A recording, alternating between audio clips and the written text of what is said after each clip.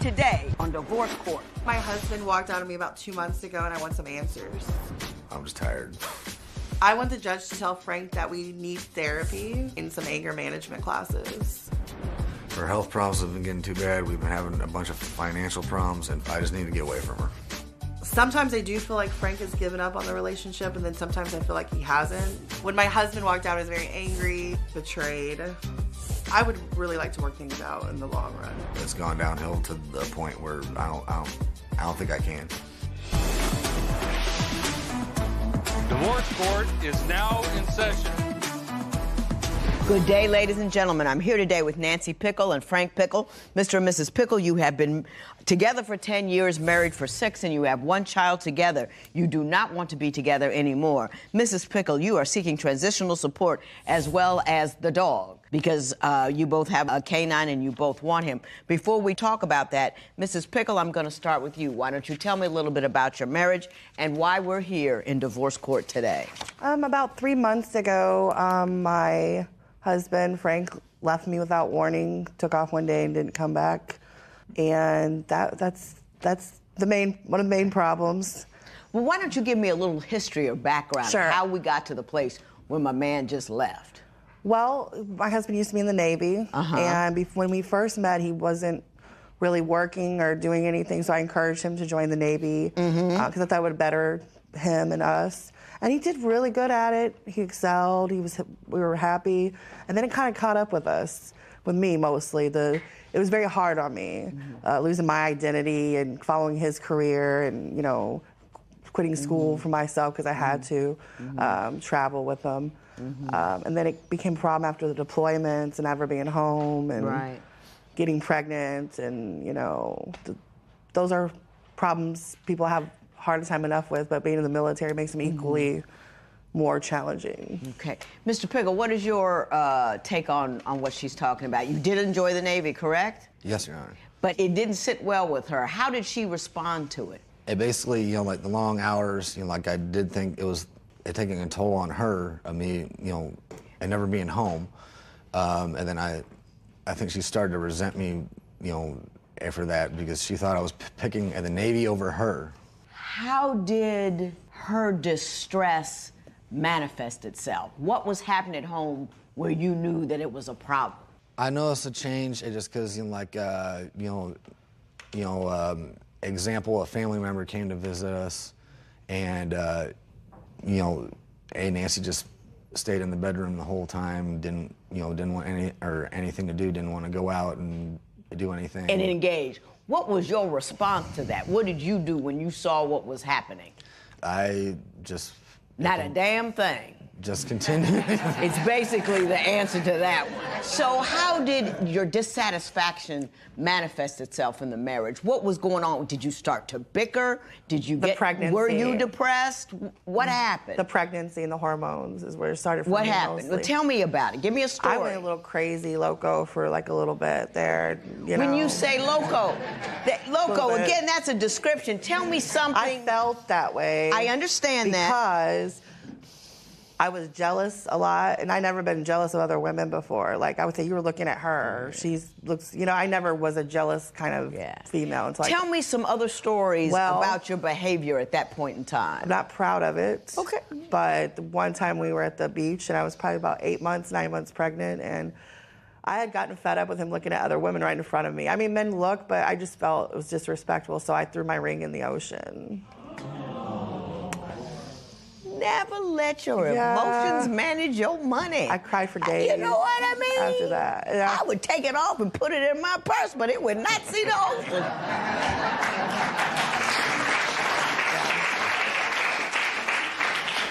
Mr. Pickle, when you noticed that she was distraught, distressed, emotional, whatever going on, how did you respond, or did you? I would try to say, hey, it's gonna be okay. Everything's gonna work out. Can I help you out, Mr. Pickle? And I'm gonna help you out, and I think I'm gonna help all the men in the world. I have found that men don't do well with a woman's distress. They don't do well with a woman's illness. They don't do well with hospitals. they don't do well with things that they don't know how to fix, manage, and control. So either they get mad about it or they ignore it. I ain't mad, that's just what happens. Got a house full of men. Figured this out. A husband, 6 sons, male dog. I know what's up. Here's the thing. The way to help a woman in a situation where you feel lost is to say, talk to me, baby. How do you feel? Then you kick back and you absorb what she said. Then you ask questions about it. Well, why did that make you feel that way? You don't have to fix it. You don't have to micromanage it, but you have to let her share how she feels with you, because the hearing of it, in and of itself, helps resolve our distress, okay? That's just a lesson for you. Now, I want to go forward to the crazed activity that occurred at the hospital right after the baby was born. That was crazy. Nancy, she flipped out, started yelling at the nurses and doctors and everybody, and she locked herself in the bathroom. Said, I can't deal with this anymore. And the nurse came in. You mean the military men with big guns that were intimidating? Who called the police?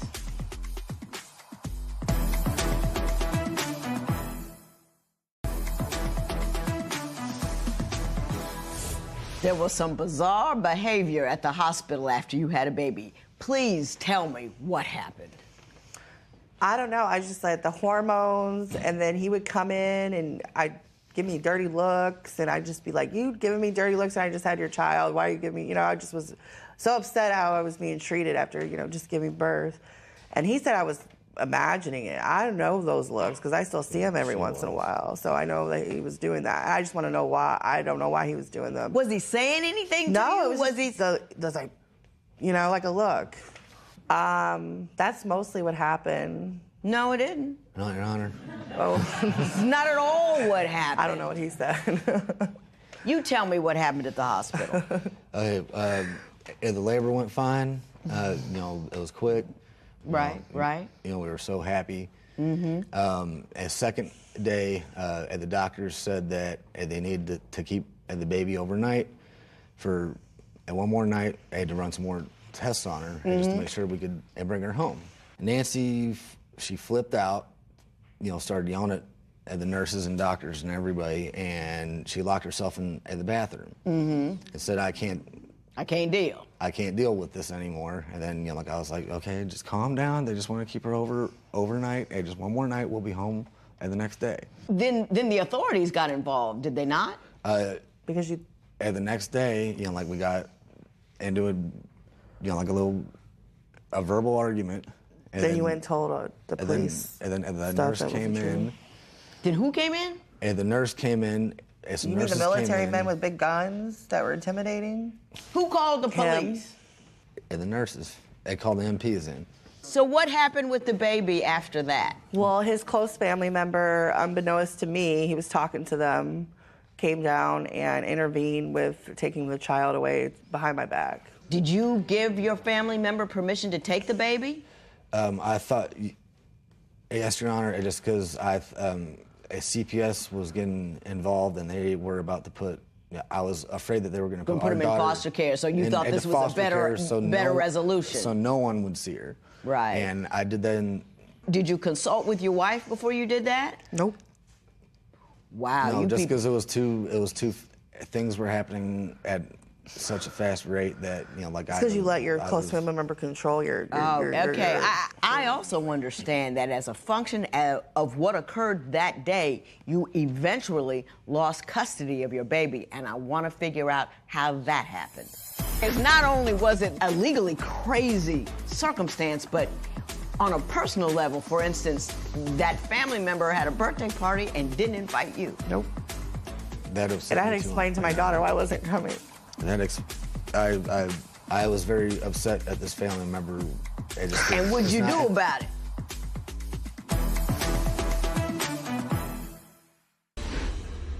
Did you eventually lose custody? Guardianship, yes. Guardianship. How did that occur? Well, he signed Frank signed temporary guardianship to the close family member. and I didn't sign anything. And then there were some court dates and hearings that I had no idea about. I was pretty emotionally not there. I needed somebody really to help me with my goings and comings because I was distraught, and that's mostly why. And then the judge just ordered it permanent guardianship up behind my. I had no idea. So were you just so disengaged, not purposely, but because you were emotionally unprepared, depression, maybe, or something like that? I was just. You didn't know what was happening around you. No. Mr. Pickle, what happened? How did guardianship get transferred to someone else? I traveled with our daughter, with the family member, under the understanding that it was going to be temporary, a guardianship, so that when things had calmed down and back at home, that we would get her back. Right. So then I ended up having to come back and to go to work still in the Navy, and then that's when I found out that the judge had granted the family member a permanent guardianship, with totally threw me off. How do you find something out like that out? There are proceedings, there are documents, you read them, you go to court, hey, I don't know what's happening. I don't know what's happening. Because courts are not really fond of taking kids from their biological parents. We lived in Virginia. There had to be opportunities. Weren't you paying attention? You know what I would have done? I'd have sold all my clothes. I'd have sold my car. I would have sold everything. Got me an attorney. That's what I did. And bopped my little behind down there. That's what I did. And went in there like Johnny Cochran. Yeah. I agree. My understanding is not only was it a legally crazy circumstance, but on a personal level, for instance, that family member had a birthday party and didn't invite you. Nope.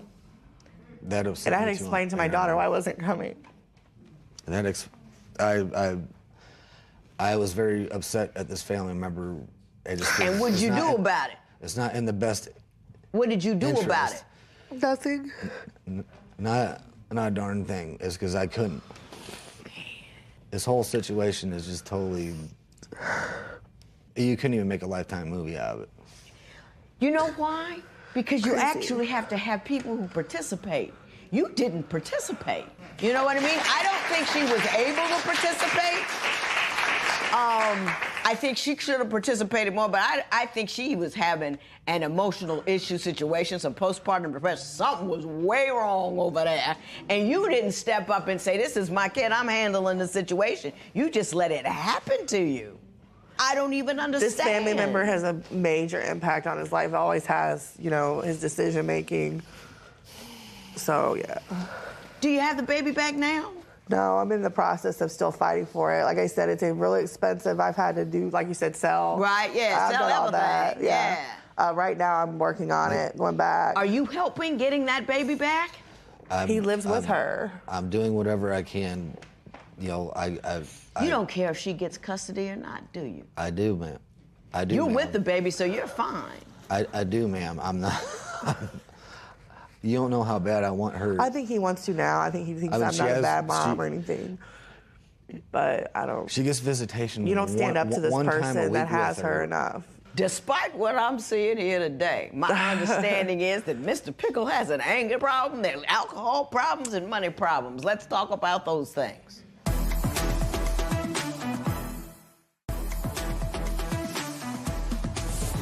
Do you think he has anger management issues? The anger is still there, but it's not as bad. I'll give him that. Before, he used to prevent me from leaving by jumping on cars, punching holes in walls, screaming at me. He hasn't done that in a very long time. But now it's more, he goes from highs to lows. Like he's in a good mood for 1 second and relaxing, and then something goes wrong. He's like a Hulk. Yeah. Psychologist. Yes, Psychologist to figure out why you and your family has such control over you, why you didn't fight harder for your wife and your baby, why you jumping up and down on cars, and why you come in here with a complete lack of affect. Psychologist. And I have a Now, you're fighting over, you want $3,000 in transitional support, yes. And there's a dog at issue. Yes, Why don't you tell me about both of those things? Well, we both got the dog at the same time together. He's more attached to me a little bit, and I've raised... What kind of dog is he? He's a Chihuahua Beagle. Oh, okay. And I've been around him more because he's been deployed in the Navy, you know, doing all that. And he's more attached to me, and I'm more attached to him. And Ms. Pickle, what about the $3,000 in transitional support? Tell me. when he left me in that spot, I had no place to live. I'm still going through Airbnbs and all that, and he's got a stable environment. Had he been the primary breadwinner throughout your relationship? Yes, mostly. But when he got in the Navy, I worked 3 jobs. And before he joined the Navy, I worked 2 jobs. Okay. Until he Mr. Pickle, when you walked off, did you do so without any regard to her financial situation? At the point we both didn't have anything. Yep. And she had just wrecked our only means of transportation, a transportation for me to go to work and back. Are you working now? Yes, Your Honor. Are you working now? No, ma'am. Do you feel any obligation whatsoever to help this woman out? The Yes. baby's gone. You're Yes. gone. Do you really want this dog? And the dog, I'm giving him a temporary home until we both get back on our feet. You're already more on your... Mr. Pickle, you need to get a spine so you can stand one up with to me. your That's family about and be it. the man that you told her you would be when you promised to marry her.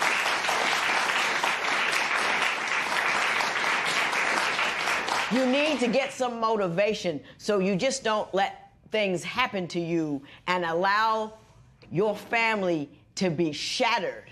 You know, everybody goes through difficulty. Everybody goes through psychological and everything, and then you just like, well, it happens, da-da-da-da-da. And you need to get a conscience and a moral compass to see what has happened to this woman and feel horrible about the situation she's in and move heaven and earth to make her feel better. That's what you need to do. And Judge, I said the same exact thing you said last night. Almost the same thing. That's why I sent chills. Yeah. The empathy is, I said, this big problem. I need to see empathy. He has none.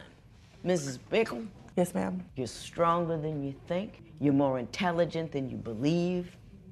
And you're more valuable than you accept. And I want you to believe that every day. You are not what happened to you. It's you are how you respond. And I want you to respond like a queen. Right. You know what I mean? Respond like a queen. So what you'll need to do is take this $500 a month that he's going to be giving you until he's got $3,000, and you need to take that money, you know, get stable, and buy some dog food, because the dog is going to be yours. This matter is adjourned. You.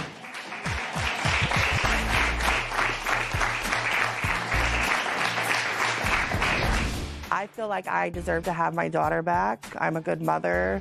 I think my circumstances with the marriage is what hindered it by myself.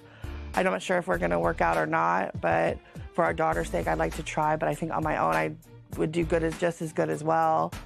He's a good person. We just have to see what the future holds. But my daughter's number one, always, with any decision I make.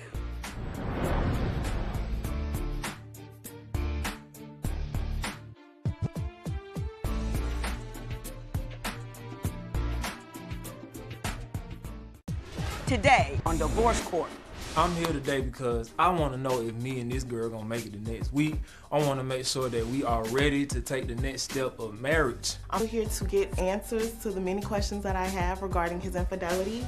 I think I'm a faithful man. I've changed. I mean, look at this face. Doesn't it look faithful to you? Like, help me out, somebody, please. If I'm not giving it up, I know you're getting it from somewhere. So yes, I do think he's cheating on me. We haven't had sex since January because of a video that I recently seen of her. I wouldn't walk away if I found out he's cheating. I just want him to make the first step to tell him the truth. If she doesn't appreciate me, I'll find someone else who will. Divorce Court is now in session. Good day, ladies and gentlemen. I'm here today with Victoria Houston and Jonathan Morgan. I'm getting ready to do one of my favorite things, which is a Before the Vows. You two are 21 and 25, respectively. You have one child together. You are thinking about getting married, but there are complications and issues. So you came to me to talk about them. I got your compatibility test here, which I'm going to talk about in a moment. I also have your marriage license, which you gave to me with permission to tear up should I find that the union is ill-advised. I'm going to start with you, Ms. Houston. Tell me why you love him, but you're here and you're having problems. Tell me what's up. Your Honor, he is a liar. A liar. He lies about the smallest things. I always tell Jonathan, if I'm asking you a question, it's because 9 times out of 10, I already know the answer, and he still tends to lie to me. Well, what kind of things does he lie about? About the women in his life.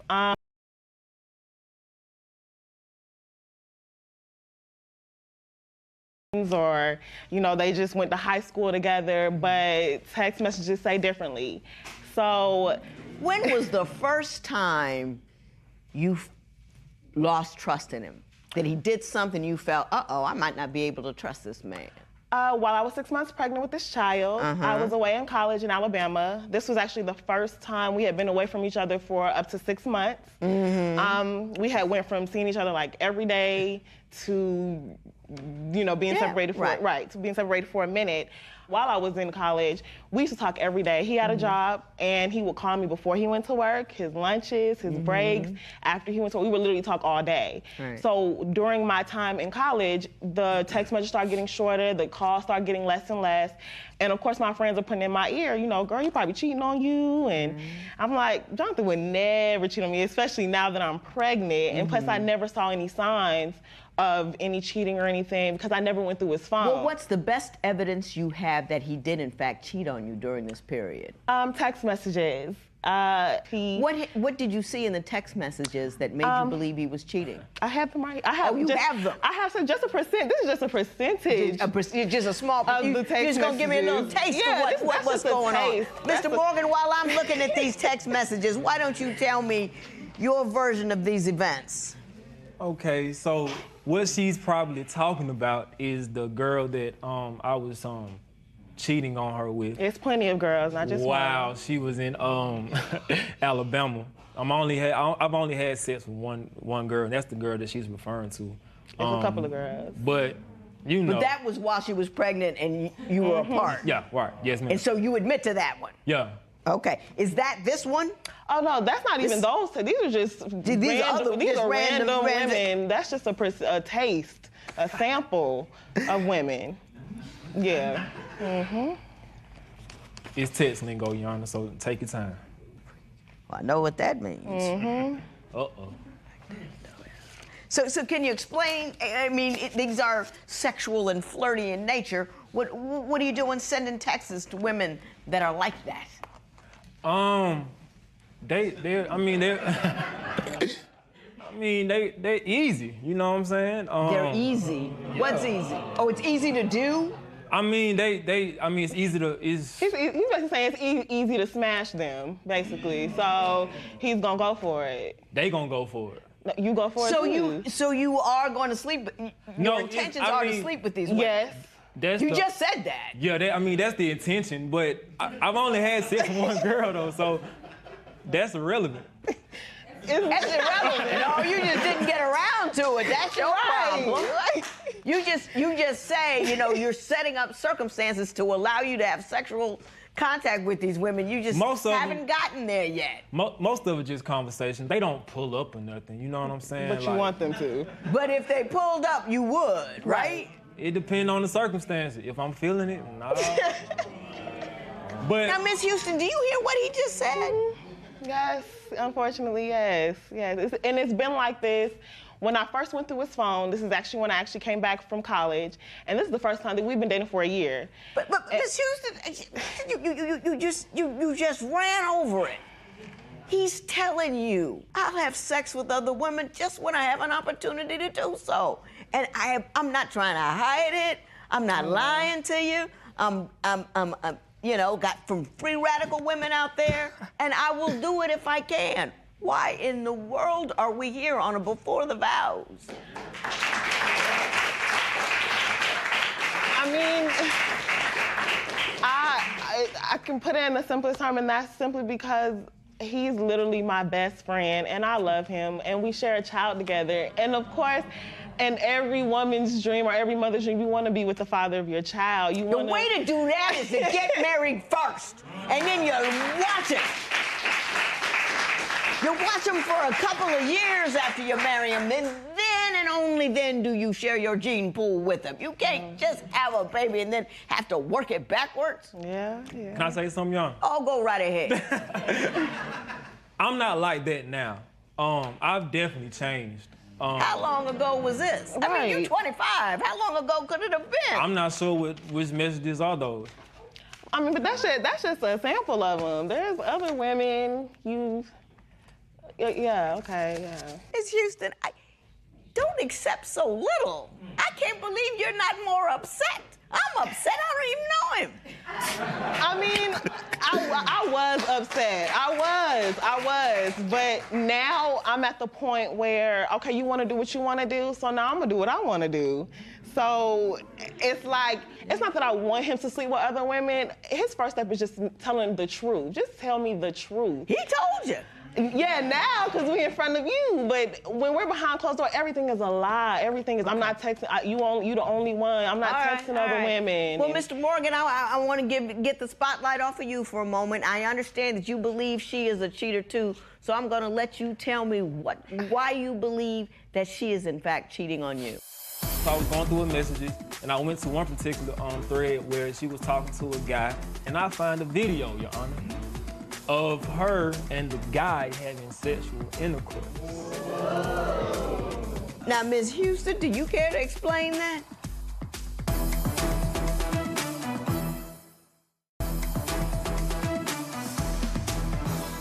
So, Mr. Morgan, why do you believe that Ms. Houston is cheating on you? All right, so, Your Honor, on one instance, I came home from work, long, hard day at work, dealing with everybody. You know how that go. Anyway, so while she was in the back sleeping with our child, I walked in and seen her phone, in the living room charging up.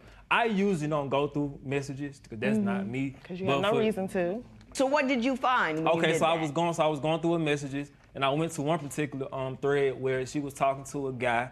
So I'm scrolling through the messages, and I find a video, Your Honor, of her and the guy having sexual intercourse. Not only that, I kept scrolling up. Going back, she told me that a guy had put up to my house, and to our house, and she claimed it was her uncle. They were going out for brunch, and he was supposed to give her some money. So she came back to the house empty-handed, no money. Whatever her excuse was, it was what it was.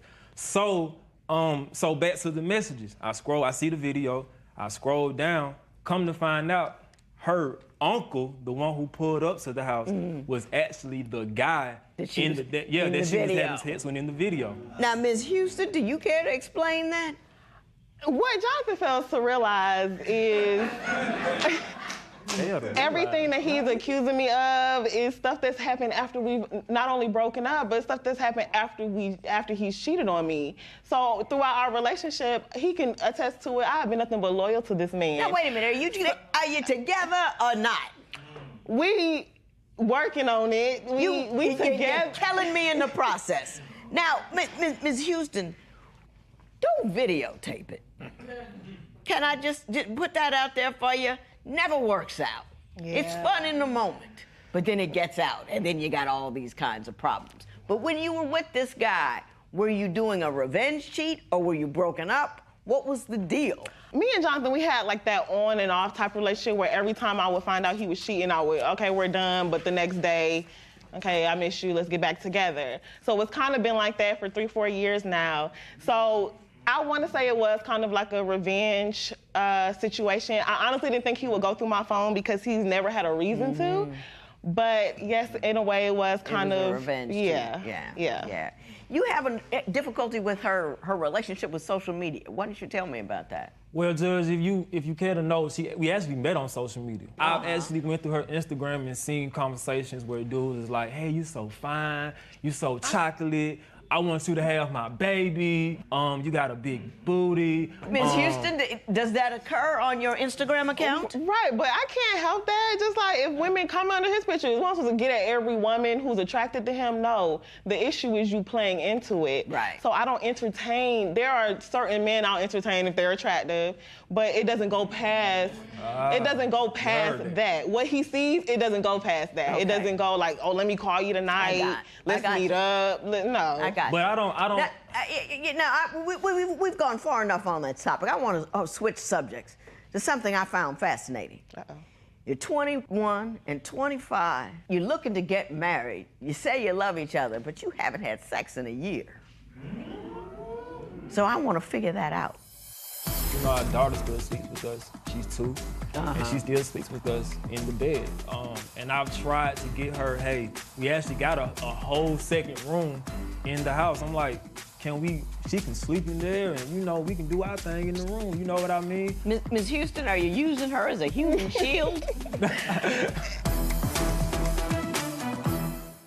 Back in the day, when I was young, right before you got married, was the warmest time. Do you know what I mean? Everybody was all excited about the other one. You know what I'm saying? Yeah. How is it that you're considering marrying, but you're living together, right? No sex. Explain that. It's a couple of reasons. The last time we tried, he wasn't able to, you know, I wasn't able to get up. Simply because I don't know what the reason was that you told me, but that was the last time we tried, and that was earlier this year. And another reason I feel like you're getting it from other women. But so, that was earlier this year. I mean, that's just one time. Are you still in love with him? Do you two find each other attractive? What's the deal? I do. I'm very much so still in love with Jonathan, and I am very much so sexually attracted to him physically and all that stuff. It's just, I feel like when I used to forgive him all the time for cheating, I used to always fall into his trap and have sex with him. And then the day after, he's right back to doing what he's doing.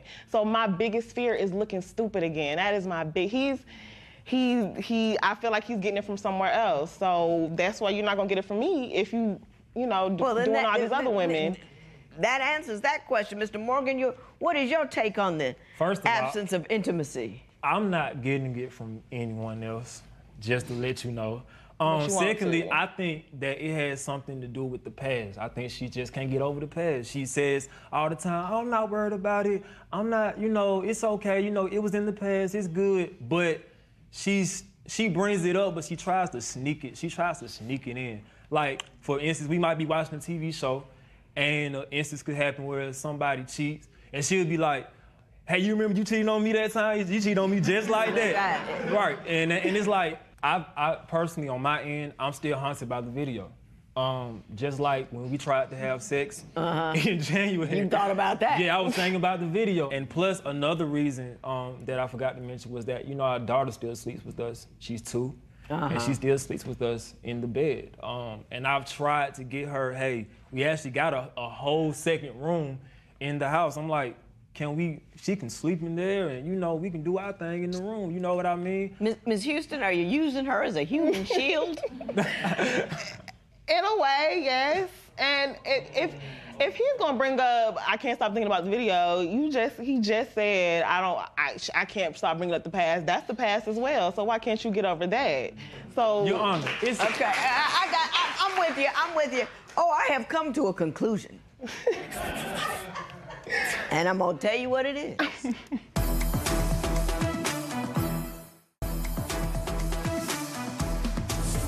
Sometimes women come in here, got a little piece of okay here, got a little piece of okay there, and then they have a baby, and then they want to make a life out of it. You've come in here telling me you won't have sex with this guy because you really don't believe he's faithful. You're really afraid you're going to get something from him.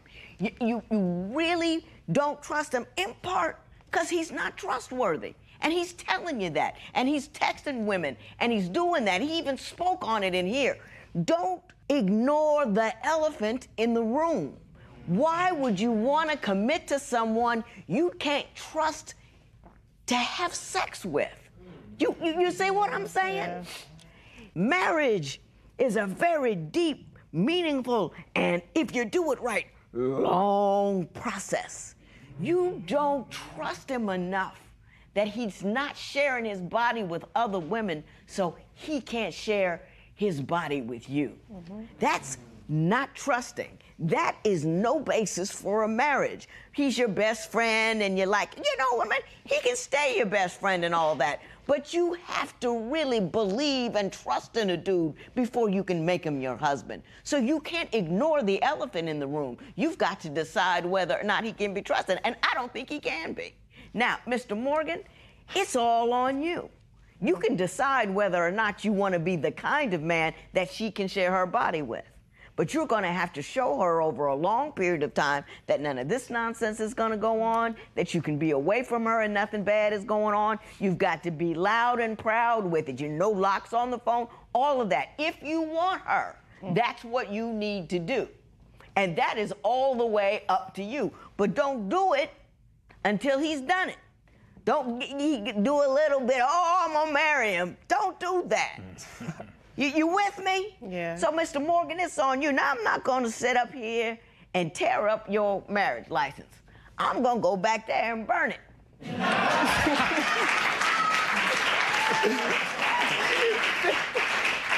Because you two don't know how to have a relationship. The way to address a problem is to discuss what's going on, not to revenge, cheat, photo, have some guy pull you up, and that's all you're doing.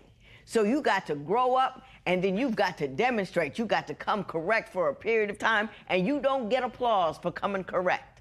You don't get applause for not being that dude on the corner with every chick. That's not an applaudable moment. You understand? That's a man moment. I done told you what I'm gonna do. If the alarm goes off, it's just your marriage certificate. This matter is adjourned.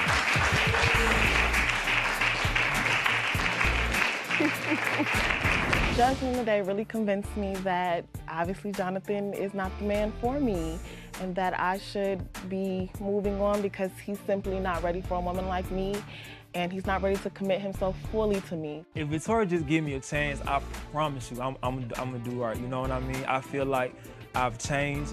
If not, I can change, and I'm ready. I'm ready to get married. I'm ready to be the one for her, straight up. And I hope that one day we can come to a place where we can at least be best friends and just be best friends. But he's not the man for me.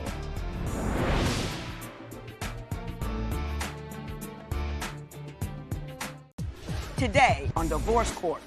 Cheddar race is crazy. My clothes torn up, truck scratched up.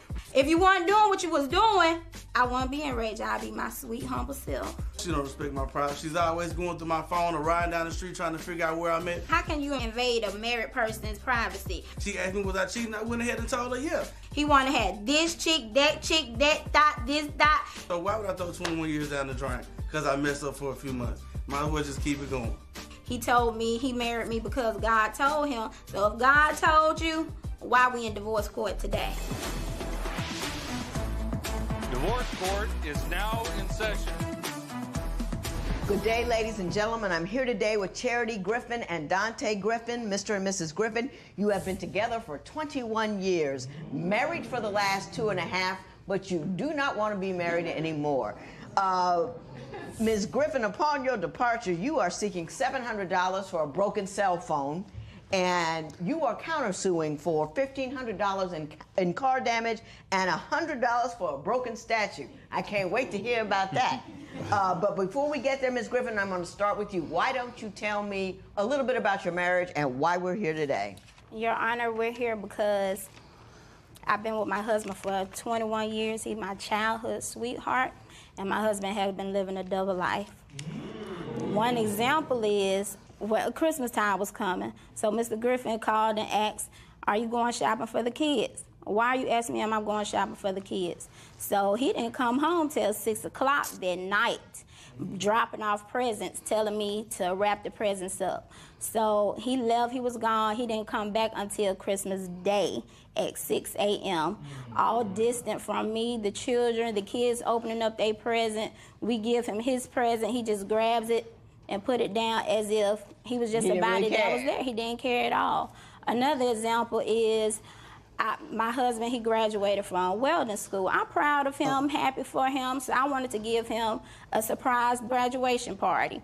So I tell his friends, the ones that I know about, and when he comes to the house, he's acting like a male diva. I mean, he's acting crazy, Your Honor, because his friends are at the house.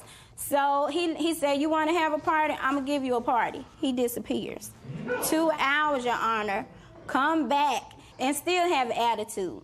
You know, kind of distant with his friends. But he said his excuse was because I didn't invite the people who he went to school with. Who does that? On our anniversary, my husband returns home at 11 o'clock in the morning with flowers and candy and balloons. And then he sends me a text message saying, I know you have an attitude. I wanted you to have an attitude, but we're going to start off fresh. We're going to start off new. But what's the problem? What's the issue? What's the issue, Dante?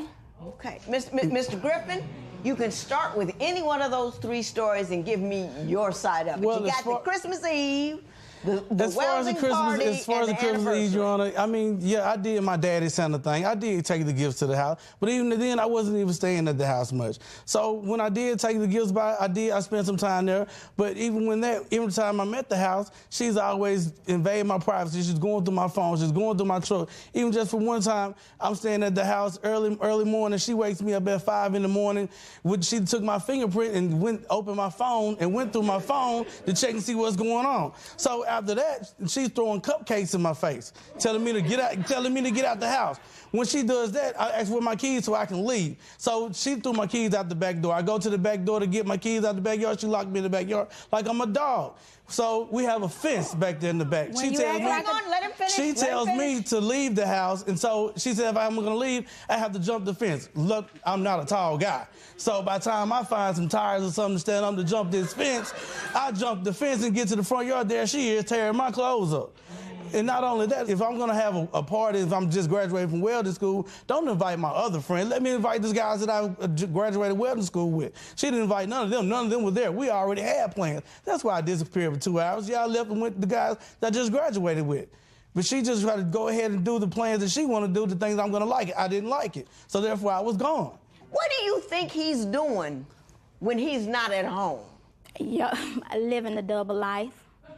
He's living a double life. He says that I go through his phone doing the touch ID. Well, if I don't, I won't know nothing. When I did, Your Honor, this is what I found out. I went through my husband's phone. My son's birthday was the day before. I was a little distant from him, so I'm feeling bad. Let's let Mr. Griffin take a look at that so he have an opportunity to explain what happened there. Just keep talking while he's reading. It was my son's birthday. So I felt a little distance from him, so I felt bad. So the next morning I get up, I said, okay, I'm gonna give my husband some special attention. So I said, but before I give him some special attention, let me see all the suspicions that I've been thinking about is true. Hang on. Tell me what was going on that day. Could you bring me back the evidence that you had? I don't remember writing what was at going that point in time when I did do that text message. I thought it was her. I didn't know who was texting my phone. You thought it was her? I was asleep. I was sleep texting. I didn't know. All I saw was good night, baby. I don't know. Where were you sleeping? I was at the house with her. I was on the couch. So you were on the couch. So you thought she was texting you, good night, baby. I'm sorry I fell asleep. Good night. Love you too. Call me if I'm locked out of the car. I was sleeping. You thought that was That's a lie. Sleep. But she's always going through my phone. I don't know what she found. Even though I had a friend. The guy used to be my friend, and I found out she done tried to befriend him and try to find out things about me that the lady, about this other lady that I was seeing. Yeah, I told her when she found out I was cheating. I told her I was cheating. I didn't deny it. That's a lie. You did not tell me. I found out from those text messages. I found out. Hey. So you were admitting to one cheat, but you told her about it, and that was it. Yeah, and that was it. So she tried to befriend one of my friends and tried to find out more information, and this guy was the one that even hooked me up with the lady. I see the road that we're on. Let's try to find out how we got on the road, who this side chick is, and how long she lasted. My husband smashed my phone. Let me see the phone. When he believes that me and his friend was having an affair. I did not have an affair with his friend. Did his friend confirm everything that I was talking about? Yes.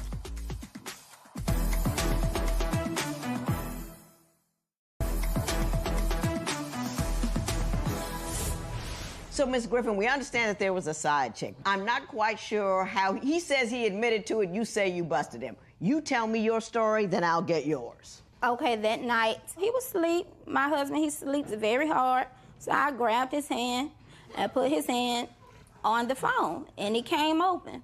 The first thing I saw was, good night, baby. I love you. I saw, I love you, and it crushed me. I said, but before I go any further, I'm gonna go to Facebook and see if she a thought. The name matched, you know, it matched the phone, well, the number that I put in social media. Oh, and the pictures led you to believe that she was engaged in thought-like behavior. Yes. But she does that all the time. She admitted, me going through the messages, she admitted that she's in love with a married man. Mr. Griffin, do you know the thought about whom we speak? I know the person that she's speaking about, which it was a lady that I was dealing with, and which I gotta tell you, when she did bust me, I did admit to it. But she always, hang on. She always does this. How long were you with this side chick? For a few months. And had you not been busted, would you not have admitted to it, and would you have continued to see her? I probably would have, but once the time I did get busted, I was relieved of it. I'm not gonna say I was, because I was tired, because it was like you said, I was living a double life. I'm back and forth from this house to this house. This house. Now, Mr. Griffin, let me ask you a question. Let me ask you a question. How come? Was it just she was available? Had she been running after you? Were things not good at home? Give me a reason why. Well, she's just always so predictable. Every time I mean, there's nothing. She didn't change it. Now she looks different. She started to change a lot of things. She didn't do her hair. She didn't do her nails. She would sit at the house all the time. She was just so predictable. There have been times where I wouldn't even have to call home from work and ask her what she's doing or where she's at. Because I know she's at the house sitting there, either taking a nap, playing on an electronic device, or watching TV, or just sitting there. Okay, So I got you. Now, Ms. Gray does nothing, and I mean nothing, excuses what he did. But what he's telling me is that things just got monotone at the crib, that you were no longer engaged in loving one another, you were just kind of living together. Did you allow the marriage to become mundane and uninteresting, and do you see how that might lead to, though nothing justifies it, a failure on his part? Nothing justifies it. Just as well as he's saying I was predictable, so was Mr. Griffin. But he's barely at home. He's barely at home. He would rather hang out with his friends instead of being a husband to his wife and being a father to his children. It was just me. Yeah. If I talk to him, it's attitude. Because she don't talk to me, she always got questions. Your Honor, I can't even ask my husband how was his day. When, why, where. How was your day? She always got a question.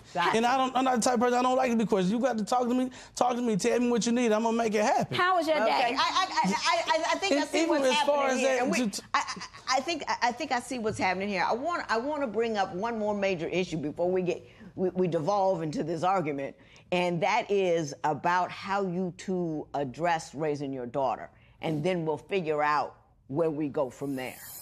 But my son being rebellious, he did it anyway. Mr. Griffin comes home, he shaves our son's head, not just shave it bald. He wanted to be grown, so I gave him the George Jefferson haircut.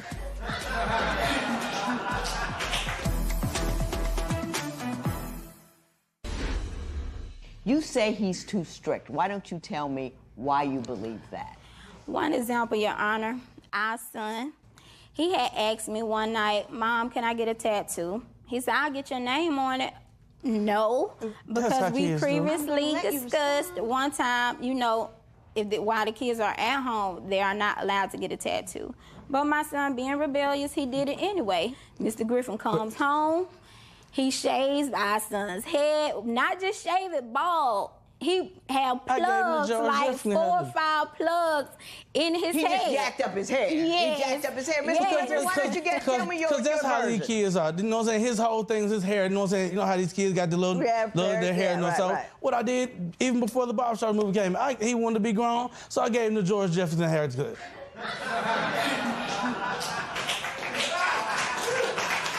Your Honor. You got to give him points for ingenuity, don't you think? I tried to try something different. I agree with him, totally. I want him to go and have his tattoo removed. Because just like he said, he told her about the tattoo before he even got it. So why she'd even mention it to me before he went and got it? Therefore, I could have been on him before he went and made that decision, go and be rebellious and do it. I also understand that there's an issue with respect to your daughter. Yes. Tell me about that. Okay. So I can have an overview of the problem. Okay, like I said, Mr. Griffin, he is extremely strict. Our daughter, she was on the phone talking to a boy, and Mr. Griffin, he takes her phone, and he also takes the hinges off the door.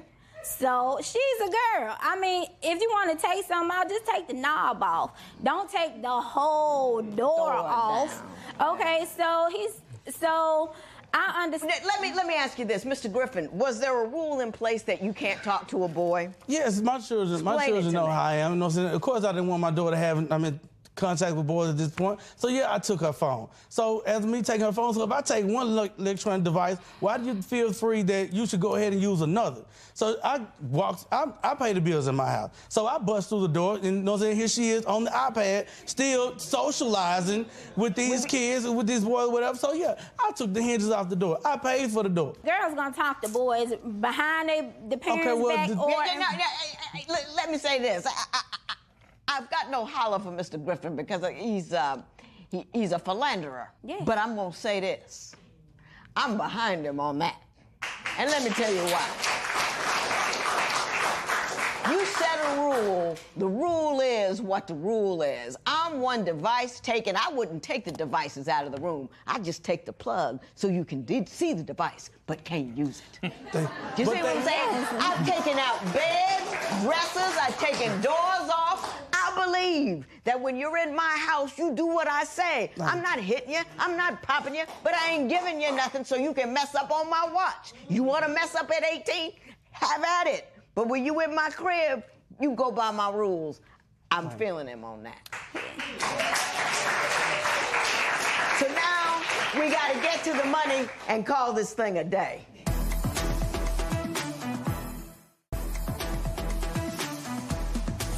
Ms. Griffin, you are seeking $700 for a broken phone. Why don't you tell me how it got broken and why you believe he owes you $700 for it? Your Honor, my husband smashed my phone. Let me see the phone. When he believes that me and his friend was having an affair. I did not have an affair with his friend. Did his friend confirm everything that I was talking about? Yes. I got you. Mr. Griffin, why don't you tell me why you're seeking $1,600, $1,500 for car damage and $100? Because she scratched up my truck. She also broke my statue.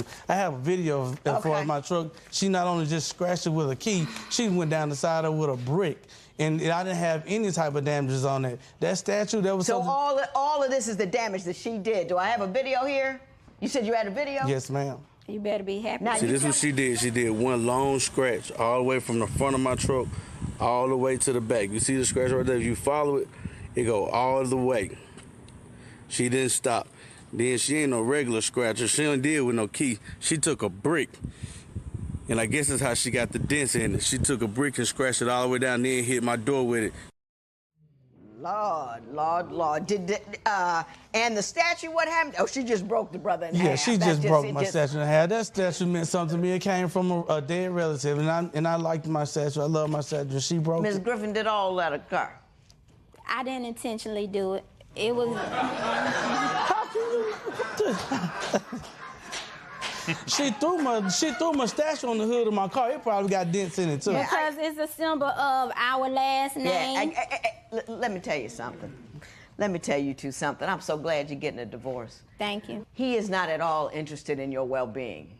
He's interested in his well-being. And I hope that you can co-parent meaningfully and And when I say co-parent meaningfully, I mean you have to discuss the issues that you have and make decisions like, not I am the king and my word goes, but to discuss, this is your idea, this is my idea. I know when to come forward and back up. Sometimes I back up and let my husband handle it. Sometimes he lets me come forward and handle it. There are two parents for a reason. There's a yin and yang to it. Don't just Bigfoot it. You know what I mean? Two-foot it. So I will give you that. I am not going to give either one of you any money because I am quite sure you both did damage to each other in great store and great extent from beginning to end. And I so hate to reward a cheater's behavior. You ought not have scratched his car. You ought not have broke his phone. I don't know how much it's worth because anybody bring me an invoice. I know it all happened, but I'm going to call it a wash. It was an ugly thing, but I hope tomorrow that you have a better future that involves two people who can co-parent children in a meaningful and loving way. So glad you're divorced. This matter is adjourned.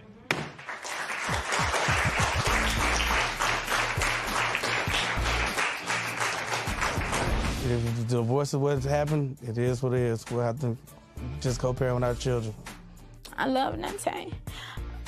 I'm sorry I was regular. I'm sorry I was predictable. But the only thing you had to do was talk to me and not shut me out. We wouldn't be where we at today. You said you loved me. You should have loved me harder. But I love me better.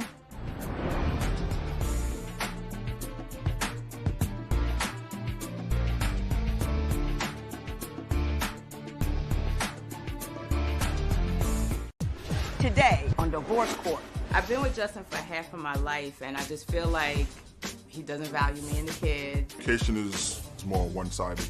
This is her way or nothing. I just feel like he's so used to me being there that he doesn't show anything emotional. Feels like, we're like roommates.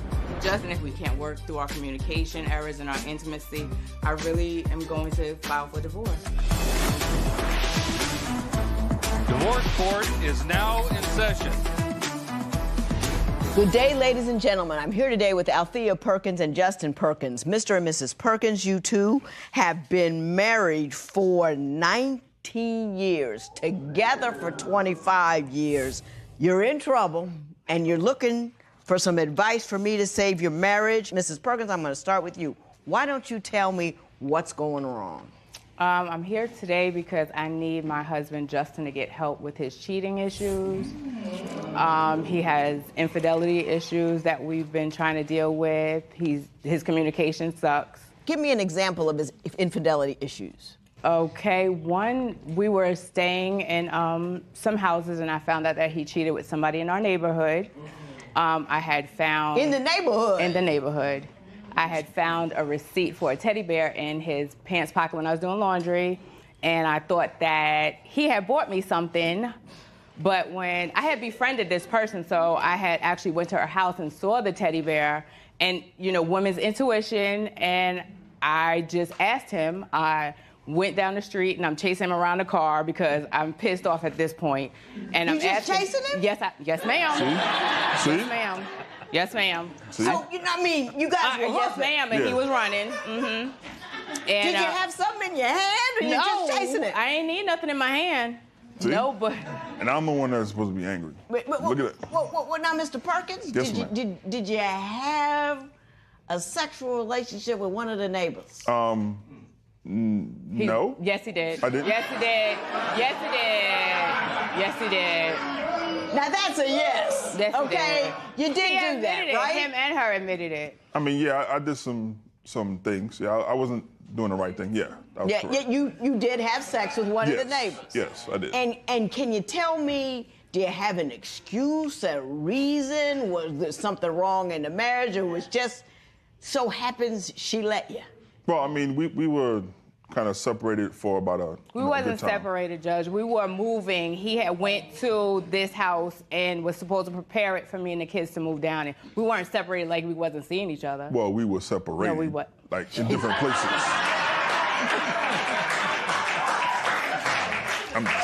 She wasn't right there. She wasn't there. So, We separated. And that other chick was. Yeah, So I mean, you just took it back.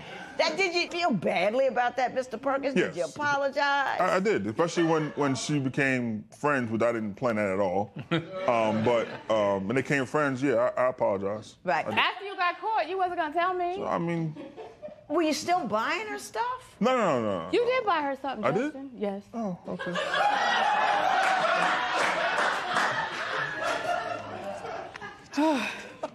And that's not the first time. Like, after we had went through that little situation, right, we had moved to a different state, and one day he calls me out the blue and tells me that he's leaving me and the kids because he doesn't want to be married anymore. On the phone. And then hangs up. Oh, that's something, that was a different situation. Well, explain that. Explain what happened. I just got out the military then, and I'm trying to transition in between, civilian life and military life. So they moved down to Atlanta. I was still in Virginia going to school, transitioning. What the hell does transition have to do with? Hang on. Go ahead. My mind wasn't in the right place, so, A couple of things weren't in there. Sure wasn't. Some was, some wasn't, but, I got ahead and kind of just didn't know where I wanted to go. I wanted to kind of go down to Atlanta, new place, new situation, and I was going to school and calling the phone and made a mistake, How long did it take you to figure out that you had made a mistake when you told her you were going to leave? Probably about 4 months. 4 months? Yeah. Were you 4 months with another woman? Off and yes, on-ish, yes, he was. What made you realize it was an error? When she left you. No, that too. When she left you. That too. Truth be told, when she left you. That too, but I used to go back and forth and kind of visit them in Atlanta. And I kind of saw how my kids react and stuff like that. So, yes, she left me, but I kind of helped with that as well. And I just kind of came to Atlanta. Made her leave you. Yeah, I kind of massaged it on to where it didn't work out. Yeah. Now, Ms. Perkins, did you chase him around after that happened? Because he called on the phone, so I couldn't chase him that time. Did you have any reservations about asking him back? Because this is twice now that he's committed a flagrant foul. Oh, it was more than that. But, anybody wants their family to work out, and I wanted my family to be together, so it was, I won't do it again, I made a mistake. But then I had found, now I'm on Snoop mode, so I then found an email from some girl confessing that she loved him and she wanted to be with him, and then this is just his friend. Yeah, see, that one right there, that had nothing to do with me. Like, I'm a good person. How did it have nothing to do with you? It had something to do with me, but it wasn't the same situation. So you say you don't have a relationship with No. this I helped them when they needed help with something. They were going through something in their life. I was there for them. Yeah, I bet you were. And then I can't control their feelings of how they feel about me. So She just fell in love with you because you're just so charming. I'm a nice person. And yes. you're a nice person. And she was going to leave her husband to be with him. Were those the only times that he cheated on you, or do you have concerns about other infidelities on his part? I never caught him in the act, but then after that, I looked in his phone before he put a lock on his phone. I looked in his phone, and he's asking this girl to send him a picture of her before she goes out. So by that time, I'm like, why are you asking somebody to send you a picture? There was nothing illicit about this picture. Why did you want the picture? She was like, hey, I want to know. I was going out. He's not and a I was like, hey, designer. show what you look like, For what? But why? As a friend, I wanted to see, help out alone, Do you know how much pain you've caused her? I do. And that was the old me. The new me is better. And, The new me just ain't got caught with nothing because he got a lock on his phone. Well, I understand that all of this cheating has led to intimacy issues, and so that's what I want to talk about now. So my understanding, Mrs. Perkins, is that his infidelities have created intimacy issues. Why don't you explain that to me? It's just like we're roommates now. We haven't been together intimate in 6 years. You haven't had sex in 6 years? Mr. Perkins, is that accurate?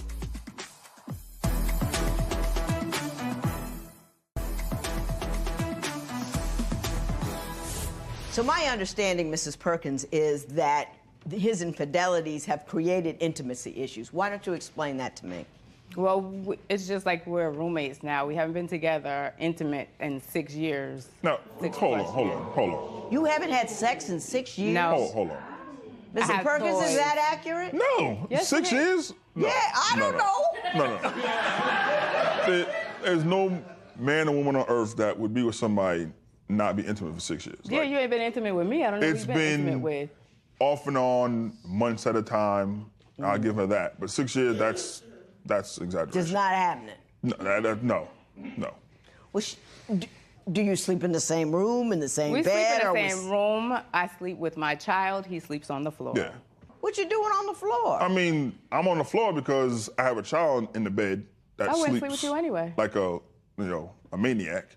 And then I'm not going to sleep with somebody that don't want to sleep with I me. wouldn't sleep with you. So because I don't trust you. So is that true, though? You don't sleep with him because you don't trust where he's been? Is that what's going on? I wouldn't sleep with him because I don't know what he's doing. No. I mean, Do you still believe he's cheating on you? Yeah, he just ain't got caught. He got better. I can't cheat if I have 2 jobs and I'm working every day. Like, how am I going to have That's time what he to says, cheat? but the financials don't add up to you working 2 jobs every day. You don't have no problem with it when you out there shopping and stuff like that. So, I mean, the bills is paid, everybody's happy. No, everybody's not happy, Except- Justin. Except my roommate, I guess. What do you think is the reason that you're here now? Because you say you're a changed man, you're a better man. You say you're getting a whole lot more sex than she wants to cop to. Yes. What do you say is the issue? I feel like I'm being crucified for something I did, back in the days. Have you done anything to make her more comfortable in trusting you and being more faithful?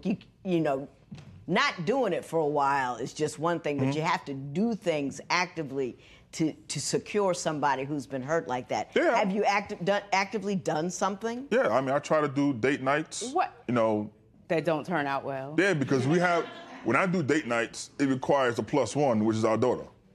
So you can't have a date night when you're having a +1. So. He doesn't buy flowers. I can't tell you the last time he bought me a card that cost 50 cents, flowers, anything. I love you. When's the last time you said that? I say that a lot. You just In don't your pay mind. attention. In your mind. You just don't pay attention. In your mind. Mrs. Perkins, do you bring a +1 on date night? If we don't have anybody to watch her, yes. You might be using that one as a human shield. You got to check yourself, because sometimes when you're that hurt, you throw up roadblocks to continued angst. Is the child in the bed at the date night to keep him away from you? No, because I wouldn't touch him if she wasn't with us. See? It's a barrier. It's not because I don't trust you. I mean, so I don't know what more I could possibly do. There are a lot of things you can do that show that you are in love with someone and enamored of them. I mean, remember how when you try to get her in the beginning? Yes. If you go back to that behavior. He was only 16 and lied about his age. And you were 19? Yep. And lied. And his mom age. came to get him the next morning. Hey, it's a win for me. Mr. Perkins, you are an interesting dude. You're just interesting. Since we're talking about children, I do want to talk about the older children in the house, because you two have a dispute about who's there and how long they've been there and what they're doing there. So let's talk about that. Mrs. Perkins, I'm going to tell you what I think. I think Mr. Perkins, he's wrong about a lot of stuff, but he is not wrong about that.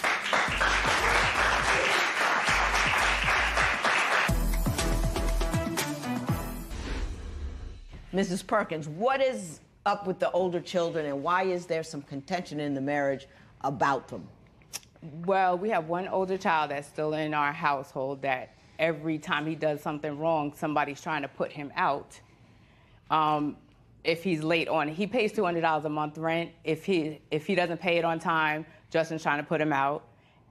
He's still on military time or whatever, because at 8 o'clock in the morning on Saturdays, when people are supposed to be relaxing, and he wants you up at 8 o'clock cleaning the house. If he doesn't do that, he wants him out. He can't have company in the house without him being home. At his age, he can't have anybody in my house. Mr. Perkins, are you tough on the kids? I am. I mean, you got to understand. This is a boy that's actually a man right now. He's in man age. There's no reason for him to be living on his parents', roof, and you can't sustain a perfect living condition as far as paying your bills. Then, and you can't do what somebody tells you to do. You Not can't at 8 clean o'clock up. in the morning. It don't matter. It don't matter. You are a child. Right. I work 24/7. Right. I work at 2 jobs and can get up with you and clean up at the same time. So why can't you? You can't do it? What are you doing so important when you can't clean up? So, me and her, when I say something, he go run to her, and then mommy does the whole mommy thing, and then it's okay. Mrs. Perkins, I'm gonna tell you what I think. I think Mr. Perkins, he wrong about a lot of stuff, but he is not wrong about that. I don't know what it is, but there's a sense out there that we raise we pamper our sons too much, or children in general, but sons in particular. He can be cool and relaxed and calm because he knows he's got it made. And if you're in another man's house, you live by his rules on his time or get your own. That's what I tell mine. Anyway, you want to be here, okay, cool, but you got to have a job, you got to be in school, and I don't care if I asked you to do 9 cartwheels every morning. If you don't want to do 9 cartwheels in the morning, you get your own crib, but this is mine. And until you, and the reason you do that is not because he's inconveniencing you. The reason you do that is so he can feel required to achieve and to secure his own place in this world. What do you think happens when they get out in the world? I don't know. I'll tell you what happens.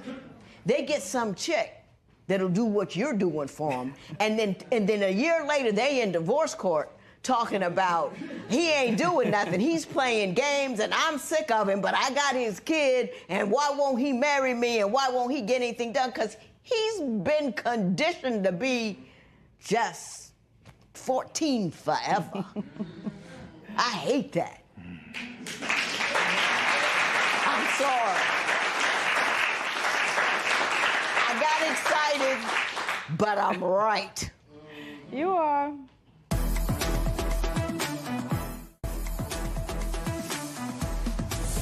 Mrs. Perkins, you came here when your husband came here asking me to help you save your marriage. You look like you don't want to. I do. Do you really want to save this marriage, or do you simply want to maintain the status quo? He can stay, he can pay the bills, he can sleep on the floor and leave you alone. I do want to make the marriage work because I do honestly love him, but he has to change. What does he need to do? His communication with me and the kids needs to be better. Not cheating. Like, I shouldn't have trust issues. I shouldn't think that he's somewhere where he's not. I need to be able to believe that he's where he says he is. Okay. Mr. Perkins, do you want this marriage to work? I do. What are you willing to do to make it work? I'll go ahead and try to do my best to make her secure in herself as far as Try to do my best to. I will do my best. I'm going to. I'm gonna help you out, Mr. Perkins. I know you're trying.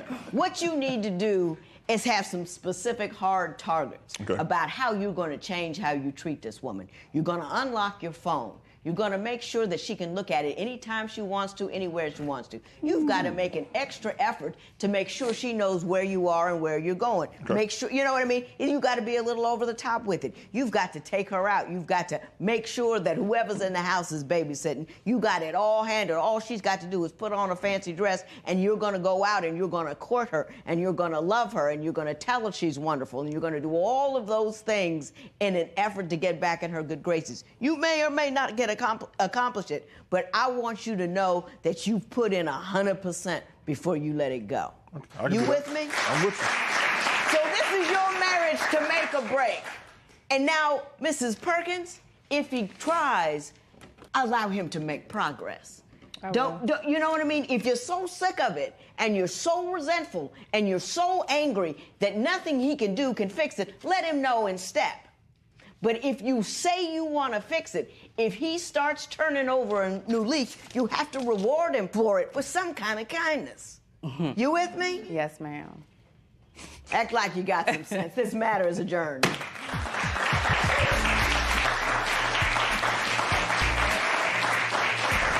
I really came in with not knowing if me and Justin was gonna get a divorce, but after listening to the judge, I might be putting our child in the middle of it so I don't have to face him, but I have a change of heart and I'm gonna try to make this marriage work. The judge told me that I am responsible for making that marriage work. I've been with this woman for 20 plus years. I don't want to ever throw that away. I love her, love my kids, so I'm gonna work on it as best I can.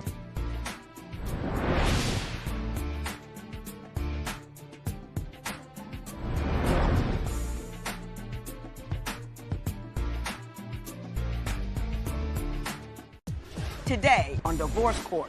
Terrion, I want you to stop accusing me of cheating when you and me both know that I have not cheated in the last 5 to 6 months. We have 2 daughters, and I know for a fact that you wouldn't want no other man disrespecting them the way you have me in the past. I also would like for you to be more intimate with me when I'm trying to initiate. You feel like you can talk to me any kind of way, you'll get it whenever I get ready.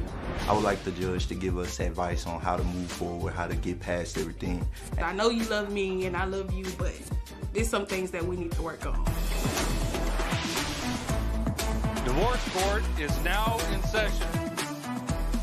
Good day, ladies and gentlemen. I'm here today with De'Arix Gray and Terrion Johnson. The two of you have been together for 9 years, off and on.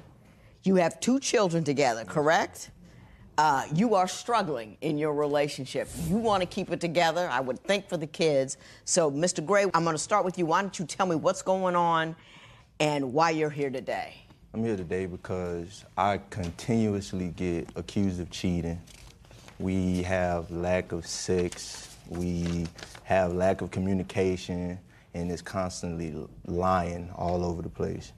And we also, with the communication, we have our families involved. I'm guilty of that, and that is another problem that she also has. But your families get in your business? Yes, ma'am. Okay. Yes, ma'am. Why don't you start me off with a story about the most pressing thing? Getting accused of cheating. I mean, I have cheated on her. She knows. She thinks that I cheated with 4 girls. Right. When I haven't cheated with 4 girls. It's only been 2. Only 2, okay. She thinks because of me texting 4 girls, that's what she thinks cheating is. Yeah, well, what did you text those 4 girls? What kind of texts were they?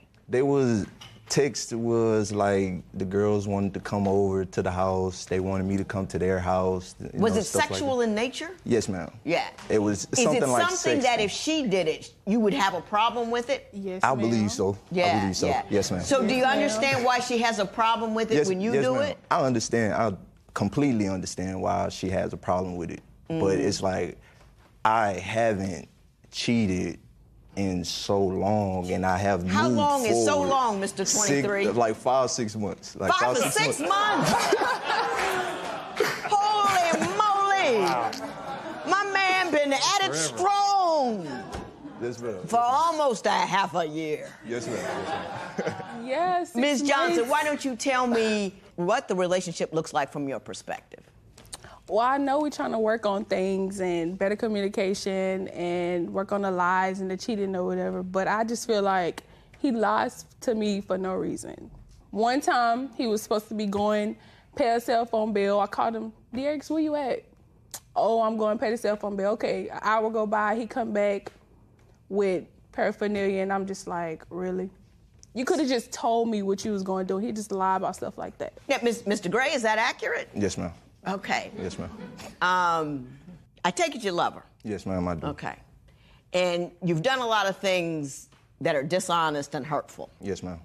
I want you to tell me what changed in the last 5 to 6 months you believe that should change the way she looks at this relationship. Because you say you've been faithful for 5 to 6 months. That's because we haven't been together for 5 to 6 months. What's been happening in the last 5 or 6 months? We've been just working on our relationship. We broke up because of the lying and the cheating. So, of course, he's not going to cheat because we're not together. So have you had sexual relationships with other people during this 5 or 6 break period? No, ma'am, I haven't. You've been sexually active all these years, and now you're telling me that you haven't been sexually active for 6 months because you've broken up with her and you're not seeing anybody else. I'm not finding that hard to believe. I'm not seeing anybody else. Yeah, but are you having sex with other people? I'm not having sex with nobody. Not at all? Not at all. So you've stopped having sex altogether? I stopped having sex with everybody, all together. When? Me and her are the only, me and her have intercourse. When? Since July? No, it was before July. Okay. It was way before July. I'm having a hard time believing you, Mr. Gray.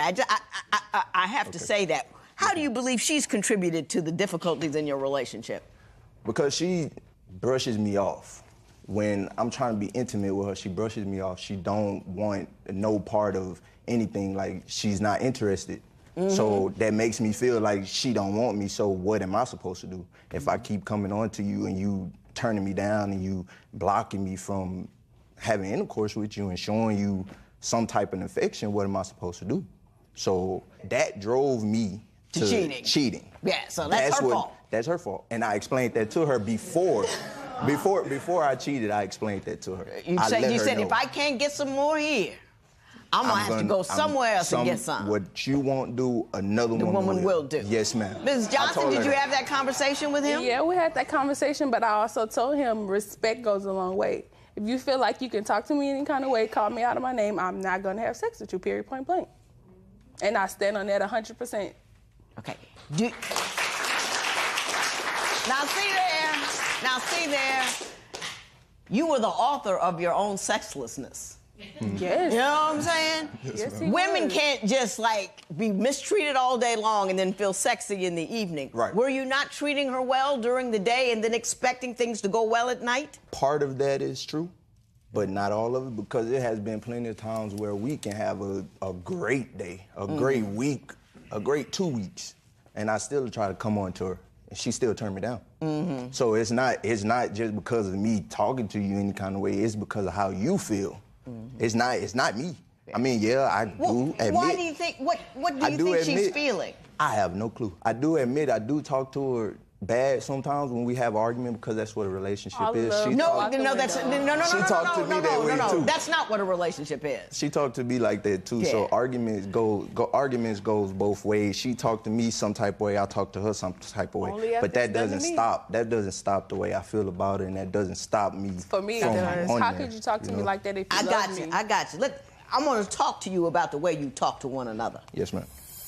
It would get so heated to where once in the beginning of one of my pregnancies, the first one, and we would get into argument. We had just moved in our first apartment, and he would go so far as telling me that I could pack my stuff and leave. Pregnant, 7 months pregnant, telling me I could pack my stuff and leave.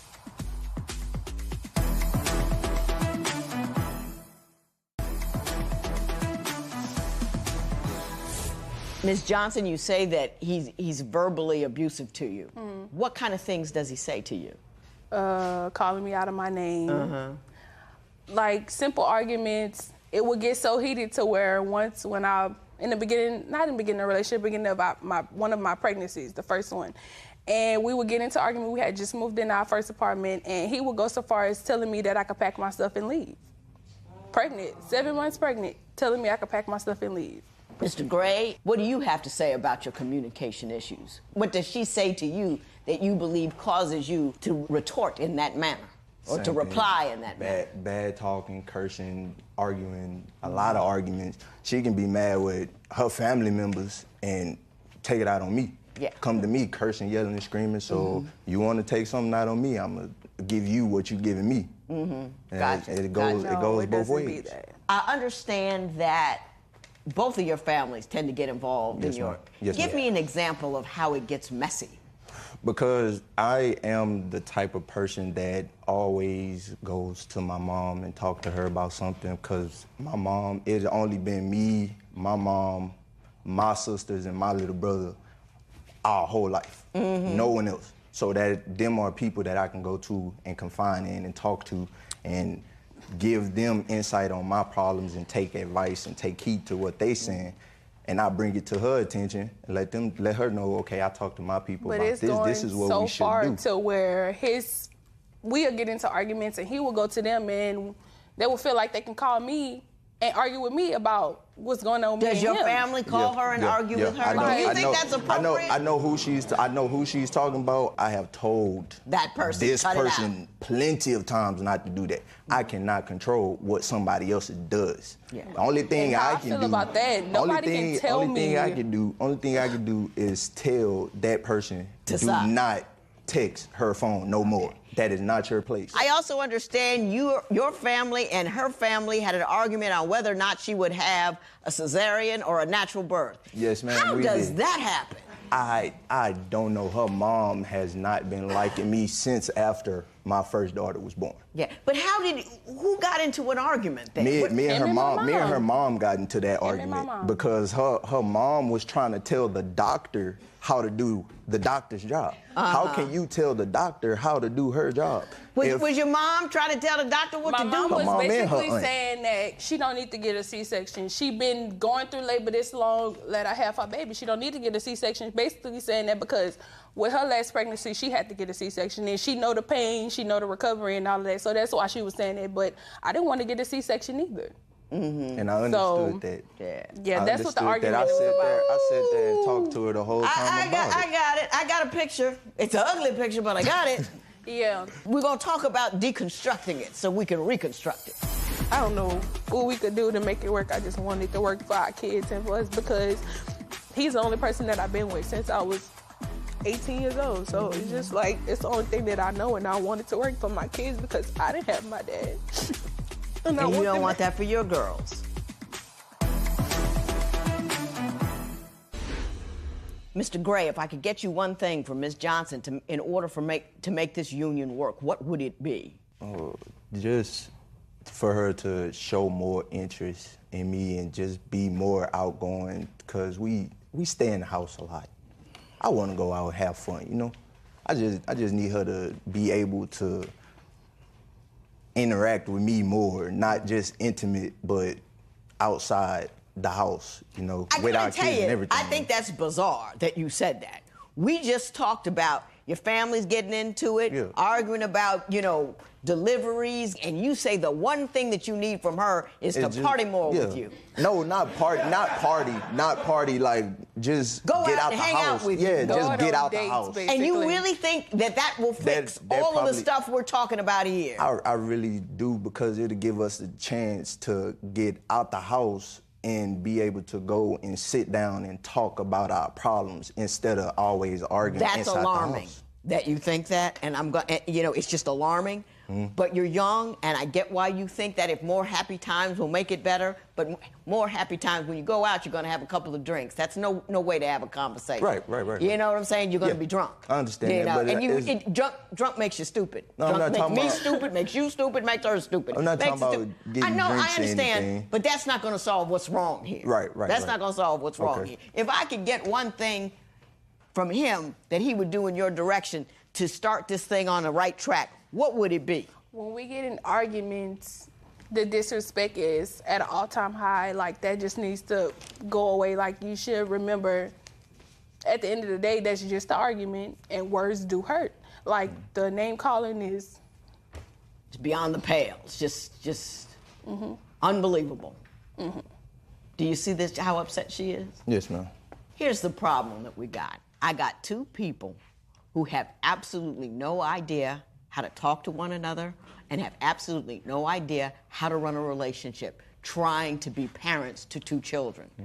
And you don't have the patience, you don't have the background, you don't have the examples, because you said you just had a mom, and you don't have any clue what to do other than to get angry. Right. And all I'm trying to convince you of at this juncture is that you have no clue. Right. Do you understand what I'm saying? Yes, ma'am. That you absolutely have no clue. Do you agree with that? Yes, ma'am. Do you agree you have no clue? Yeah, and I said, I spoke to him about this. Like, we started out young.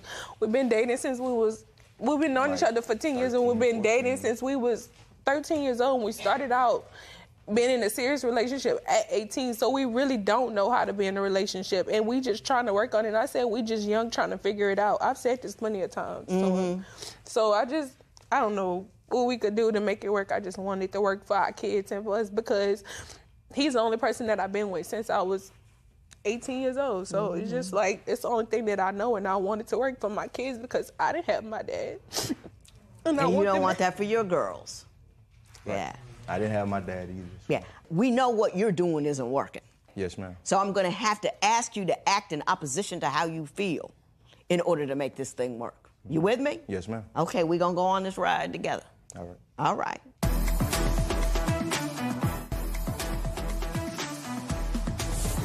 I wish I had a couple of hours instead of a couple of minutes. The first thing you need to do is not to take advice from people who haven't had a successful relationship. You're taking advice from your family.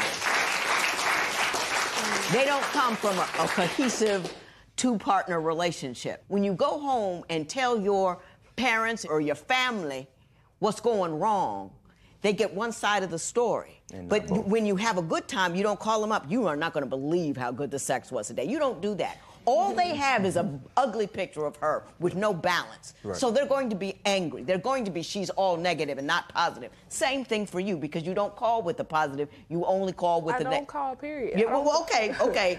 Then that's all on me, yes, ma'am. Yeah, it's mainly him. But you need to let your mother back up too, because if she's telling the doctor what to do, she's speaking out of school. And you've got to make sure. Sometimes women believe that being loud and obstreperous is the same thing as being strong. Not true. Your strength lies in your ability to contain your emotions, not your ability to express them. So if you were raised in an atmosphere where strength comes off as a brusque and abrasive, that's where you're going to go with it. And that's not what you need to do. You two need to learn how to have a conversation. Yes, you have to have a conversation. There got to be rules to it. You ever go to church? You go in there, you don't go be cussing and pulling up your pants and putting your hands between your legs and all that kind of stuff. You don't do that, because it's church. Right. You know what I mean? Yes, so your house has got to be church. You know what I mean? There got to be rules to it. I'm not going to call the woman who holds my daughters in her arms, who once held them in her womb, I'm not going to do her any damage at all. Yes, because I know when I hurt the person who holds my girls, I hurt my girls. Yes, ma'am. That's what you do. And I know you're going to say, if I said who's the head of the household, you're going to say it's you. You need to go first and lead in that. Never get angry. Never get upset. Never call her out a name. If she does happen to make that mistake, back up, babe. We're not going there. Yes, ma'am. On behalf of Jane and Barbara. Those are your kids. I'm just making stuff up. We're not going there on behalf of Jane and Barbara. That's your job. Yes, that's your gig. Never to get excited, never to get crazy. And every time she does, you remind we are not going there. Doing that. Yes, because of Jane and Barbara. Yes, ma'am. Do you understand what I'm saying? Yes, ma'am, I understand. You're not going to talk to your mama no more. Gotcha. You know what I mean? Yes, you're going to talk to her. I'm going to give you 2 books. Making Marriage Works. How to talk to a woman, how to talk to a man, how to have a conversation. But remember, you're going to church. Remember, you love Jane and Barbara because Jane and Barbara is the reason that you do everything. And before you open your mouth, before you pick up the phone, before you text anybody, make sure that Jane and Barbara is the first thing through your mind so you can behave a little better than you have today. I'm going to send you to somebody that's going to help you out and get you started. It is my hope that you do well. And it is my intention to follow up. If my people call you, you gonna let me know what's up? Yes, ma'am. Now, so you know I'm gonna call. Yes, ma'am. And so if you don't do the right thing, I'm gonna talk about you. You understand that? Yes, ma'am. All right. Good luck to both of you. This marriage journey.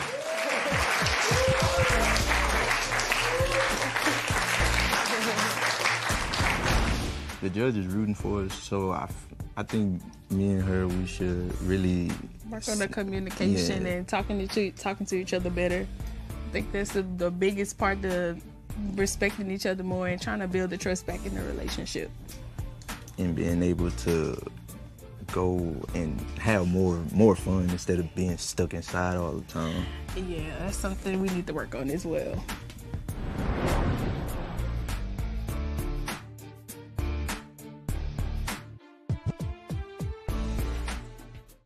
Today on Divorce Court. My fiance Byron doesn't spend any time with me. He spends all of his time playing video games and all of his money on himself. My significant other doesn't seem to appreciate me. She seems a little indecisive, and I'm just trying to make sure that we actually belong together. Byron and I argue about video games all of the time. What I find is that I enjoy playing video games as much as anybody else enjoys watching television. Byron, I need you to put down the controller and pay attention to me. Sarah, I need you to relax and just be happy. Divorce court is now in session. Good day, ladies and gentlemen. I'm here today with Sarah Roddenbush and Byron Banks. The two of you have been together for 9 years, and you have 2 children together, correct? Yes. You are having difficulty in your union, so you came to see me. I gave you my compatibility test to help me see what might be going on, but I'm going to start with you, Ms. Roddenbush. Why don't you tell me a little bit about your relationship and what brought you here today? Okay, well, Byron and I have been together for 9 years, and it seems like now all we do is argue. When we do argue, there's no resolution. It either ends in me threatening to leave or Byron kicking me out. In the past, I was caught texting a guy from work, and Byron reacted by kicking me out in the middle of the night. So, how long ago was that in the 9-year relationship? It was probably a couple of years ago. Well, what were you doing texting some other dude? I was wrong. I was seeking attention because Byron has trouble giving me attention. So I was sort of begging for attention from some. And this other guy gave you some, so that was, and you walked down the road with that. Yeah. No touching involved? Not at that point, no. Okay. Mr. Banks, is that, I assume that's accurate because she just told on herself. Yeah, as far as I know is accurate. One night, family was over, she was tired, so I carried her up to bed. Like, I carried her up a flight of steps in my arms. Right. And upon putting her in the bed, the first thing she woke up, can you get my phone for me? All right, so I went back downstairs, and when I got the phone, something wasn't right, so I decided to, do a little bit of snooping. And I went through, I seen one guy, and he decided to say some things to her that I don't even think I was comfortable with saying to her. No kidding. He went in very graphic detail of what he wanted to do with my woman. So. Wow. So, I admit I got heated, and yes, it was the middle of the night, but I was completely disrespected and betrayed. I mean, I take care of everything in the house, and for her to use my internet to interact with some other guy, I couldn't tolerate it. It was beyond the pale. It was beyond. It was beyond the pale. Ms. Roddenbush, you know how wrong you were and all that kind of stuff, and you can't do that. Right. But let me say this to you, Mr. Banks. Above all else, your man's got to be about your security. Yes. If you really that hot, you roll. Don't put your woman out in the middle of the night. Something happened to her. You know what I mean? You had every right in the world to be angry as all get out. You really, really did. But you don't want to put yourself in the position of regretting that decision. Yeah. You know what I mean? Somebody she come back in a body bag. You'll never get over it.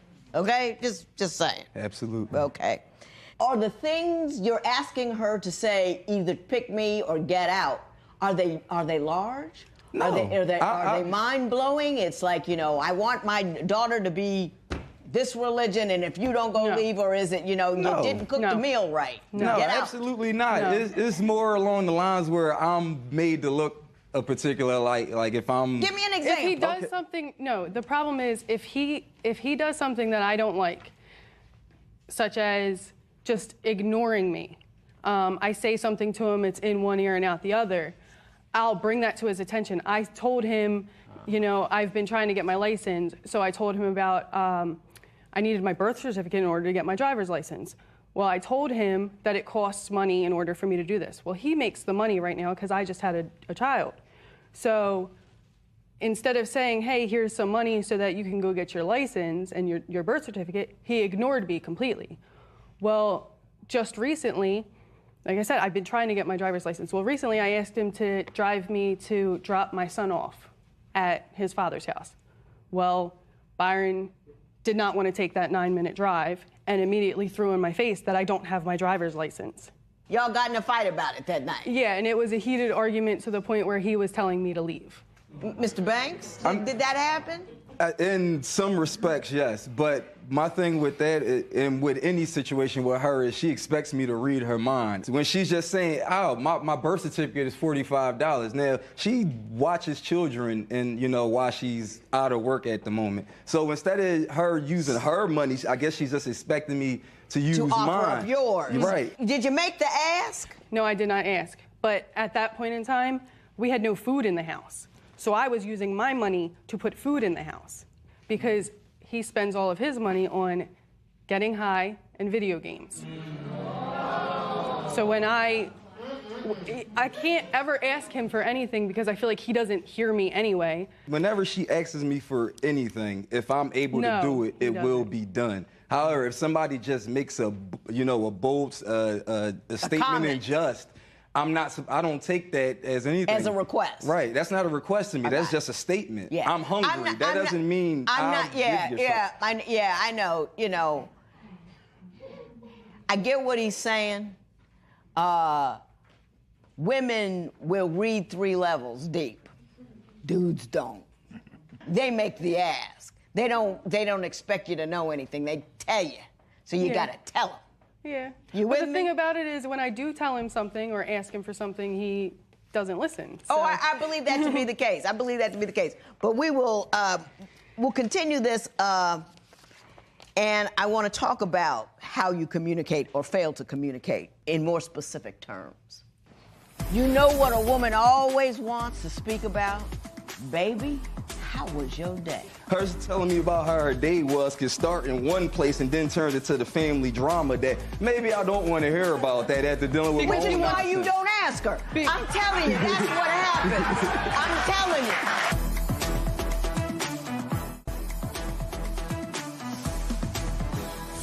you. You say that your communication issues stem in large part because everything you say goes in one ear and out the other.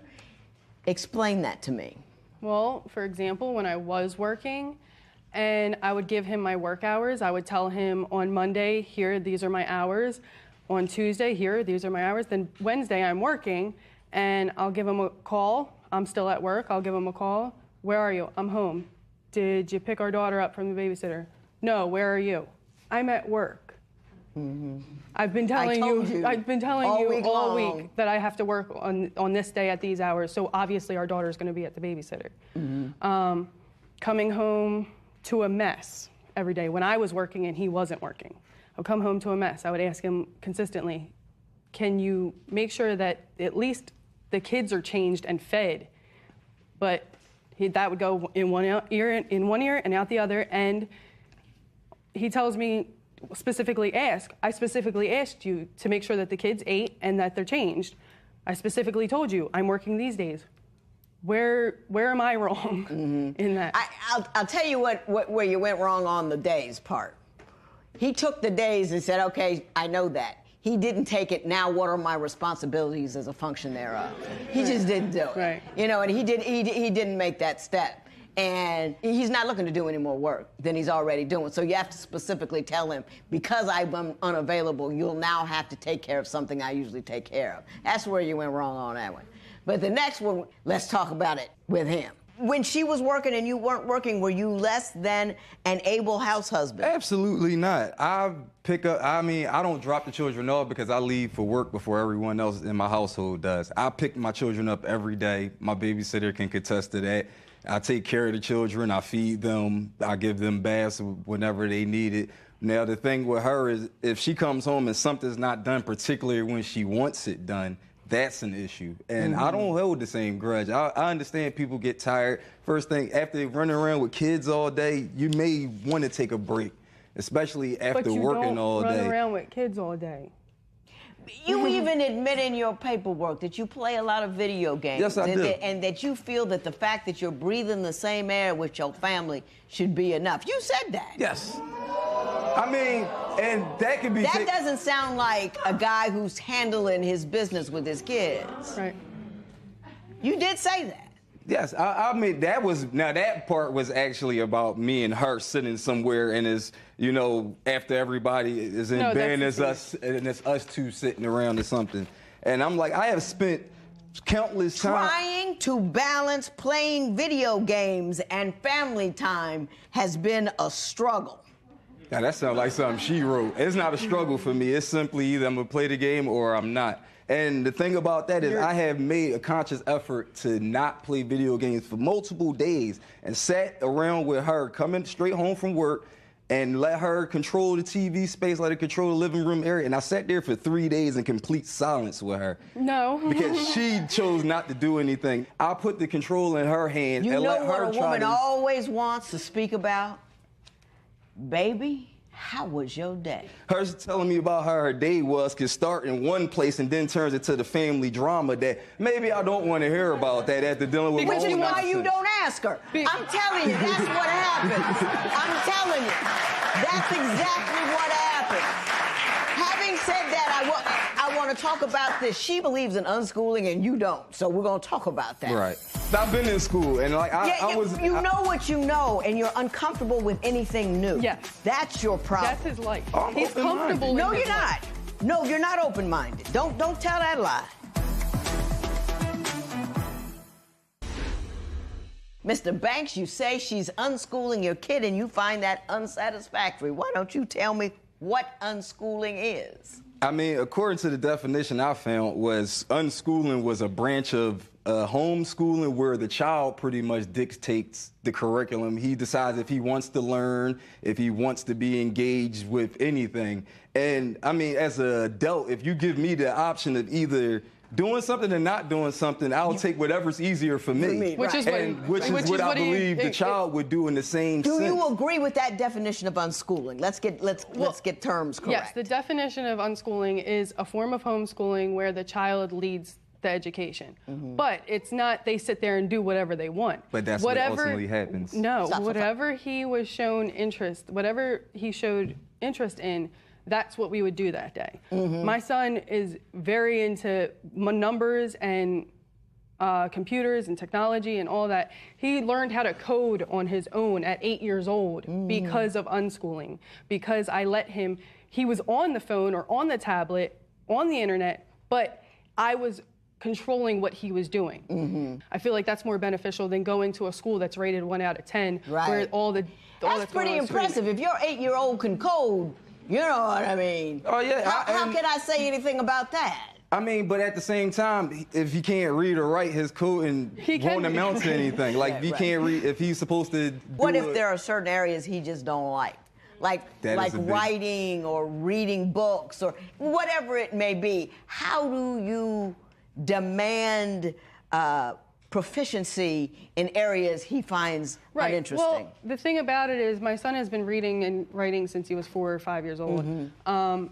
He doesn't show as much as interest in writing, but to me, that's not a bad thing. He knows how to articulate what he wants and what he needs and can tell you a story. Do you feel that your children are not educationally apt or appropriate for their age? I mean, Oh, absolutely. The method is different, but are the results good? Yeah. Oh, absolutely. I believe my children are quite intelligent. Like But educationally able. I'm not talking about intellect. Educationally able. If you believe they're educationally able and their intellect is appropriately engaged, why would you be unhappy with the method by which she does it? Well, because again, if it's put into a child's hand, a child is indecisive. They can quickly change what they want to be interested in. You're talking theory. I'm talking I'm talking reality. I've been in school and like you know what you know and you're uncomfortable with anything new. Yes. That's your problem. That's his life. He's comfortable in his life. No, you're not open-minded. Don't tell that lie. You are not open-minded. I know open-minded when I see it. That ain't it. But we're going to move forward from there and see if we can get somewhere where we can agree on something.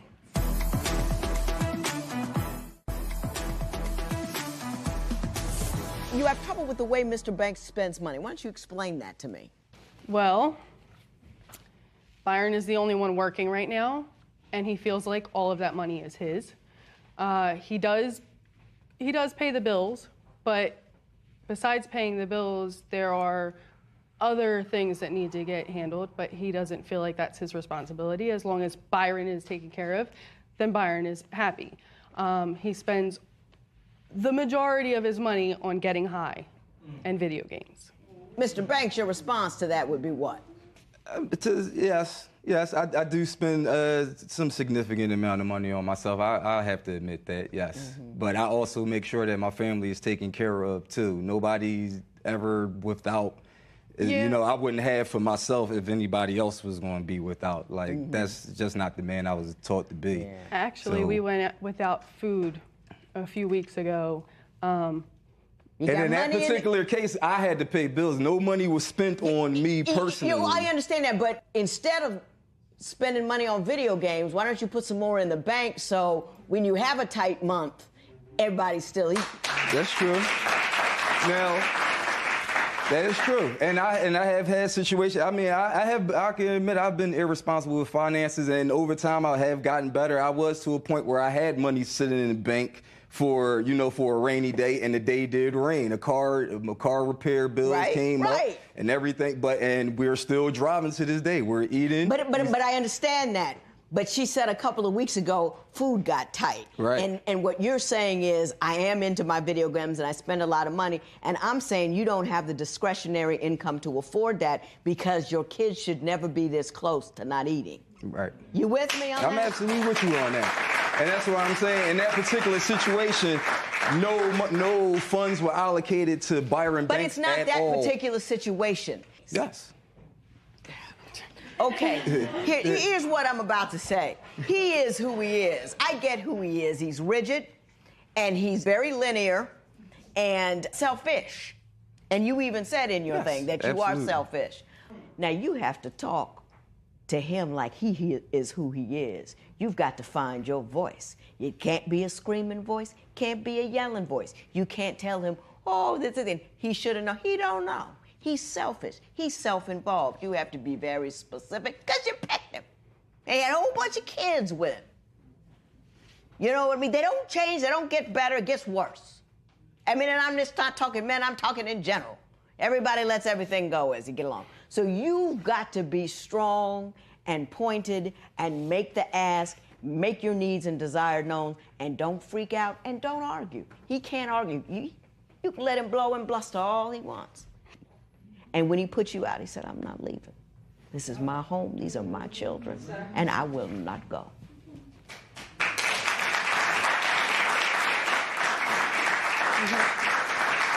Your wife is crying about your woman is crying about what I said because I hit her heart.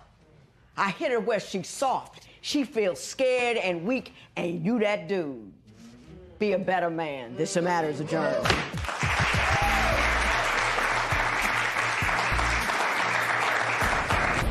Byron puts me out of the house one more time, I'm not coming back.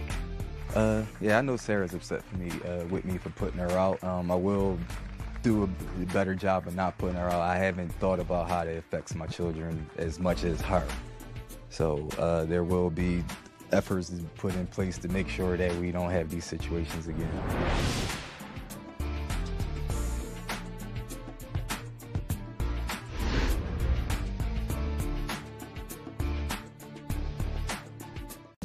Today on Divorce Court. I need Ray to step up in this relationship. I feel like there's no respect. I feel like there's no communication. This is not the time to try to go and find himself. She makes me feel like a charity case. It doesn't bother me making more money than Ray if he was helping out a lot more around the house. We're not gonna get through anything if he continues to just walk away from the problem. If Sinatra doesn't change, then I would have to walk away and just continue to do for my child from a distance. I think I can spend the rest of my life with Ray if he actually puts his family as priority. Divorce Court is now in session. Good day, ladies and gentlemen. I'm here today with Sinetria Williams and Ray Flanagan. The two of you have been together for 2 years. You're here on and before the vows. You love each other, you want to be with each other, but you have some issues, so you came before me to get my opinion. You took my compatibility test. And I have your license with permission to tear it up should I find this union ill-advised. So, Ms. Williams, I'm going to start with you. Give me a little history of your union. Me and Ray, we met at a car show. We hit it off immediately. It's like I knew him before and we had reconnected. But you didn't. He was a stranger. Yes. But you felt like you knew him before and reconnected. Yes. Okay. That's just your hormones talking to you. I'm just saying. Go ahead. And we immediately just hit it off. I don't want to say this, but within 2 weeks, I introduced him to my kids, and we talked every day, all day. We hung out, every weekend. Well, I ended up Can I just say this? I mean, I was going to try to let it go, but I mean, you don't know anybody well in 14 days. I don't know you. I'm not saying nothing bad about you, okay? I'm not going to call, I'm not talking serial killers, child molesters, con men, people are going to take your money. They all jump out with really good game in the beginning, and you got to have time to suss out the lies. They're good at it. They don't get at you unless they're good at it, so you just don't know. Not saying you're any one of them things, just telling you. I did do a background check on him. He knows that. I did good before. For you. I'm proud of that. I did because I didn't know. Because I was. She's a detective anyway. She's a detective anyway. She just goes through She's everything. Always everything, looking. man. Always. Everything. So what happened after 2 weeks? You introduced him to the kids, then what? I ended up getting pregnant within 3 months. And we were already together, so we decided, okay, let's take it to another level and get a place together. So when we moved in together, everything seemed to be great. My thing is that I have a career. Ray was kind of just had moved to Washington, and he was young. He was only 26. So I knew that. How old are you? I am 33. I'm going to be 34 next month. So I knew that there was going to be a little challenge. He was going to go through some growing pains, but I was like, okay, I'll pay the rent. You just pay the small bills like the utilities, and we work from there because I know he still needed money to do the things he needed to get done. He was doing that. And Ray gets impulsive. He wants to change careers. He wants to change. Hang on. I'll let you answer. He wanted to go to school for cosmetology. He did that. He was impulsive about that. He just came to me one day like, I'm going to go to school. I already signed up. This is what I'm going to do. I'm like, okay, you need to slow down. How about you work your job right now because we have a young baby. And right now we need the money. I'm pretty much pulling most of the weight already. So if you're going to school, how are you going to work? And do that. Yes. Then after cosmetology school, what happened? Okay, he quits that. And he wants to be a personal trainer. I'm all for it because he works out a lot. And I'm like, okay, that might work for him. So with that being said, he was doing that. He came into some financial issues, with helping pay the bills and stuff. He didn't have the money to really pay monthly. I paid it for him because I'm supporting him that much. Like, do this, finish something. So I paid for it. He did not finish. That's down the drain. Mr. Flanagan, I'm gonna give you an opportunity to respond to those allegations of fiscal irresponsibility. Okay. First of all, I was working at fast food, and I helped her. I did whatever I can. Whenever I came home with a $500 check or a $600 check, I gave her 75% of my check to go towards whatever she needed. Now, as far as me going to school and stuff, yes, I could have finished, but at the same time, I had to do stuff for her. I had to be at home. She wanted me to take the kids to school. I was working. It was a conflict of interest, a conflict in times. That was during the cosmetology, but that was after, like 6-7 months after what she's talking about when we first got together. When we first got together, I started going to community college. Right. And I did fairly well there. Did you finish? That you quit a lot of jobs. Is that true, or is that just her point of view? Well, that's a yes. No. It's really not a yes. It's really not a yes versus me wanting to grow more in another spot, another job. So say if I was at a crew at one job and I got offered a management position at another job, of course I'm gonna leave that job and go to that one. Okay, but you don't have either one of those right now, so it defeats. Why don't I? Why?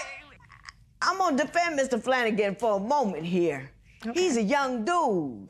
And just because he got caught up with a baby, which all of a sudden he can't turn into, you know, a mature individual. And it's not like he's quitting jobs and doing nothing. He's quitting one job to get a better job. But he went to school so he can better himself. And it seems to me that you were picking at him when he was doing that because you needed him to do other things. She wanted Not more. That. It wasn't really that. It was the fact that he would, his hours would get cut to where he would only get like 12 hours, or he would get fired, or it was always something. Did you get fired a lot? Yes. Like 3 or 4 times. I got fired from one job. 3 or 4 times. I got fired from one job. The other jobs I left. That's not Left, and you already had another job? No. Yes. The majority of the time I did have another job. There was 3 months he didn't have a job. Other than that, it'll be a week or a day or two before another job called me for an interview. Right. Because even if I do leave a job, I'm steady looking for another job. And the reason why do you leave jobs? If you don't have another job, why would you leave one job? To find more money, a better opportunity. Never leave a job till you got another job. You know what I'm saying? Never ever. Because that week where you get no money is less than the less money you had before you get the more money with the next job. Exactly. You with me on that yes, one? Yes, ma'am. All right. I don't have to sit there and talk to a woman and say, oh, I want to be with you. Just to sit there and conversate with them and let them know that, hey, I have a problem. How can I go to a woman that's telling them you're beautiful and you're going to go and see them is not telling them your problem. Even if I Are you saying that kind of even thing? If I lie, even if I lie. Hang on. Are you saying inappropriate things to the women you're talking to? Yes.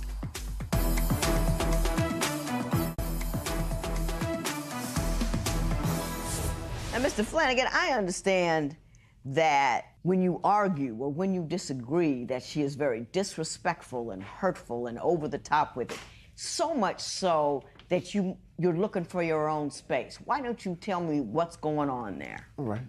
Well, and this has been for a while now. She has been treating me like a charity case, more like belittling me in the beginning. And still to this day, she still throws out negative things to make me feel less than. Okay, give me some specifics.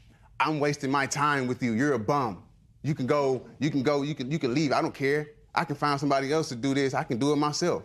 Okay, I did not call you a bum. I said if you want to be a bum, be a bum. That means that. So you're saying it from one incident. Hang on. Is this a constant state of affairs? Yes, it's not. Of course. Stop. Throughout this whole relationship, I'm continuing to say, you always call me a bum. You always make me feel less than. You always belittle me. That's obviously something that's affecting me. It's obviously something that I'm hearing from you. It's not the way that it's not what you say, it's how you say it. Right.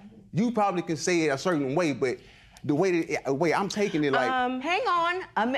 One way to show respect for another individual is allow them to speak without interrupting them. But so, no, there ain't no buts to that. And I deal with that every day. Every day. I try to sit there and tell her my situation, tell her how I feel about what she say to me and what she do to me. And I don't want to hear that. Ms. Williams, let me ask you a question. If your man is telling you that the manner in which you speak with him is so disrespectful, he wants to leave the house, would you not want to take a step back and determine what's going on and how you can deal with him? Yes, ma'am, and I do that. And you know what he does? Ray gets on social media. This is why all of this has started, where I don't have respect for him, is because while I was pregnant, he was on dating sites, social media, inboxing girls, telling them how while I'm going through everything, I'm paying mostly all the bills, doing everything by myself because he said he kept a job. They will get so tired of him that they will cut his hours at work so he can quit. That's why you quit. Do you know why I quit? I will say. Let me let him respond to that. Okay. To that. I've sat there and I've told her. No, are you on social media all the time? Don't lie. In the beginning of our relationship when she was pregnant, yes, because I was always a bum. I was always That's this. a lie. Stop. I'm more emotional towards her when she does that. Me, I have an emotional connection with. You delete numbers though. Stop. Ms. Williams. Okay. I'm looking to get a new place of my own. And I've only been out here for 20 minutes. I'm not, to me personally, when I grew up in a single parent home with a single mother. So of course, my connection in talking to women is easier versus talking to a man. See what I'm saying? I was raised around women. I don't have to sit there and talk to a woman and say, oh, I want to be with you, just to sit there and conversate with them and let them know that, hey, I have a problem. Right. How can I go to a woman that's telling them you're beautiful and you're going to go and see them is not telling them your problem. Even if Are you saying that kind of thing? Even if I lie. Even if I lie. Hang on. Are you saying inappropriate things to the women? Yes. The women you're talking to? Yes. I don't feel like it's inappropriate. He talked to them about me one time. No, I don't. He talked about me one time to one girl. I don't feel like it's inappropriate because of the fact that I'm not saying I want to be with you. I want to come sleep with you. Well, what are you saying? Exactly. I might break the ice and say, hey, beautiful, what's up? That's inappropriate. Yeah, okay, it might be inappropriate. And I have explained it to her. I said, yes, the way that I approach women were inappropriate. You shouldn't approach them at all. Okay, and you shouldn't disrespect me at all. Okay, we shouldn't be together. Well, that's the case. I see the house. I see what's going on at the house. When I came out here, I really expected to see a flighty dude because of your concerns about your economic situation. But based upon this compatibility test, I think I see something else. I looked at your compatibility test, and by the time I got through with Mr. Flanagan's, I thought it was written by Aretha Franklin. All he wanted was some respect. Every answer to every question, everything he said he needed, everything he said he wasn't getting, everything he was looking for, respect, respect, respect, respect. And I was like, I hear you. And when I came out here, I really expected to see a flighty dude because of your concerns about your economic situation. But based upon this compatibility test, I think I see something else. Now, you're here on before the vows. So that means despite the consternation we have in this courtroom today, you two still anticipate wanting to be together. So I'm going to give you, why should I not just say run everybody right now? I'm going to give you 30 seconds to tell me why, despite everything you told me here, you are still considering marrying Mr. Flanagan. A 30-second profession of love without any negativity. Go. The fact that he is here, I know I'm not the easiest to get along with, and that when I do voice concerns to him about things that I have a concern with, he does try to fix them. He's good with the kids, and he does try to still, stay attached and love me, even with everything that we're going on. He still tries to work through things, even though he has his place now. And I do love him. He's my best friend if we can just get past this rough patch that we've been going through the last 3 months. I don't see myself with no one else. Like, I feel like we're on the same page as far as spiritually, and we can be on the same page emotionally like we were before. If I can get past my trust issues and he can just make his family a priority. Okay. That C+. And I'm going to tell you why in a second. Mr. Flanagan, 30 seconds. Profession of love. Go. Okay. She's everything I can wish for in a woman. She's loving, caring, nurturing. She's hardworking, God-fearing. So it's everything that I could want. She keeps up with herself. She keeps up with the house. She cooks. She cleans. She does everything that a man could want in a woman. So that is the reason why that I would consider continue going on with this. Got it. Let me tell you what I think.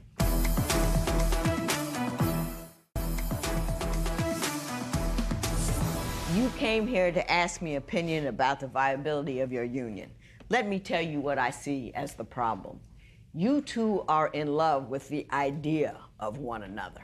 You're in love with the fact, he's nice looking, and he puts up with all of the crap that you do. And that your profession of love was all about, I'm hard to deal with, and he hasn't left yet. Basically, that's what your profession of love was.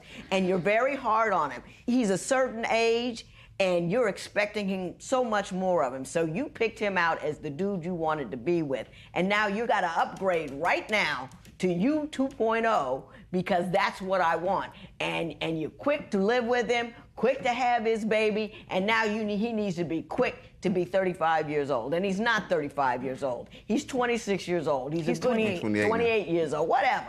He's a good dude, and you're trying to make him into something else. You can't harp a man into higher. It doesn't work that way. When you harp at a man, he goes low. Yeah. When you harp at anybody, they go low. It doesn't teach them anything. It doesn't encourage them. It doesn't support him. And you're annoyed me, and you're not harping at me. I just was caught by the shrapnel. But you know what I mean? And it bothered me. Mr. Flanagan, you're a wonderful dude. I think you're young. I think you're not all the way on it. I don't think you're ready to be a husband and a father. I think you're going to be a good father. I think you're always going to take care of it. You thought she was all put together. Even your profession of love was everything you would want in a woman. She's working. She's good looking. That's not what love is. Love is, she's kind. She makes me laugh. Her heart is huge. I love the way you know what I mean? That's what love is, not just fitting the form of a woman that you would want. It's not a resume. It's an amorphous feeling that you have about this person, her spirit. The reason you're so angry all the time is you're sick. You don't like her. Likewise. Do you know what I mean? You don't like who she is. You don't enjoy her person. Because her person is picking at you all of the time. You were angry over there. I saw that face. I'm dealing with this all the time. You in love with somebody, you don't want your own space. You want your own space because you are constantly feeling like you're being put down and belittled. And that does not engender love in anybody. I think you two should co-parent. I think you two should grow up. I think you should stop picking on him and expecting him to be somebody that he isn't. Right. And do the right thing, but do it in different houses. That's my opinion. This matter is adjourned.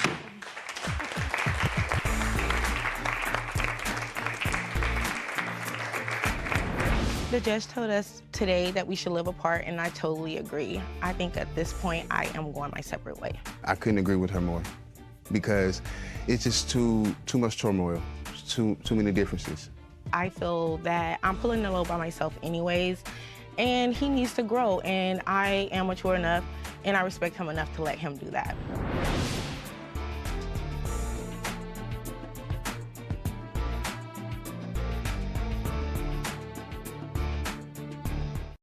Today on Divorce Court. There is no S in my career dreams. Femi, I want you to be understanding and realize that when we work together, we get things done very well. I understand where she's coming from, but also she likes to jump in my dreams too.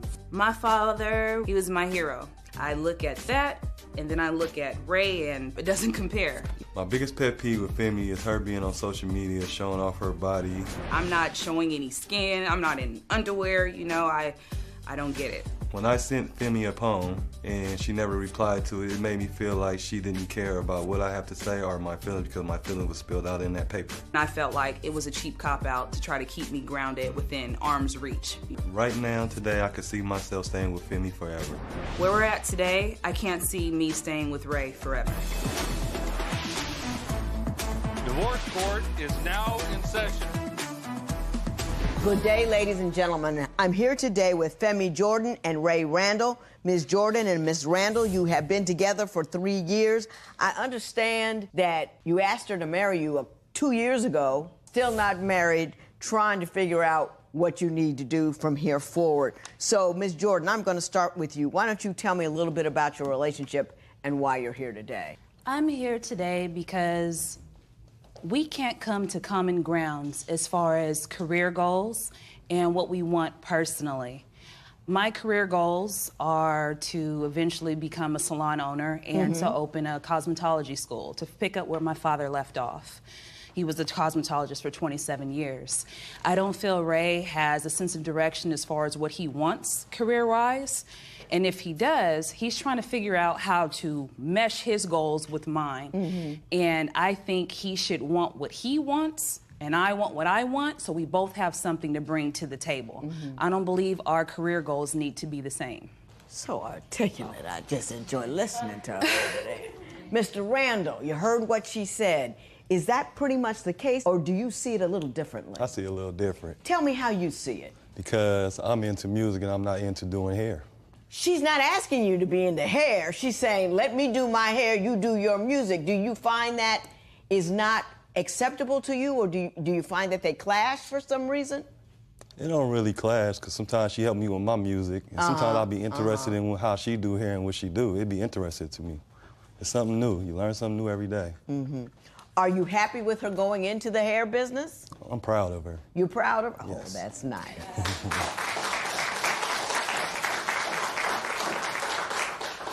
I understand, however, though he is proud of you, he is somewhat concerned about pictures that you post as a part of what you contend is making your brand and your business. Why don't you explain that to me? I've taken a picture, I would say the beginning of this month. I had overcome an obstacle. I pretty much cheated death, I would say, in April. I spent 30 days in ICU where a medical complication went wrong.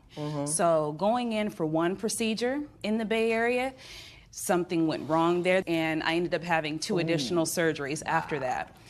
I believe being a woman and beating the odds, you know, I needed to make sure I still have it, you know, regain my confidence and my self-esteem.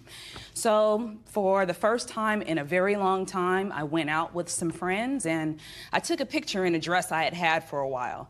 The medical condition I had, it caused a bulge. There was a tumor that had to be removed.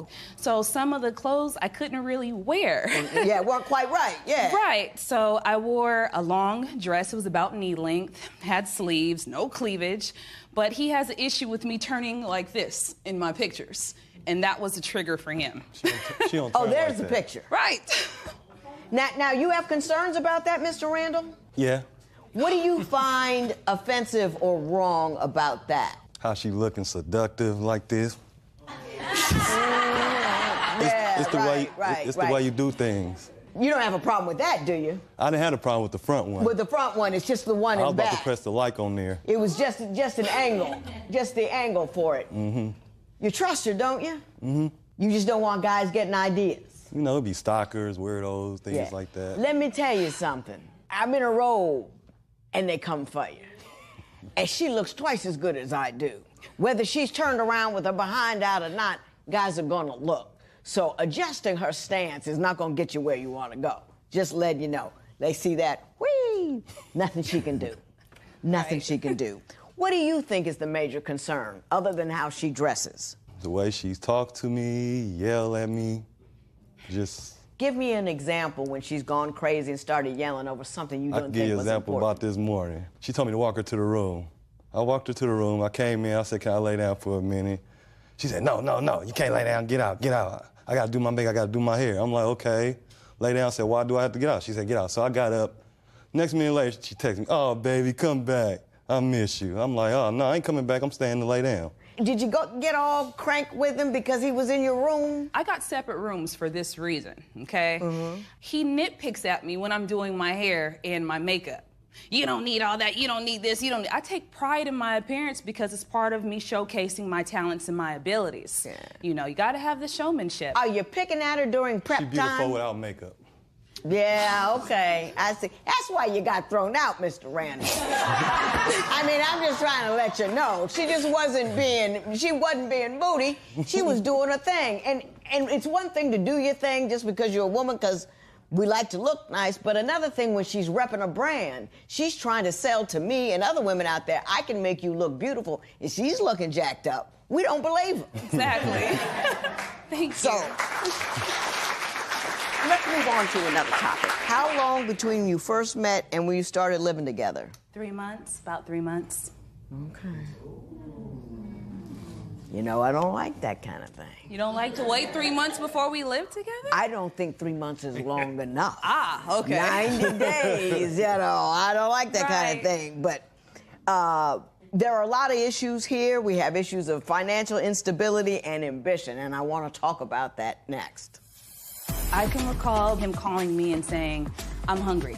I'm at work. What do you want me to do? And he's like, well, figure it out. You know, I'm hungry. You're a woman. You need to figure out what I need to eat. And I did not say. Oh, yes, you did. Oh, yes, you did. Mr. Randall, did you call up Miss Jordan and announce your hunger?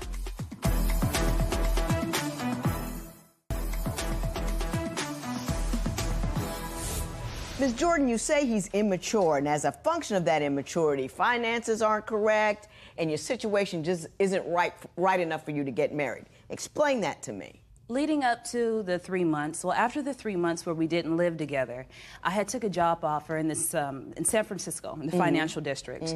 After we lived together, I moved in, I would say January of 2015. I relocated to Oakland, took the job in San Francisco. He then tried to sell himself as how he could be the man of my dreams. You know, I'm the one for you. Let me do this. Let me do that. I would say by Valentine's Day, we set up a date. We made it official, you know, and we moved forward from there.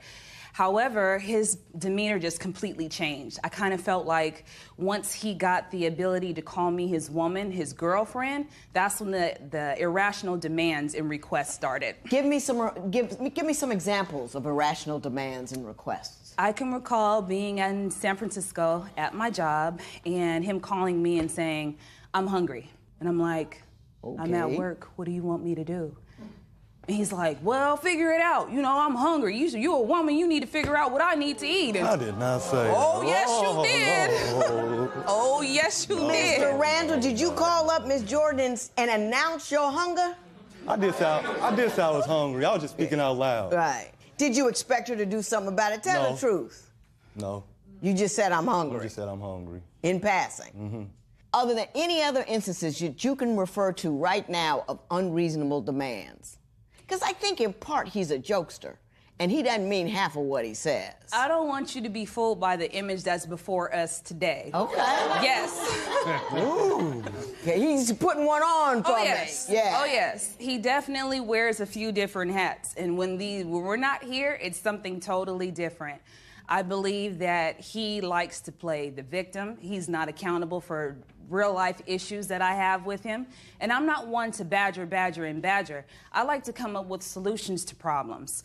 Okay, I've been in workforce development. We need to find a new career path. Okay, well, let me check the demographic and see what's going on. What's your experience looking like? Let me put a resume together for you. I'm about to swoon. I really am. I'm about to swoon. You know, and Tell it. I'm like, okay, well, let's work on your appearance. Let's work on your showmanship. When you go in, don't fold your hands. It's offsetting. Make sure you're not talking with your hands. Sit up straight. Stay away from loud cutters and patterns when you're interviewing, that type of thing. I'm always offering solutions. But if it's not his way, it's the highway. Like, he wants me to cut off what makes me original because he wants me to fit under his mold. I kind of feel like he's intimidated by my potential. Okay. And I'm not here to walk away or anything, but you need to get it together. Exactly. I want to turn to how he really feels about the male-female role, how he looks at it, and how that impacts how the two of you interact. Are you secure in her love? Do you got a little bit of can I keep her going back around in that head of yours? Somewhat, not too much. There's a whole lot of women over there. She's gorgeous, she's very ambitious, and you're wondering, can I keep her? Mr. Randall, she's made herself very clear about her concerns. What are your concerns? I just wish she would support my rap career a little more. In what manner? What does she not do that she should do? She posts other people's stuff, why not post mine? If you got a good fan base, why not post it? Do you fail to post your music or your videos? What is it? Music, videos. All of There aren't any videos. His music, I listen to it when I'm traveling out of town and I'm doing hair or whatever I do in the cosmetology field. I play his music. Hey, who's that? Oh, that's my boyfriend. You know, this, and that. It's not the issue. It's more or less, if I'm listening to a rapper that's hot right now and I like the song, why are you listening to him? You don't listen to me. Then that's a trigger and it's an argument after that. I got you. Are you secure in her love? Am I secure in her love? Yeah. Are you worried about it? Do you got a little bit of can I keep her going back around in that head of yours? Somewhat, not too much. Oh, I think there's quite a bit of it. There's a whole lot of women over there. Mm-hmm. She's gorgeous. She's obviously Intelligent. very, very bright. She's very ambitious, and you're wondering, can I keep her? You are. And so every once in a while, the question, can I keep her, shows up in, you need to do this and you need to do that because it makes you insecure. Do you think that that's something you might need to work on? A little bit. A little bit. What does she need to work on? Listening and understanding my feelings. I do have feelings too. And What feelings do you think she doesn't understand? Like when I come at her with something, like I was going through something with my job and housing and stuff, and I tried to talk to her and she brushed me off. I understand the situation that she was moving in heat. She could have did it a better way, like, babe, I'm handling my business, trying to move. I'll call you back later. She's like, no, I don't want to hear it right now. Talk to me later. I'm like, God. Was she working? Not really. She was just moving. I was moving from one apartment to the next in Fresno, California, and it was about 106 or 8 that day, and I was doing it single-handedly.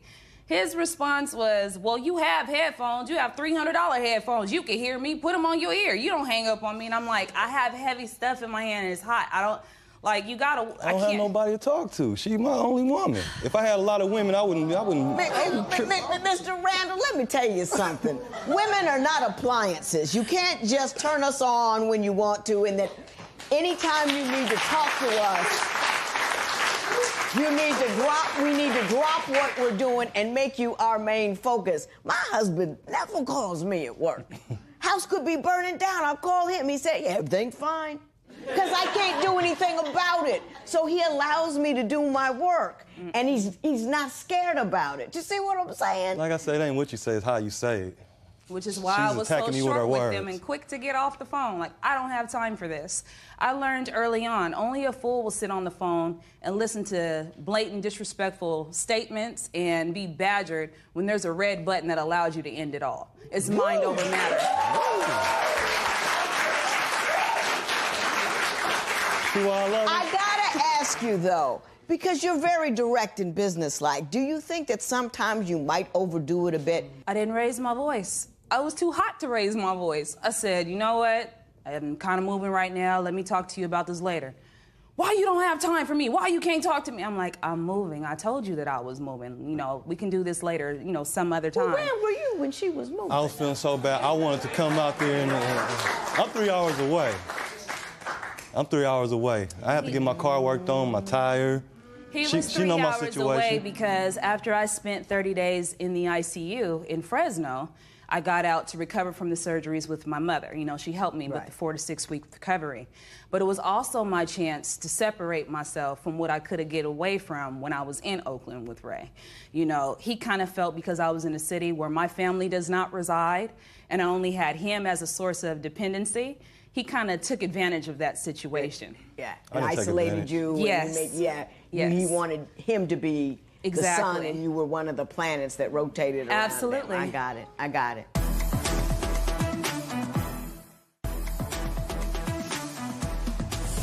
If I had a daughter and somebody was going to say, you have a little template and a checklist of all the things you want in a daughter, I would hand them a picture of you.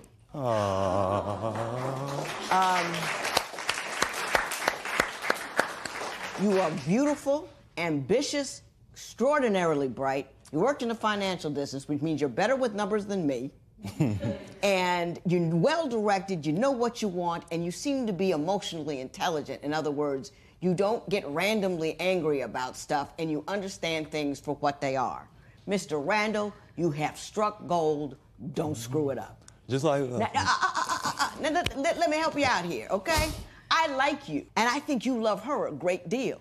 And I think you're a good man that she can trust, but don't get crazy with it. If you get married, remember it's a marriage license and not a bill of sale. And don't satisfy any insecurities that you might have with the thoughts that you can limit her or contain her. If a woman loves you, she will want to be with you no matter how bright and fabulous she is. If she feels resented, if she feels like she's being contained, that will do exactly the opposite of what you want to get done, which is to pull her to you. You with me, Mr. Randall? I'm right in the passenger seat. I think you two are a fabulous couple. I think you should keep your eyes out for efforts to contain, because he's not as mature as you are. And the first thing you do when you're fearful is you make efforts to assuage that fear by building barriers between the thing that you fear, which is you're leaving, and what's happening. So you have to maintain your independence and your strength, but be delightful about it. I don't want you to be a sweet little small thing. You can't be that anyway, but you've got to be cool. Yeah. You've always got to be cool, and you can't let him make you cranky. Right. When you get cranky, he's won and you've lost, because you stay cool. That's you why stay I don't on your participate in arguments. You I'm stay like, on your position and you stay cool. Right. Don't mess this up, Mr. Randall. It ain't ever gonna come around again. This matter is adjourned.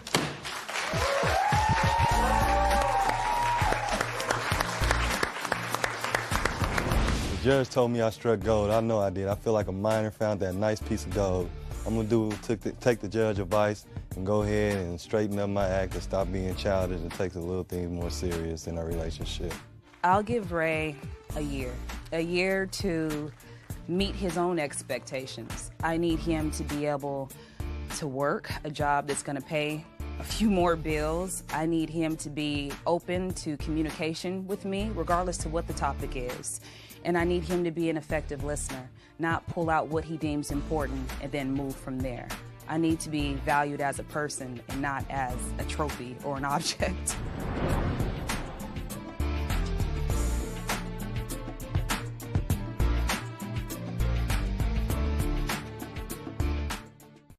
Today on Divorce Court. When Wayne drinks, he's very obnoxious. If I had one drink, she would think I'm an alcoholic. Because of Wayne's drinking, I have lost my apartment, some very good friends of mine, my family, career. I took a bullet for him. He needs to get help. I thought about marrying Linda, but I don't believe that we're ready yet. When we have arguments, it's like fire versus fire between Linda and I. You just can't put it out. If he doesn't change, then we're gonna be over. Divorce Court is now in session. Good day, ladies and gentlemen. I'm here today with Linda Smith and Wayne Covington. The two of you have been together for a year and a half. You do not have any children together, but your relationship is in trouble. Ms. Smith, I'm going to start with you. Why don't you tell me a little bit about your relationship and why we're here in divorce court today? Well, Wayne has a huge drinking problem, and it's hurting other people, and he doesn't realize it's hurting himself. Like, for instance, 8 months ago, we went to a party in Stockton, and it was loud and crazy. Boisterous, lot going on. Yes. And so Wayne, he was drunk, and he was being loud, saying, oh, I can take on anybody, just start causing problems. And one guy came up to him and had a shotgun to his face. And so he hit him in the head. And after that, like, I was trying to The other guy hit him in the head. Yeah, the other guy hit him in the head, and then a fight broke out. And so after that, like, I tried to calm everybody down. One of the guys turned towards me and shot me in my foot. And after that, I saw them, like, the guys, they tried to get in the way. It's like, tried to beat him up some more. And I kind of took that opportunity to get help. And when I was shot in the foot and you went to get help? Yes. And you were drunk, scuffling. Is this true, Mr. Covington? Correct.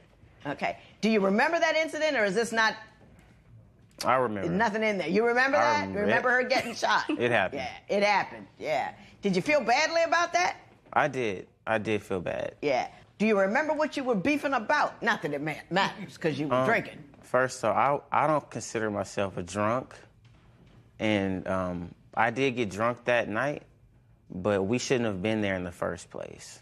Why shouldn't you have been there in the first place? I told her I had a real bad gut feeling about going. So. So why didn't you just not go? She was the only. I was the only ride she had there. So it's her fault. It's her fault why we were there, but it's my fault why I was. If you had a bad feeling about going someplace, wouldn't it behoove you to stay sober while you were there because you had thoughts that things might not turn out well? I'm just asking. It was a party, though. It was a everybody party, was though. wrecked. Do you think you have any problem with alcohol at all? Well, yes. Yeah, okay. How much do you drink on average? I used to drink. I don't drink anymore. Okay. You don't drink at all? At all. When you were drinking, how much were you drinking? I would consume maybe a pint a day, maybe every other day. A pint of what? A pint of beer? Like Remy. Oh, a pint of cognac? Yeah, cognac. Well, that's a lot of cognac, isn't it? Yeah, I was fine, but I felt fine. Oh, I'm sure you did. I'm sure you did. Miss Smith, do you agree with him that he has in fact quit drinking, or is he telling me an untruth? He's telling you an untruth, Your Honor. How often does he drink now? Well, he still drinks every day, but like it's not like he doesn't get drunk every day. We're not drunk every day. It's like more of a tipsy type. It's kind of hard to explain, Your Honor. Okay. Like, it's for instance, like after my shooting, right, after I got shot in my foot, right. I was in a wheelchair and they sent me home. He had his friends over and they was drinking, and they was being loud and obnoxious. Right. And so I woke up. I was on very heavy medication. Sure. Yeah. So you've been to wake shot. up, to be woke up from that, you know. So I wheeled myself to the room, and I see his friends there. Your Honor, I do not like his friends at all, and I told him so many times I don't like his friends. They always be disruptive. One of them pretended to have a seizure and drool and spit on my floor when my son plays. And so I told him, I'm like, I told you I don't want them here. He told me to go wheel myself back to the bed. And so... Was he drunk? Yes, he was. Mr. Covington, did that occur? Yes, it did. Okay. You say that you haven't been drinking recently. Recently. Okay. Have you been drinking since you came to L.A. to come to this show? Yes. So how was... And did you get drunk here in L.A.?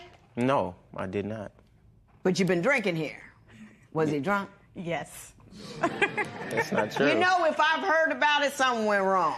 You know what I mean? If I know you weren't at the hotel playing Parcheesi. No, I wasn't. I was not drunk out here. You were not drunk? No. Not at all? Not at all. But you're still drinking? Time to time. Yeah. How much did you have to drink here in L.A.? I just had a few beers. A few beers? Like 2 or 3. 2 or 3? Yeah. She can't even stop laughing. You see, Your Honor, any beer, like it could be one beer, that's a lot to her because she really doesn't drink. So she doesn't know. She knows more than you do because you don't know what you do when you're drunk. You don't know how you... Because drunks always think they're a whole lot more reasonable than they are. You know what I'm saying? Yeah. Yeah? I like you, Mr. Covington. I don't know why. I didn't mean it like that. I mean, no. I'm having a bad day today. I really am. I find you disarmingly charming. Mr. Covington, what is your biggest problem with Miss Smith? She makes it hard for me to trust her because she's so social. Everywhere we go, she knows somebody, no matter what city it's in. She knows somebody. Like, I'm surprised she didn't know anybody out here, you know? Yeah. And give me an example of something that caused you to be upset or concerned about how sociable she is. Well, most recently, I caught her talking to her ex. The thing is, at that time, I was still debating if I still wanted to be with Wayne or not because of the action he had caused. Like accusing me of having someone inside of my room when it was just like a black sheet. He had me video call him and stuff. He had me video chat him. He told me to let him see the whole entire room. And he thought my son was some other guy, which he's only 2 years old. So I take it we have an issue with jealousy, Ms. Smith, and that's where I'm going to go next. I'm going to find out what your concerns are in that regard, and then we're going to ask Mr. Covington why he's concerned. You know, I took that as disrespect, so they left, and then me and her got into an argument about that. Right. And then that's when she broke my phone. Right. So then I got mad, and so I broke her laptop. So we just go back and forth.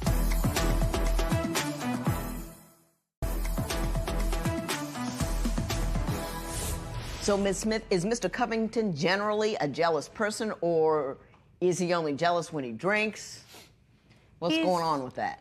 Wayne, he's generally jealous. Like, I had a family friend. He is gay, and I've been knowing him since way before Wayne. And he don't want me hanging out with him because he feels like he's faking being gay. Okay, Mr. Covington. So tell me about that, Mr. Covington. Do you believe? No. Do you believe that this guy is fake gay? No, Or that's what? not even it. Huh? That's not even it. Oh, you tell me what it is then. It's that she has more guy friends than I do. And so it makes me curious because she says they're gay and I might see them. They don't seem gay to me. So what am I supposed to think when she has more guy friends than I do? You haven't even met them. I have met them. No, you haven't. Like like me and my family friend, we talked this, so we said, hey, let's do a double date. Me and your boyfriend and me and mine. I was like, okay, that sounds cool. I talked to him about it. Oh, I don't want to. Why not? Because that's just weird. That's Mr. Covington, did that occur? Yes, it did. Okay. You're killing me, Mr. Covington. I'm not mad or anything. You're a very interesting guy. We've been talking about you for a while, so I'm going to stop talking about you, and I'm going to ask you to talk about her. What is your number one issue with Miss Smith? Her being so social. Her being so outgoing. Outgoing and social. I'm just not used she also to that. has an anger problem. Yeah, she does have an anger problem. Tell me about that. I call it feisty. Okay. She's explosive. We can have any argument, and she's ready to fight. She throws things. She reminds me like a kid in like a ball pit, you know? Mm-hmm. Like a toddler. Yeah. Give me an example of something she went off about that just really wasn't worth it. My friends being over, we were having a party. Mm-hmm. And we were being noisy, playing video games and drinking. And instead of her coming like an adult woman and pull me aside and tell me to quiet down or leave, she exploded in front of my friends, embarrassing me. And so, you know, I took that as disrespect. So they left, and then me and her got into an argument about that. Right. And then that's when she broke my phone. Right. So then I got mad, and so I broke her laptop. So it's just, we just go back and forth. And Ms. Smith, when you came out, when you wheeled yourself out there in that wheelchair, after having gotten shot in the foot, did you come out all crooked and with an attitude? Yes, Your Honor, but it wasn't. It's like I've been told him that I do not like his friends. His friends has always been like disrespecting me, and he allows it. Mr. Covington, just on as a practical matter, you know, you got the woman shot a couple of weeks beforehand. You know she doesn't like your friends, and you bring them over, and you're loud and raucous when she's trying to recover from a gunshot wound. Wouldn't you think that, hey, maybe this is a time to behave myself a little better because she's been through a lot? No, because she was still up. She was still up, and I tried to get her to join the party instead of, you know, being in there alone. How old are you, Mr. Covington? 25. You're 25? And you're 24? Yes. You're awfully young. Yes, ma'am. Let me ask you a question, Ms. Smith. Yes. And I want you to take a moment to think about it before you answer. If all this has gone wrong in the first year of being with him, what is it you're hoping to accomplish? You're 24 years old, you got a kid, you're hanging on to a guy who drinks too much. Now, see, me, if I was your mother, I'd pop you in the back of the head and tell you to leave. That's what I would do.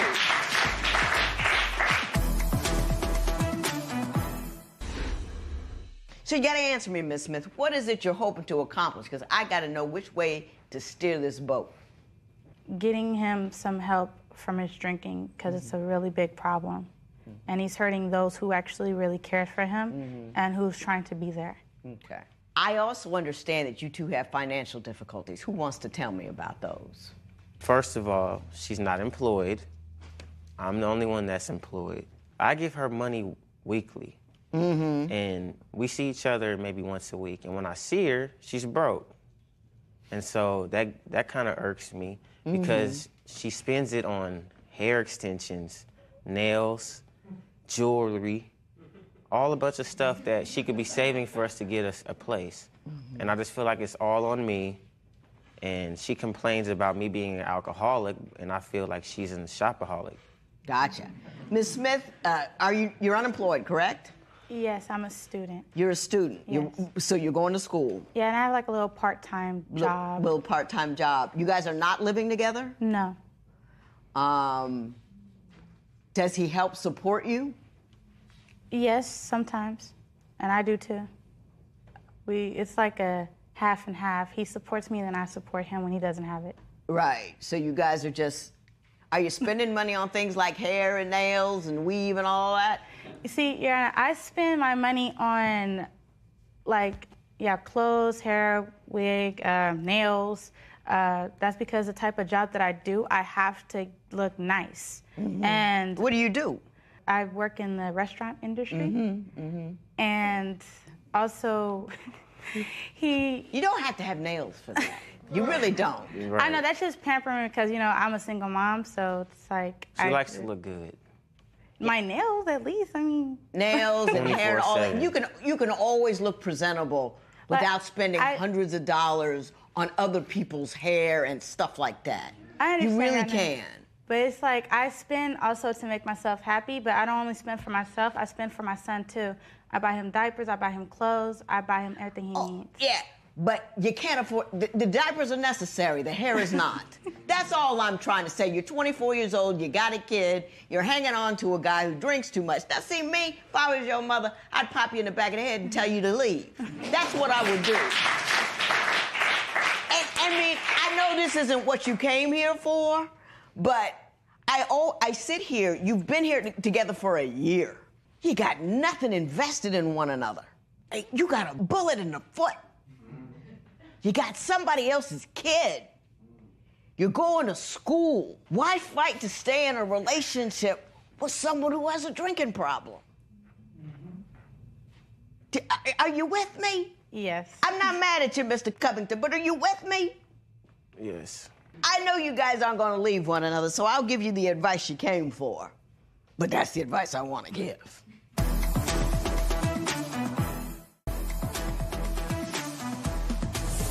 You two are very lovely young people. I'm so excited that you're in school. I'm so excited that, you've got a job and that you're working and that you do things. You need to get a handle on this liquor thing. Your liver, by the time you're 40, going to be hollering at you, talking about what the heck did you do that to me for? And, I'm not going to say I went through school, didn't drink or whatever. That I did do all of that kind of stuff, but you got to have it at a level where you could control it because it gets ahead of you before you know it. And if you're in a situation where you believe that you're 10 feet tall and bulletproof when you drink, you can get hurt or get somebody else hurt. So your drinking is not just a problem for your liver. It's not just a problem because it can become an addiction. It's a problem because it can get you killed because you're the kind of drunk who starts trouble and you can't accommodate it. What I would do would put down the cognac, go to school in addition to working. I wasn't worried about having a girlfriend right now. Really isn't that important. You know what I mean? Because you have a life that has to be of a certain size and a certain breadth and a certain depth in order to be anything. I don't want you to have old married people problems as young people. Do you with me? And Miss Smith, I'm telling you, don't be one of these women who hangs on to a dude because it's the dude that you got and you feel like if you let him get away, your life goes with him. You know what I mean? Don't get a dude that's a problem. There's going to be enough trouble later on, trust me. But don't get a guy that's a problem out the gate.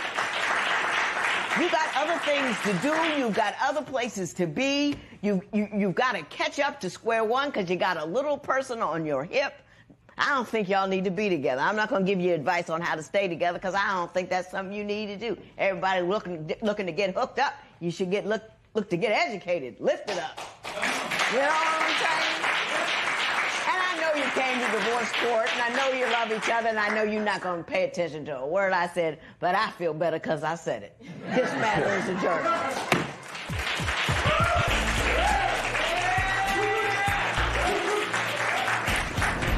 After listening to the judge today, it really opened up my eyes. I'm going to give him one more chance after this. If he messes up, then I'm just going to go forth and continue on my life. The judge says I shouldn't be in a relationship, but you know what? I'm gonna prove her wrong and just do it how I can.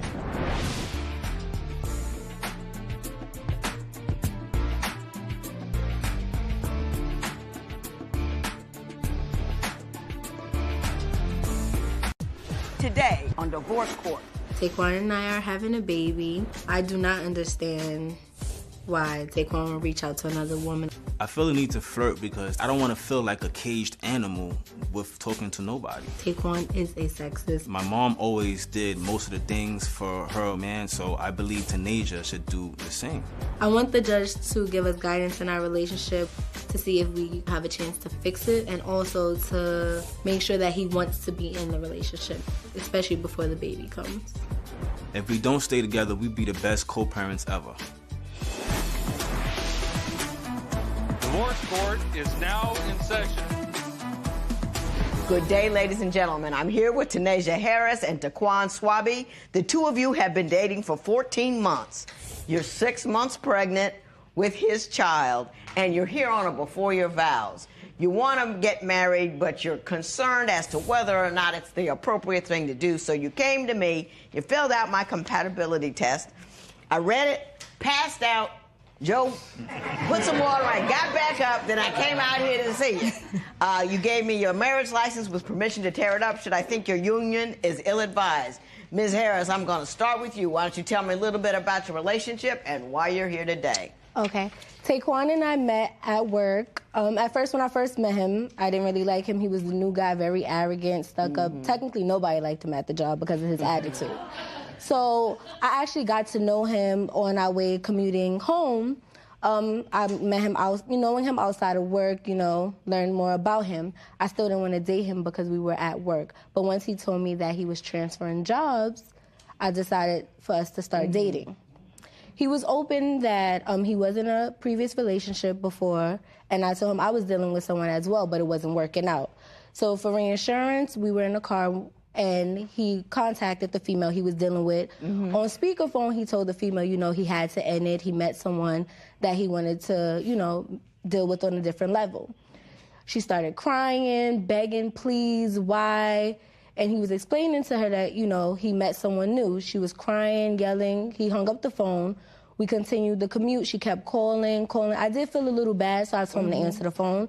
She was basically saying, what could she do to make things better? She could change. And we ended it from there. That hurt me. And I'm over here. Mr. Swaby, I take it that's an accurate recitation of that event. Yeah, it is. Actually, this female, she just doesn't want to stop. I mean, she will call me nonstop 900 times throughout a day. It's ridiculous. You said in your paperwork that this particular woman who keeps calling has a lot of disposable income, and as a function thereof will pay you $200 to $300 to speak to her, and that you take that $200 to $300. Yep. Is that accurate? Yes, it is. Yeah. So that's why she keeps calling. I'm just telling you, you can't act annoyed if you're taking money from her to see her.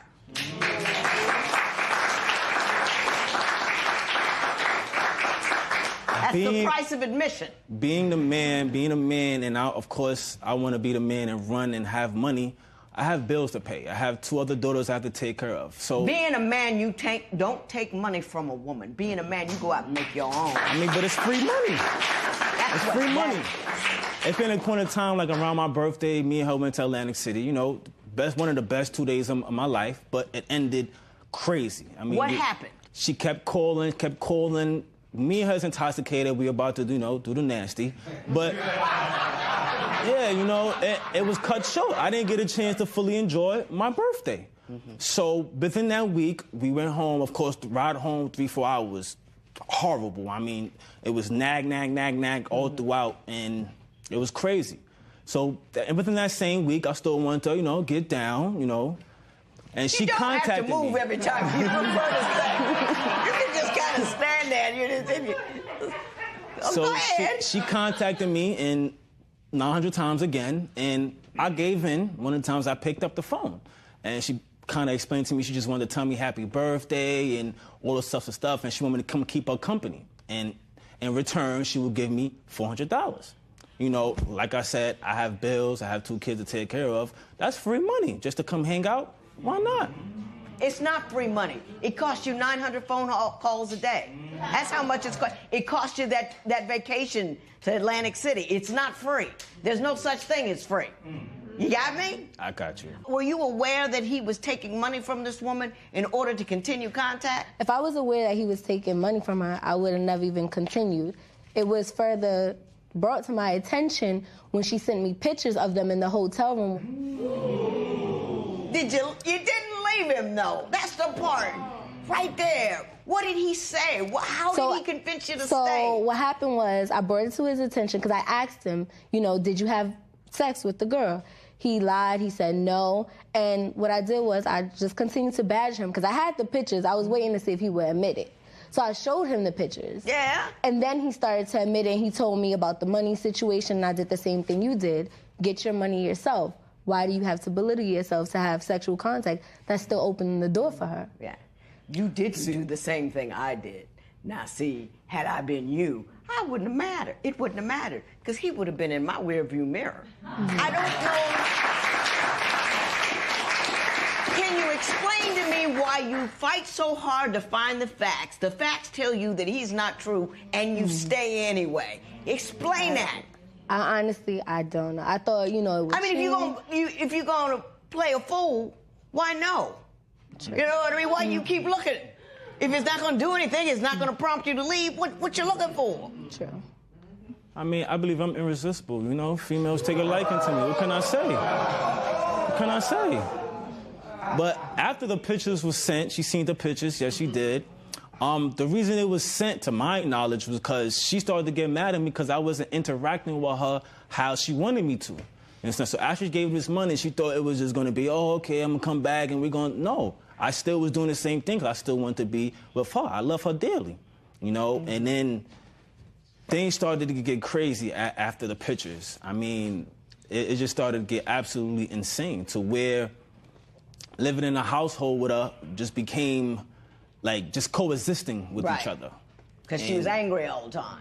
Yeah, yep. she was angry. She was very much angry. So I want to talk about that anger because at some point that anger took the form of you reaching out to an ex. Her phone blows up. Right. My antennas go off. It's 2 o'clock in the morning. Who's hitting you? Who? But he has no problem with females calling his phone at 4 in the morning. I'm reading what's going on. It was more flirting and how she loves. She even wrote, "I love you" to him. He writes, the baby should have been his.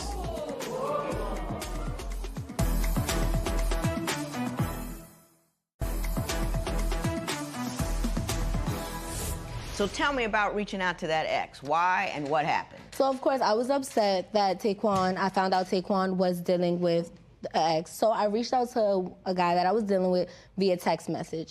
Just basically nothing sexual, anything. We didn't meet up. It was via text message, asked him how's he doing, and everything like that. Tanisha, don't lie. It was more What happened? What do you think happened? Now, it's totally dark in our apartment. We're laying there. I'm up, Her phone blows up. Right. My antennas go off. It's 2 o'clock in the morning. Who's hitting calling? you? Who? But he has no problem with females calling his phone at 4 in the morning.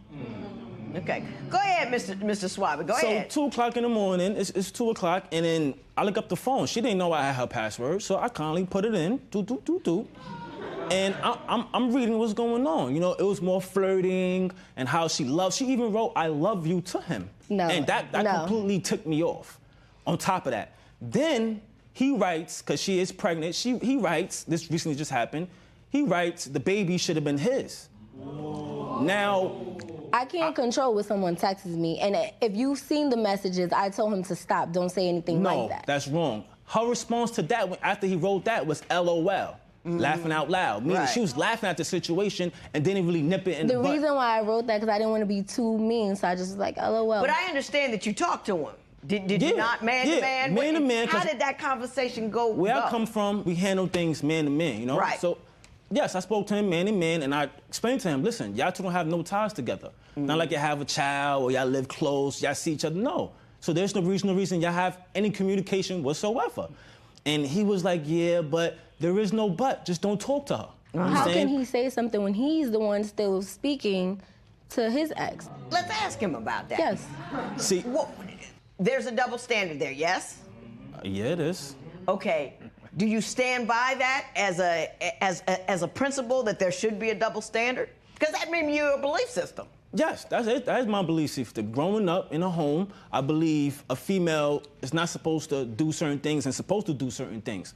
Now, in that particular situation, I'm a male. You know, we don't take our feelings into stuff that happen, like cheating or something, flirting or stuff that happen. Females, y'all put y'all love into it, y'all feelings. So them texts wasn't sent just to send a text. It was sent with love into it. That's why she wrote, "I love you." And I saw the passion behind it. Yeah, it's just a text, but I saw the passion, and it hurt me. I have feelings too. How can he say that when, lastly, a couple months ago, if I wasn't mistaken, wasn't there another female that you reached out to? Yeah, you did mention that in here, Mr. Swabby. Can you tell us what happened with this other young lady? I did it solely because at home, it's like she doesn't to my needs. So I feel like I have to go out and find it. What needs is she not fulfilling? For one, she doesn't cook. Mm-hmm. Two, I get no oral sex. I love oral sex. Your Honor, I love it. In the beginning of my relationship, I disclosed to him that I wasn't into that. So he had the opportunity But she to turn did it around. once when I kissed up to her, when I kiss up to her, she'll eventually, you know, gotta kiss her with the roses. And she'll eventually, you know. I understand completely. Do you two live together? Yes, we do. Okay. I'm gonna go to the compatibility test because I passed out about that, and then I'm gonna say what I got to say. I asked him to list 5 things he didn't like about his intended. Not a cooker, not sexual, simple-minded, and she loves attention. Marriage is forever. He thinks you simple-minded, and he don't want to give you no attention.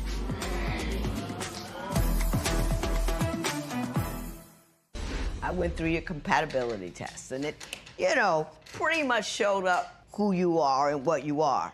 But I got a whole bunch of stars and flags.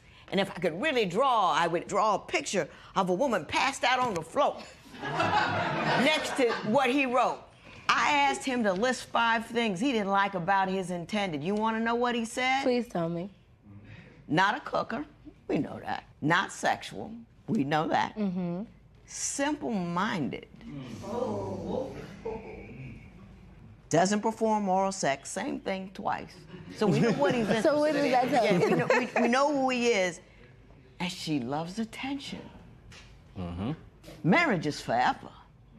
Marriage is, I'm bringing a man into my life, and to my heart, and to my home, and he's going to give me what I need. He thinks you simple-minded, and he don't want to give you no attention. Red flags, stars, lightning, boom.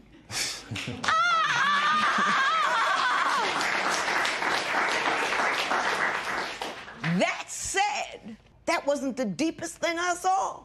I asked the question, is there anything your intended spouse should know before you get married that they don't already know about you? And you want to know what he said? What? I love to have sex with new females. The operative word is new. You are no longer new, nor will you ever be new again. He's telling you he can't be faithful to you. He's telling you that. This is what he believes. He's not remorseful. He doesn't think he's wrong. He thinks he's entitled. And until you change your comfort level about your sexuality, it won't change. That's one thing. You can always do that, but you could never be new again. Every dog has his day. I'm gonna change one day. She gotta accept it. Hallelujah. Did you hear him? Every dog has his day. There's gonna be a new one. You've got to accept it. He's coming here straight up, clean, correct, and honest. You gotta be woman enough to say, that's not enough for me.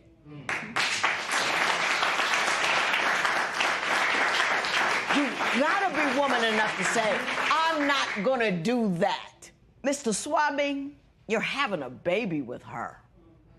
I don't know if it's a girl or if it's a boy. It's a boy. My first boy. I love it. As I told her, I want the whole family picture, you know, the white picket fence with the big dog running around playing with my son, you know. But you don't want to be a faithful husband. No, I actually do, but she doesn't want to do the things that I need to be done. That has nothing to do with needs. See, he's backing up off of his position. He was a man for a minute there, but he's backing off of his position. He's trying to talk around what I just told you. And he's trying to talk around what he told me 3-4 times in this piece of paper. Now you know. Now you know who he is. The question is, what are you going to do about it?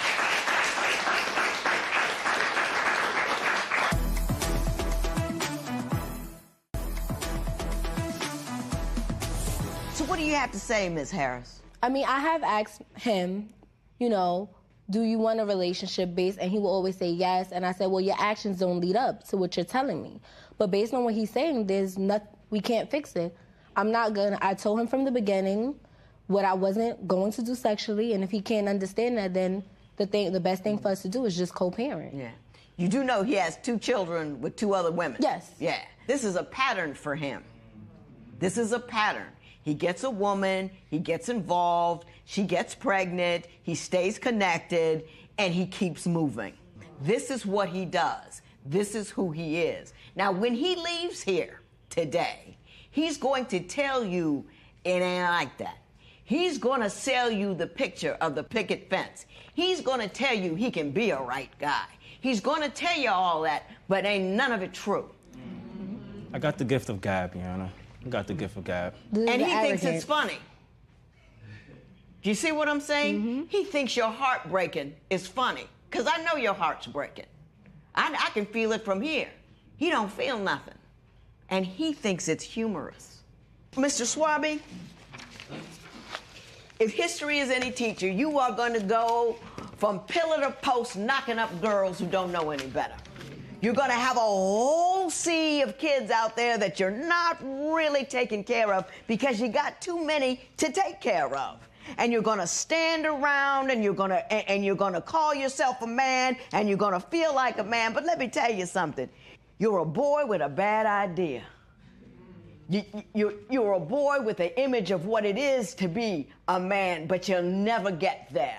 A man denies himself what he wants and what he needs, so he takes care of what he has to do. He worries about his people, his life, his family, his culture, his race. He worries about all of that. And he takes care of all of that before he takes care of himself. Boys cannot do that. You are a boy. You will remain a boy until you decide to do those things that men do, which is care for others more than you care for yourself. Move on, walk on, run, you know, whatever. I get your marriage certificate, you know, burn it up, all of that. All of that. I know you're going to go back to him. I know it. No. I know it. Prove me wrong. I'm going to have him call you. Prove me wrong. Love is love. He ain't going to change. You with me? Yes. This matter is adjourned.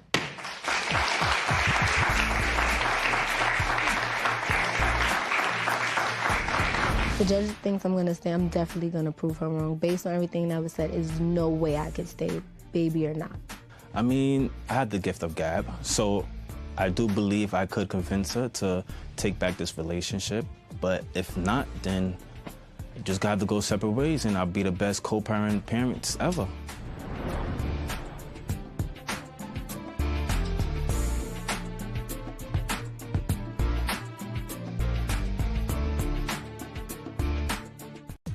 Today on Divorce Court. I want to get married and I don't want to continue having the problems that I'm having in my relationship. He lies about little things, and I feel like if you lie about little things, then you're definitely going to lie about big things. There are times I want to just give up on it and say forget it and move on.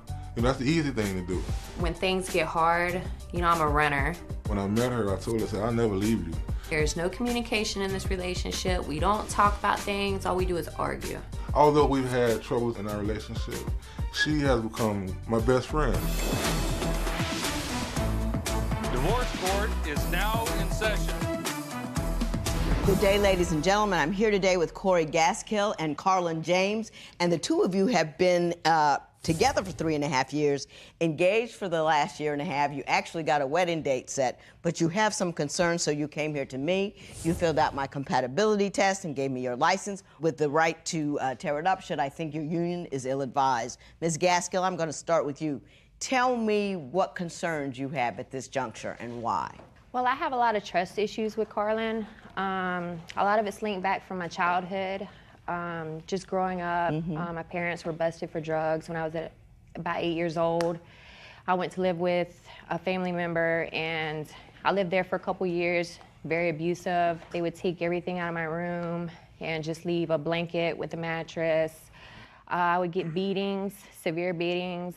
And it got so bad that DHR was called to my school one time, and they came up there and took pictures, but they never did anything about it. So I ran away, and I went to live with another family member, and it was great. You know, they really took great care of me. It was just but I just wanted to be with my parents. I didn't know my mother at a young age. I didn't meet her until I was like 18. But I've always been a daddy's girl. Yeah, so you know. All that bouncing around lives with you, though, and Yes, that ma'am. lack of security. I mean, that it lives in the back of your head, and there's really this little does. shakiness there. How do you think that abandonment is affecting your current relationship? It's affecting my current relationship because now when we have issues or when we argue and stuff, I'm a runner. I just want to, run away from the problem. I don't want to deal with it, So, I mean, that's caused problems in our relationship because, anytime we've gotten into a major fight, I'll just get up and go, and I'll stay gone. How long do you stay gone? I stay gone for a month one time. Really? Is it kind of, I'm going to leave him before he gets a chance to leave me kind of thing, or I don't want to deal with it? It's just that I don't want to deal with it. I love him and I want to be with him, but I just, some of the issues that we're having is just nonsense. Like, if you know what I don't like and I know what you don't like, then why are we doing the things that we don't like and just causing fights for no reason? Causing complications. Mr. James, what is your point of view on this? What do you see as the major problem in your relationship? Well, I grew up in a 2-parent household. Both parents went to church, graduated high school, went to college, and along the way, I kind of lost my way, I got into the streets, and I think that may have something to do with why we go through the things we go through, because both of us were in the streets at one time, right? At a certain point, I'm aware of her background and what she went through, but one thing I told her that when I first got with her, I said, I'll never leave you, and I upheld my end of the bargain, But she keeps leaving. But she can't stay. Yeah, all the leaving she done did, right? Right. I've managed to stay. Right. Regardless of what issue she had with me, I never left her for anything in the world. Well, give me an example of something that you fight about that becomes so ludicrous and so huge that you have to leave. Social media, Judge. Social media. Social media, really? Yes, Social really. Media. Okay. Social media, what is your concern in that regard? I'll give you an example. I was asleep one night, and I woke up, something was going on in the living room. I woke up and I looked at his phone. I was trying to see what time it was. And so I seen he had a message on his Facebook. And I get on the page and there's a conversation with a girl through Messenger, and basically he telling this girl that how beautiful she is, you so beautiful, all this other kind of stuff. Hold on just a minute, let me charge my phone. There was a face. Oh, let me charge. Yeah, let me charge my phone. Then there was, how in Messenger you can tell like if they've been on FaceTime. Right. And there was 2 things with him on FaceTime. But then, but see, I had to download the app, Messenger app, because it was uninstalled. So when I installed it and looked at it, he's gonna say that he left his phone in the living room and that somebody else installed Messenger, wrote these messages, then uninstalled it. Yeah. Now, Mr. James, before you say anything, I think you've been out technology right off the bat. I think she knows more about that machine than you do. Yes, ma'am. So when you give me an answer, just go ahead and tell the truth so we won't waste a lot of time on technological issues, which I think you're going to lose anyway. Okay. All right. That night, right? Yeah. I went to bed a little early. She was already in the bed asleep. So I laid down next to her. Before I did that, I put my phone on the charger, all right? So I'll get up about 1 o'clock, 1:30 in the morning because the people we were living with was making a little noise in the living room. So when I got up, I went to my phone and I seen a little message on there, but it didn't. I always get a message on my messenger. Shortly after that, she wake up and she's like, "Who's this girl you telling you beautiful?" And I didn't know what she was talking about. Like, that's the truth. So, and one of the guys that I live with came to her and told her, said, "I used the phone earlier." He told her that. He admitted to it. You know what I mean? Did the guy tell you that you used the phone earlier? I asked him if he had been on Messenger on Facebook on his phone, and he said no. That's a lie. There ain't no other explanation. Let me ask you this. We can talk about this all day, back and forth. Is this a constant theme in your relationship that he's reaching out to other women through the internet? Yes. We've been talking about apps and downloads and messaging, but my understanding is, Ms. Gaskill, you just found out 2 days ago you are pregnant. Yes, ma'am. Let's talk about that. When I had my apartment, he moved in with me. I ended up going to jail. But when I got out, all the people that's been coming over my house and stuff telling me he had this girl living in my house for the 3 weeks that I was in jail. Mr. James, explain that to me.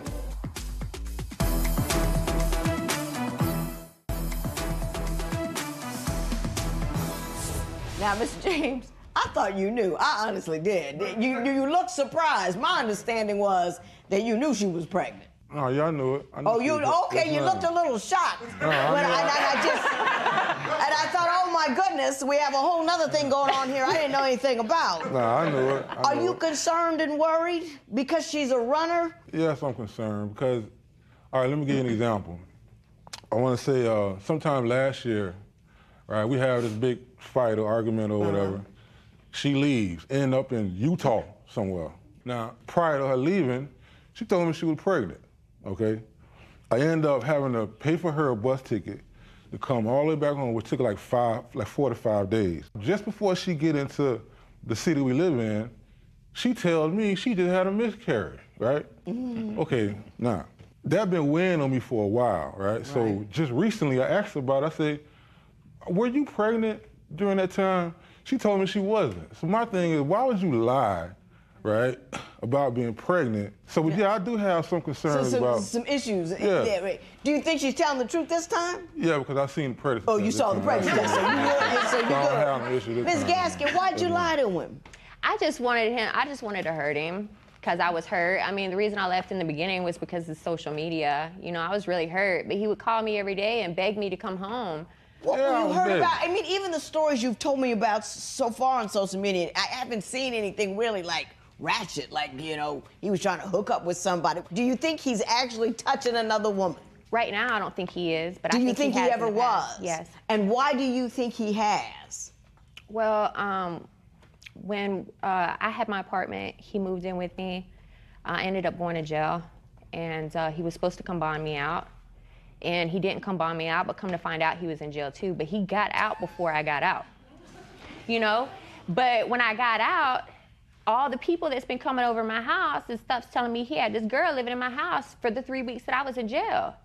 Now, Mr. James? That is And the day before I got let out, somebody had to come pick her up with all her stuff. And then, Judge, you know what happened? What? 2 days later, he gonna come ask me, hey, this girl, the same girl, don't have no place to go. Can she come crash with us for a little while?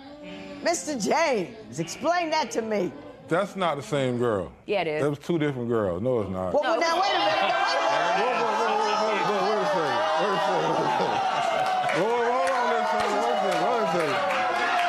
minute. You are so busted. Mr. James, so we know that there was a girl staying with you while she was in jail, and we know that there was another girl you asked to stay with you once you got out. This much we know. The person that was supposedly living there was her friend. to begin with, okay? No.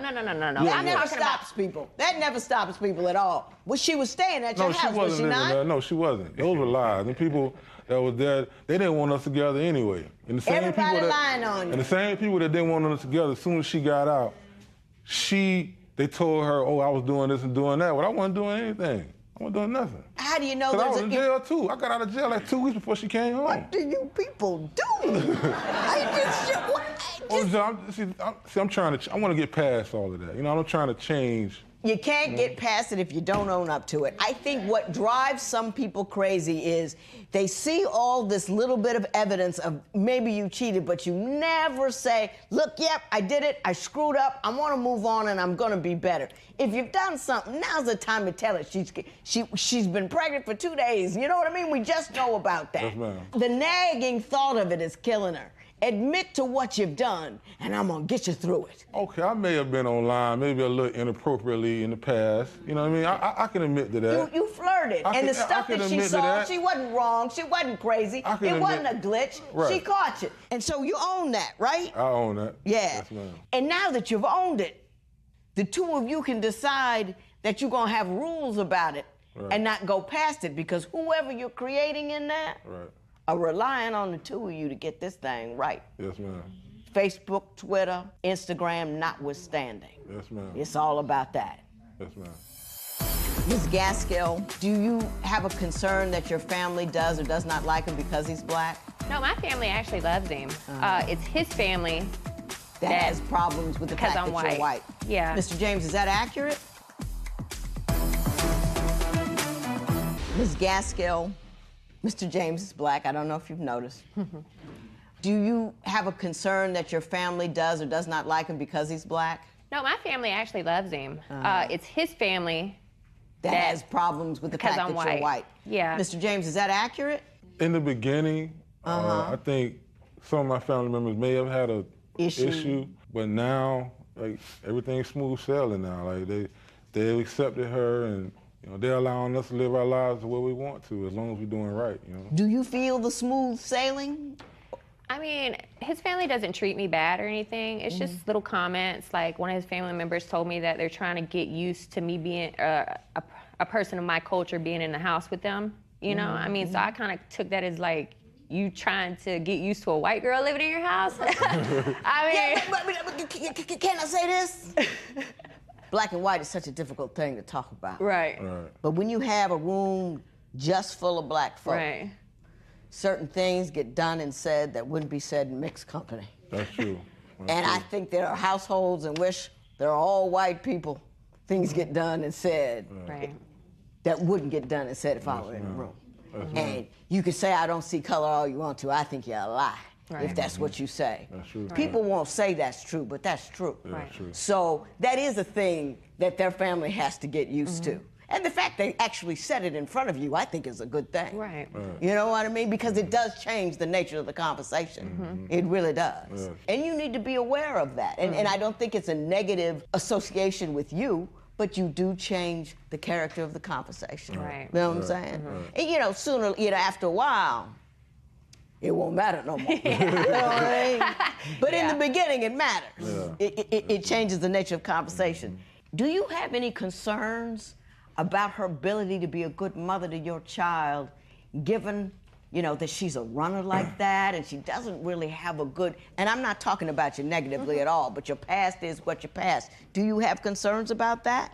Generally, she is a good person.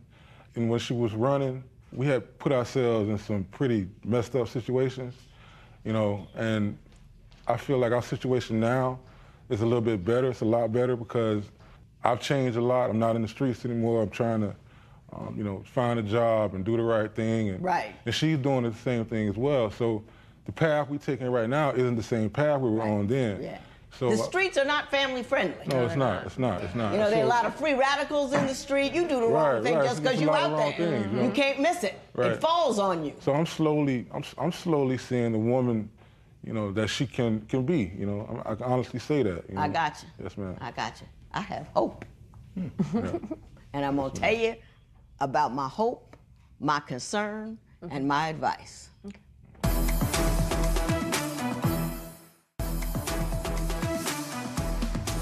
Here's my hope, that you've had so much no family, that family is all you can see now. My hope is that you so much want to be that family for her that the streets will no longer call your name. My hope is that this baby will serve as the glue that cements you two together, despite whatever rocky background you may have had.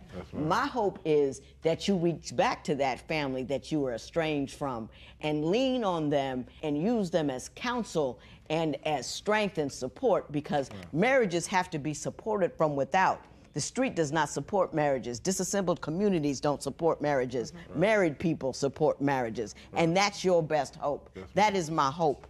My concern is that when people start living an everyday life, when people get married and just go, they don't marry consciously. They fall into a marriage, they say we're married now, and then you deal with new problems with old habits. Right.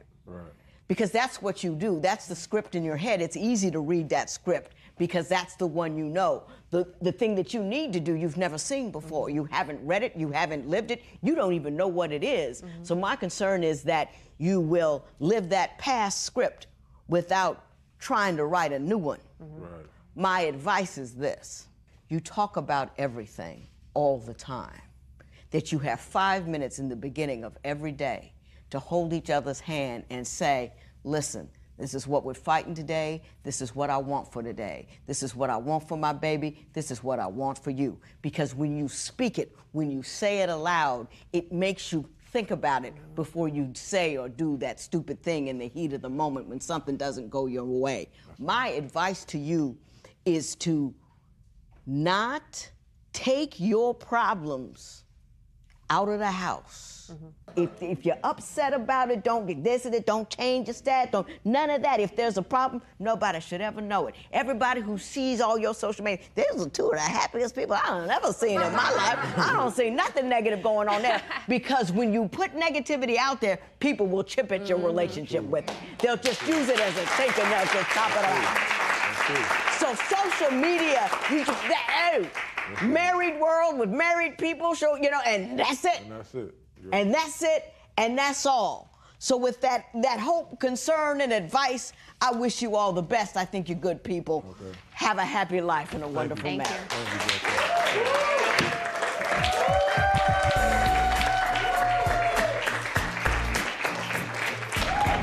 You know, things are looking up. Things are looking pretty up right now at this point. So. I think we're going to try to maybe some counseling or communication at the very least.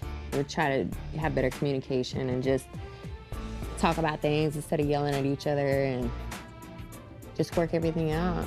I love you. I love you too. No.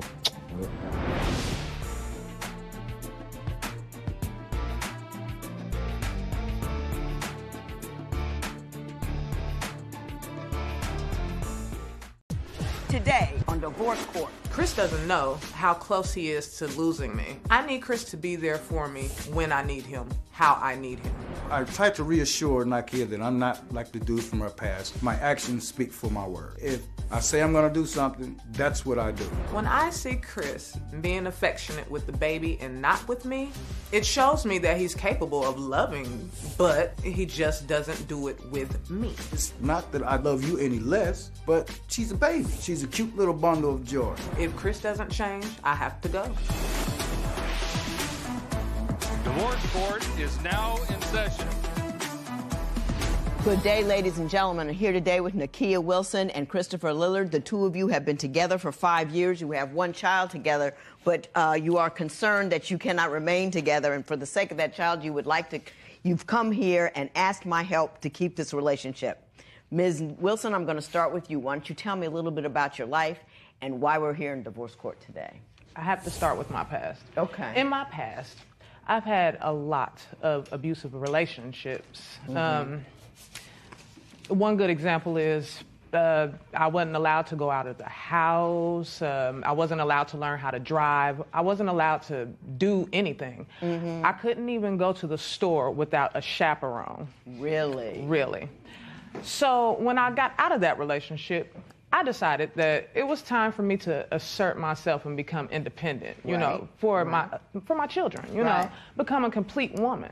So when I met Chris, you know, he gave me all of that. You know, he represented what I was looking for in a man, you know, strength, stability, and we laughed a lot, you know. But then there started to, you know, after a while, I got a couple red flags, you know. Such as? Namely, the car. Because as I mentioned, I wasn't allowed to learn how to drive. So part of asserting my independence was to learn how to drive, you know, to buy a car, to find a car. Right. So eventually, we found a car. You know, it was in the neighborhood, you know, but it was the perfect car. Chris told me that when we bought this car, because I didn't have a driver's license, I couldn't put the car in my name. And me not knowing anything about, you know, owning a car, going to obtain one, I listened to him. And so we put the car in his mother's name, you know, just so he can kind of ease my mind that that wasn't what he was trying to, he wasn't trying to take off with the car on. Right.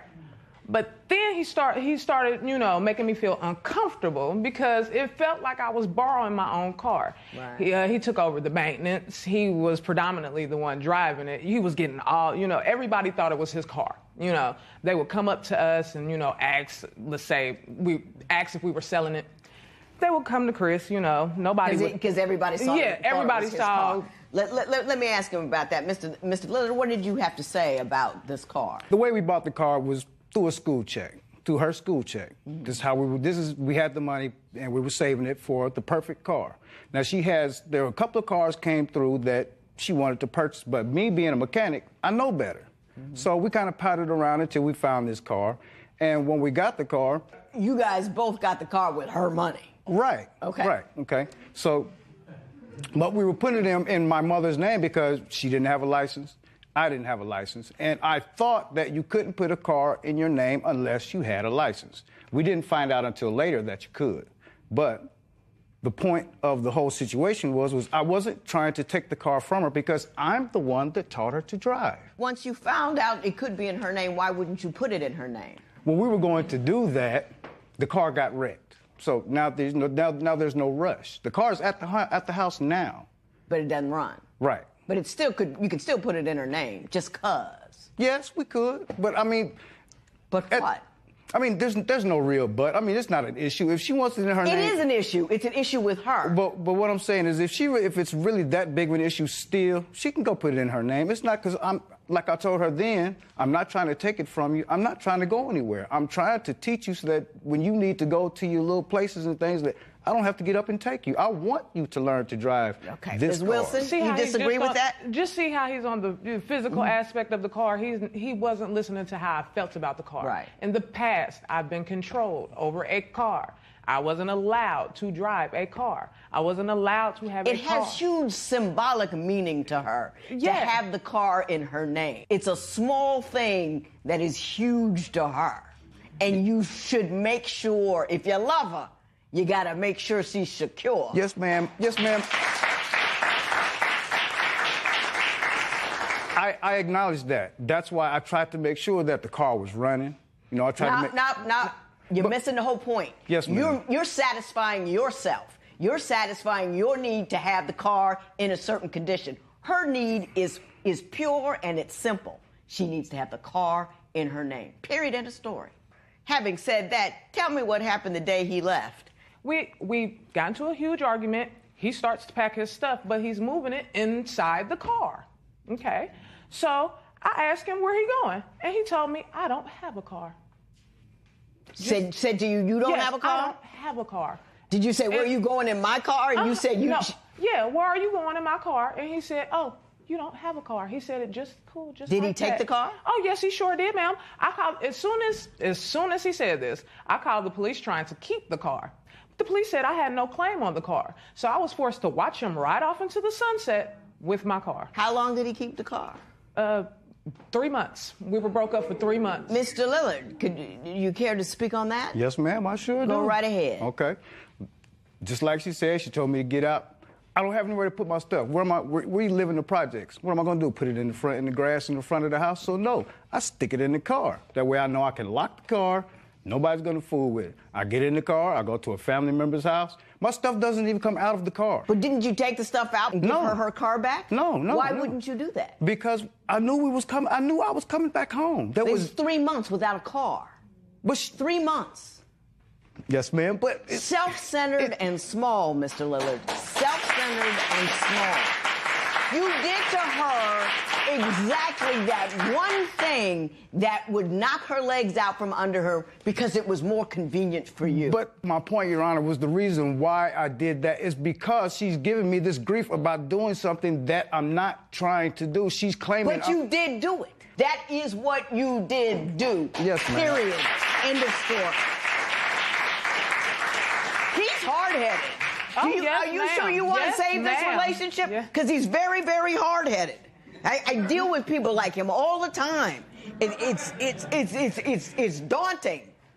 I'm upset already. Maybe this chick does like him. I don't know. Your cat was intrusive, so it's not a double standard. This is an entirely different situation. You got that part? I can understand that. An entirely different situation.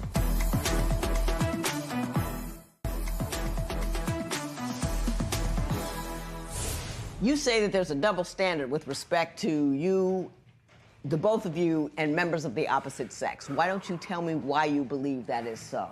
Yes. Okay. Well, I had a friend, a male friend, and we used to hang out all the time, you know, just because we shared similar interests in art, music, things of that nature. So we hung out all the time, okay? But Chris hung out with us. It wasn't like it was a private thing. He and Chris were becoming friends, so I thought, you know. But later on, Chris expressed to me that he started seeing signs in him that shows Chris that this guy was interested in you. Right. This guy is interested in me. So I confronted the guy, and the guy said that he wasn't interested in me. Okay, tell Chris about it. Okay, so Chris demanded that I get rid of this guy friend because he was doing things like spending the night, you know. But these are things that he would regularly do, you know, whether Chris is there or not. So out of respect for Chris, I got rid of the friend because I could see where he was coming from, you know. Right. Well, a couple months go by, he has a female friend, okay? And this female friend could not hide the fact that she was attracted to Chris. She could not hide it. I mean, she'll be in full pajamas. Just, let's say she's taking out the garbage. Pajamas. She see Chris outside sitting on the porch. Oh, she will run back in, put on full makeup, hair, the nicest clothes she could find, and she would strut her stuff all down the street, past him, up and down, you know. Mr. Lillard, she thinks she can't have male friends, but you can have female friends. What do you say? Can I address the male friend first? Yeah, sure. Okay. Now, she's telling the truth. I was trying to be cool with this guy because they were friends before I met. Right. Far be it from me to try to step on from them. They were friends before we met. I got you. We hanging out, playing chess, you know, we do what guys do, this type of thing. And, and we got into, like, when we first got together, it was one little small spat. It was something really insignificant. Didn't have really anything to do with anything. If the story's going to be this long, we'll never get anywhere. No. Just tell me what happened. I'm going to shorten it down for you. I'm shortening it down for you, I promise you. Okay, and he interferes in our argument. I'm trying to talk to her in a room. Here he comes. I'm trying to talk to her outside. Here he comes. Got it. Okay. Then she's moving. She's trying to move from out of one apartment to the next. He doesn't go home for 4 days. Right. I mean, he's literally there for 4. Even I went home. I got it. I got you. And so now, this incident where she said that she had to explain to him though that there's nothing between us or whatever. You know, the reason why she had to do this is because he's banging on the door like he's the FBI trying to get in the house. He's, you know, just all on the door. 10 minutes he's trying to knock the door down off the hinges. Okay, well, something's got to happen now. Either he's got to go or I've got to go. And she got rid of him. Yes. So, okay, that's good. Okay. Now, let's talk about the girl she sees you with and is concerned about her interest in you. It's in her head. Yes, ma'am. Because, okay, this female, I speak to her true enough, but the only reason why I even met her, I met her through her family. Right. Members of her family. That's how I even met her. I didn't even know anything about this female. I got to say to you, Ms. Wilson, the two things aren't comparable. They aren't. I mean, this guy spending the night, dipping into arguments, all of that kind of stuff, there for 4 days. That's not comparable to, maybe this chick does like him. I don't know. Your cat was intrusive. So it's not a double standard. This is an entirely different situation. You got that part? I can understand that. An entirely different situation. Okay, Ms. Wilson believes that she shows the baby too much love. I have got to understand that, because I don't understand that. When I come in for lunch, I give her sugar when I come in from lunch. But we don't have sex. Well, Mr. Lillard, I'd never make a man defend that if he don't want to. I'll defend that. Why do you think that he shows your joint infant too much love? I didn't know there was such a thing. I don't believe it's too much. It's not about the love itself. It's about the fact that I feel that I've been replaced in a way, because he took all his emotion left when I had the baby towards me. You know, he doesn't hug, kiss, you know. We don't even cuddle in bed anymore. We sleep on two opposite sides of the bed. Everything ended when I had her, and it's like he took his love from me and just, you know, it's null and void now. And he makes me feel like the only reason why I'm there is so he can love the baby every day and when he wants to. That's what I feel like. Mr. Lillard, what is your response to that? I'm 46 years old. You know, and this is my newborn daughter. And you're crazy about it. Right. I am mashed potatoes. Right. You know, I'm mashed potatoes about that baby. Right. You know? Which is, he's supposed to be mashed potatoes. He's doing his job being mashed potatoes. Okay, and as far as us being on separate sides of the bed, okay, once she outgrew the baby bed, she's in the big bed with us. Well, I can't cuddle with her in the middle because we can't put her on the ends. You know, put her on the edge, she'll fall off. Put her on this edge, she'll get between the bed and the wall, so she's in the middle. You know, it's hard to cuddle when there's a baby in the middle. Right, no, true. So, I mean, it's not... But when you're not in the bed, is she getting hugged and kissed and caressed just a little bit? When I'm going to work, I give her sugar on the way out 2 or 3 times before I head out the door. When I come in for lunch, I give her sugar when I come in from lunch. But we don't have sex. Well, Mr. Lillard, I'd never make a man defend that if he don't want to. I'll defend that. I will defend that. Go right ahead. Okay. Well, if I've been at work 15, 16 hours, you know, by the time I come in the house, you know, I'm here. Right. All I want to do is take me a shower, put something in my stomach, and go to sleep. Right. You know, but if you can't rape the willing, so if I don't care how asleep I am, you know, come in there and get it. If that's what you, come and get it.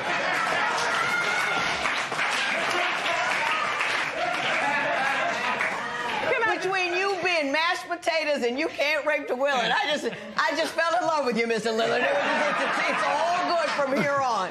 Ms. Wilson, let me ask you this. I'm going to talk to him about that, and I think I know what's going on there, and I'm going to talk to him because he needs to step up his game. I get that part, but I got to ask you something specific. Okay. You have a concern about the name on, you are not on the deed of the house. Please explain that to me. Yes, okay. Just like I explained to you with the car, okay, for my own security, and I thought he understood this after the whole car situation, okay.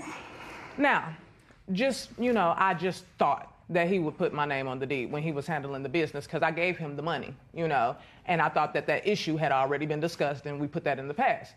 But when we get the deed back, I noticed that just his name is on the house. So I asked him, where am I at? You know, he tells me, when we get married, then I'll put your name on the house. So we have the same... Okay, let me have Mr. Lillard respond. Mr. Lillard, what do you have to say about that? I don't have an issue with her getting her name on. That's just what I was thinking at the time. Yeah. I mean, and the paperwork was done. By the time the paperwork was done, I mean, it just... I got you, Mr. Lillard. Yeah, I got you. That's not my intention at all. But it doesn't matter what your intentions are. It matters what you did. And I'm going to try to explain that to you yet again.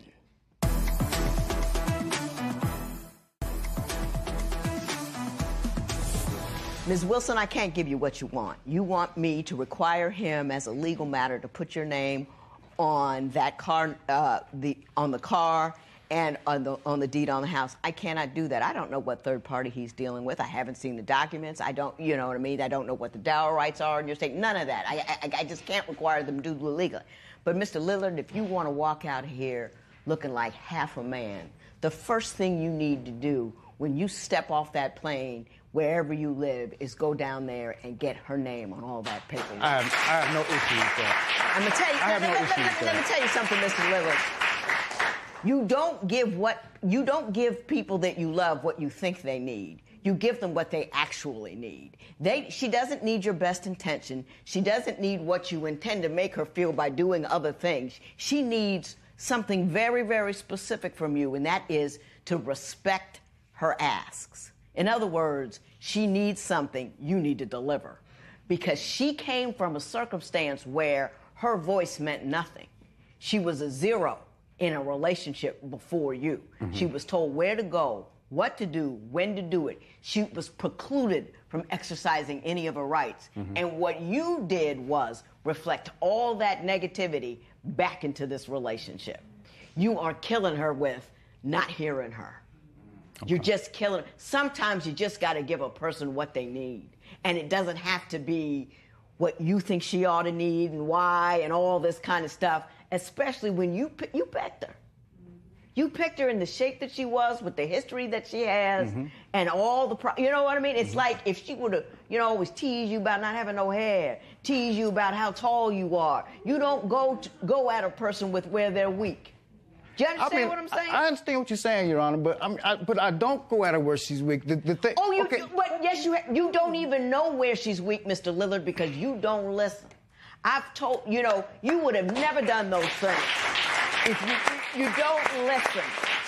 She's applauding because I'm right. They're applauding because they know I'm right. The only person in here don't know I'm right is you. I do know you're right, though. Good. Then this matter is adjourned.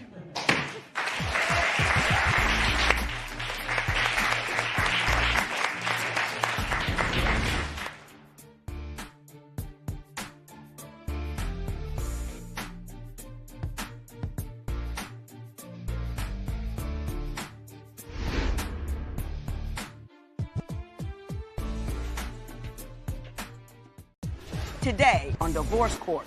I'm here today because my husband is a cheater and a pathological liar. I have cheated in my past, but that's in my past. I kicked him out of the house because of all the lying, all the cheating. I could spend the rest of my life with her if she can change, if we both can change. I see myself spending the rest of my life with Joseph if he changes, but I don't think that that's going to happen. Divorce Court is now in session.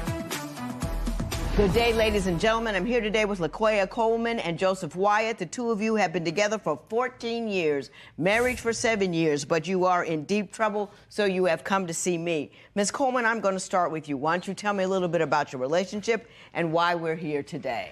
Okay, my husband is a cheater and a pathological liar. Okay. One day, he had went to the club, and he ordered food for us. After we got back from the bar, he asked me to go get the food, and I went and picked it up. And when I got back, he wasn't home. He left, wasn't answering the phone or text messages, and was gone for 3 days.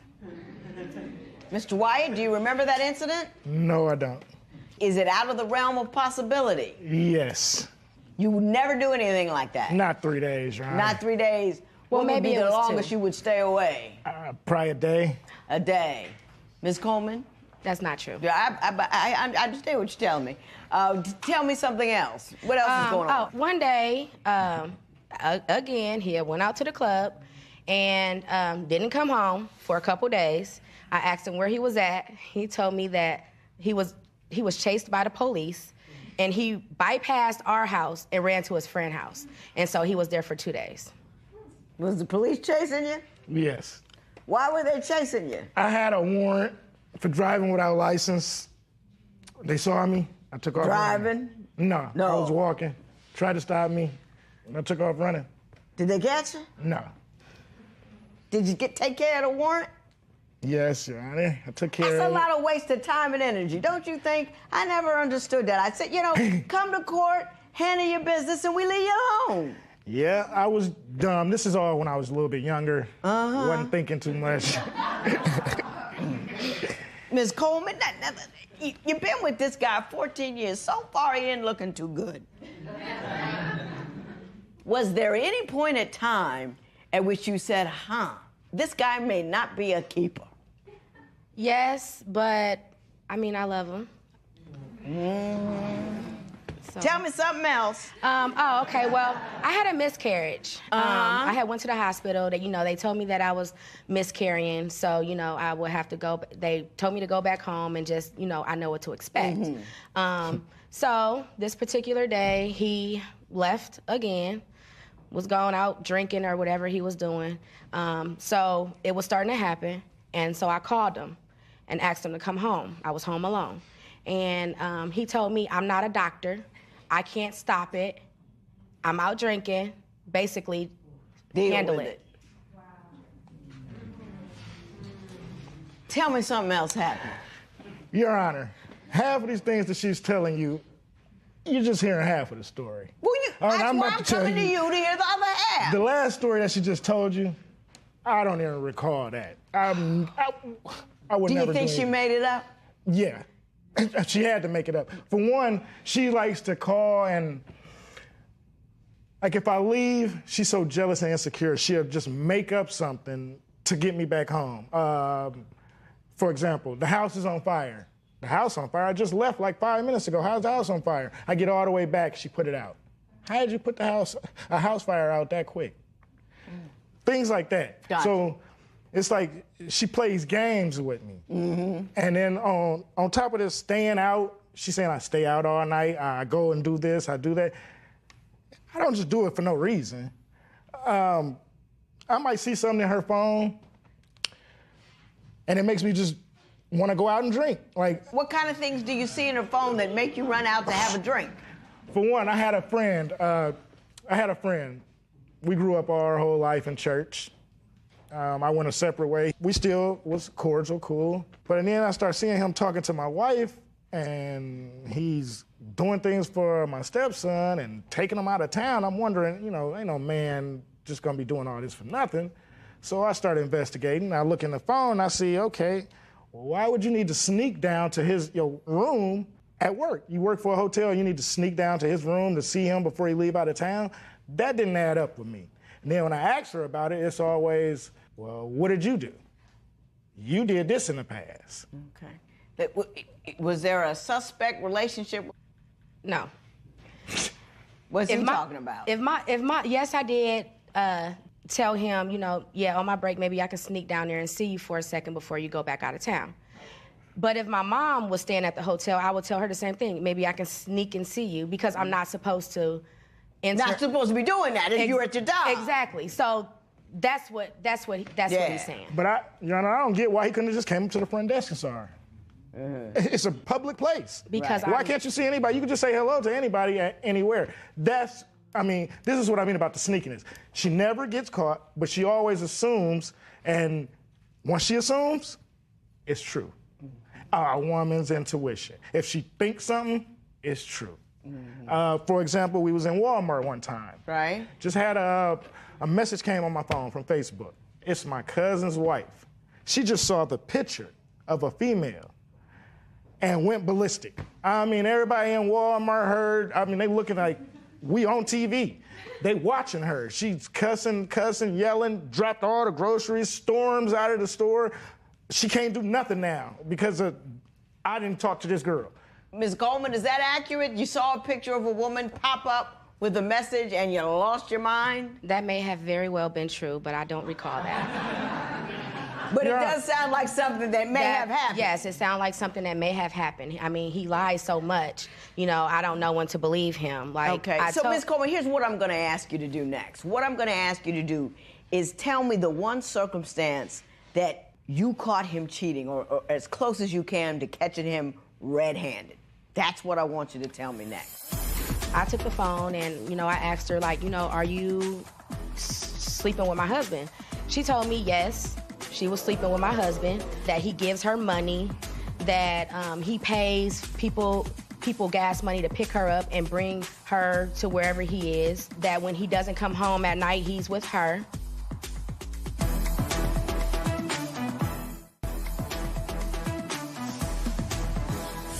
So, Ms. Coleman, you're going to tell me the most dramatic instance of you catching him cheating.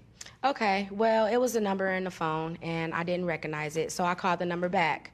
I actually had my son say hello when the other person picked up. And it was the girl who I thought he was, cheating with. And I took the phone and, I asked her, like, are you sleeping with my husband? She told me yes, she was sleeping with my husband, that he gives her money, that he pays people gas money to pick her up and bring her to wherever he is, that when he doesn't come home at night, he's with her. Yeah.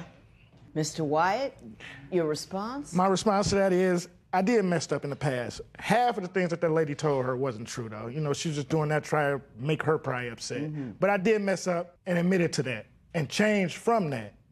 But since I changed from that, she's starting doing everything now. Tell me the best evidence you have that she's been cheating on you. Oh, I got evidence. For one, she has a stepson. I have a stepson, her son.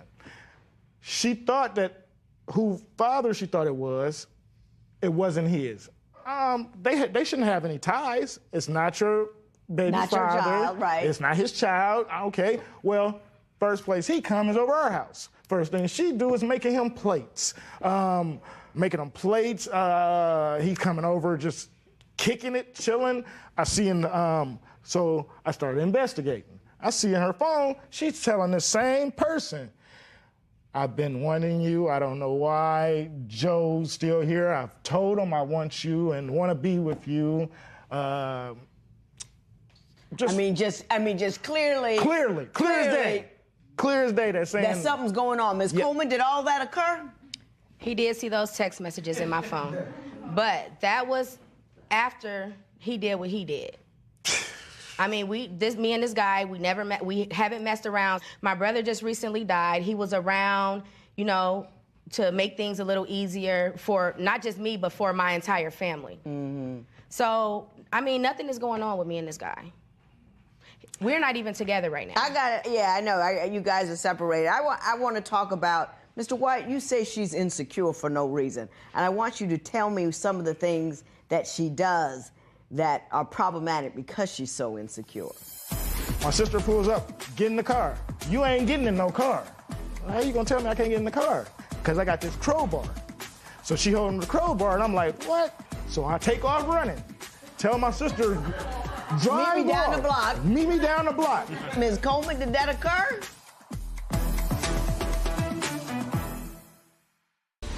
Mr. White, you not only say that she's insecure, but that she's also has a huge anger problem as a function of that insecurity. Please tell me about that. Okay, insecurity, for one, she helped me with my dreads. I had hair. My hair used to be so long, it was probably down past my knees. Mm-hmm. Thanks to her. She's blessed with her hands when it comes to doing hair. So when we go in our city, we'll go out, go anywhere we go, it seems like somebody will say something about my hair. Mm-hmm. When they say something about my hair, it's like, you look at your peripheral vision at the corner of your eye, I see my wife just, it could be a man, it could be a woman. Anybody come up and say a compliment, here come the jealousy. Like, as soon as we walk off, what you think you are, Lil Wayne? You ain't nobody. Why would you say that? I didn't even do nothing. They just touched my hair. Right. You think you something. Right. I'm like, well, what is all this coming from? So I cut my hair off. Tired of hearing that, I just cut it off. Now I'm trying to grow it back. That's what happened to my hair. The anger. Give me the most outrageous circumstance you can recall. One day, we got in an argument. I walked off. I walked to my cousin's house, called my sister, come pick me up. I gotta get away. My sister, before she coming to pick me up, she walks down there chasing me, trying to argue with me. So I'm like, please hurry up and come get me. While she walking up, my sister pull up to come pick me up. She sees her. She think I'm calling my sister to beat her up or fight her or something like that, but my sister is actually scared of her. So my sister pulls up, get in the car. You ain't getting in no car. How you gonna tell me I can't get in the car? Because I got this crowbar. So she holding the crowbar, and I'm like, what? So I take off running. Tell my sister, drive Meet me down off. the block. Meet me down the block. So I'm faster than her, so I take off running. She trying to run with me. I run, open the door. So my sister opened the door. I jump in, go. When I said go, she reached back, launched the crowbar, went through the back window. My sister, I'm telling her, go back, go back. Ms. Coleman, did that occur? Yeah, it had to have, yeah, because he couldn't have made that one up. What were you so mad about? He was probably out cheating. Probably. I mean, that was really long ago, like in my younger days. Since then, I'm not like that anymore. You stopped throwing crowbars at people and all that kind of stuff. He also has anger problems, too. Will you give me your best example of his worst episode? Well, one day, he asked to use my car, and I told him no. So my car was unlocked. He went outside, reached in my car, pulled up the hood, tore all the spark plugs from under the hood. Then there was a speaker in my car. He took the speaker, lunged it at the car, put a big hole in it, then kicked it, and it has 2 dents in the door. Yeah. You were younger then? Is that No, this was the recently. explanation? Recently, I mean, within the last year? Yes. Did you do all that, Mr. Wyatt? Yes. And you did that because? We went half on a car, and I come around and the car is gone. Even if I wrecked it, you can't sell it. It's half of ours. If we went half on it, you have no right to sell something that we went half on to benefit you. So I was upset about that. Yeah. So just to ensure that you lost all your money that you put in the car, you tore it up. Okay, he said we went half on a car. That wasn't the car that he dented and tore up. That was the car prior to that. You sold it. Which, yeah, I sold the car because he got in an accident and, like, totaled the car. Gotcha. So that was his half right there. So, right, yeah, so he tore up his own stuff. He tore up his own half. Sending a message, but the message just says, I'm stupid. Yeah, I got it. You guys are not together now, correct? Correct. You are currently separated. Correct. And are divorcing. In the process. In the process. Let me talk to you.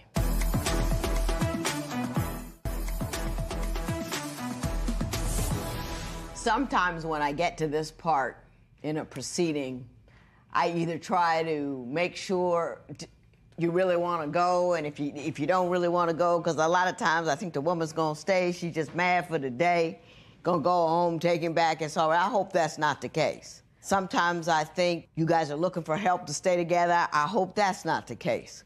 Sometimes what I do is give you some knowledge that I hope that you can take with you into your next relationship. I don't even think that's going to do any good. I'm not going to get mad, but I'm going to say what I got to say. I think you guys are conducting business in a disassembled community. You're in a society where you don't have much money. Every argument ends with get out. Every confrontation ends with something getting thrown, something getting destroyed. And I can't get mad at you that because I know it is a function of part of where you're from. Having said that, I will say this. You can live down to where you're from, or you can live up to a better day. And it is my hope that you would try to live up to a better day. I know that you were young when a lot of this happened, but you destroyed that car this year. Holy moly, you don't have that kind of money. I mean, you paying the stupid tax. The stupid tax is I have an emotion. I cannot afford another car. I can tear my car up, buy another one cash tomorrow. I wouldn't do it, but I could. You ain't got that kind of money. You just without a car. And you're doing it because you're working on behalf of emotions with no thought behind it. I know that these days we aren't behaving very well. From Twitter, from the very top to the very bottom, everybody is arguing, everybody's ugly, everybody's calling everybody's name. Everybody, all of us adults are conducting business in a manner that would get my kids grounded. And everybody thinks it's okay. Not only do we all think it's okay, we say we can go one worse. Yeah, he went this low, let me go this much lower. I mean, from the very top to the very bottom.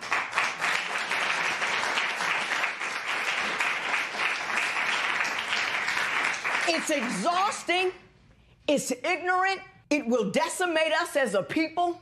There will be no conversation, there will be no discernment, there will be no effort, because everybody's just being ugly on the regular. And there's no example that we can follow that's better than that. I hope you can rise above the circumstances of your community. I hope you can rise above the circumstances of social media. But rise up at some point. And at every opportunity, you need to make a conscious decision to be better people. This matter is adjourned.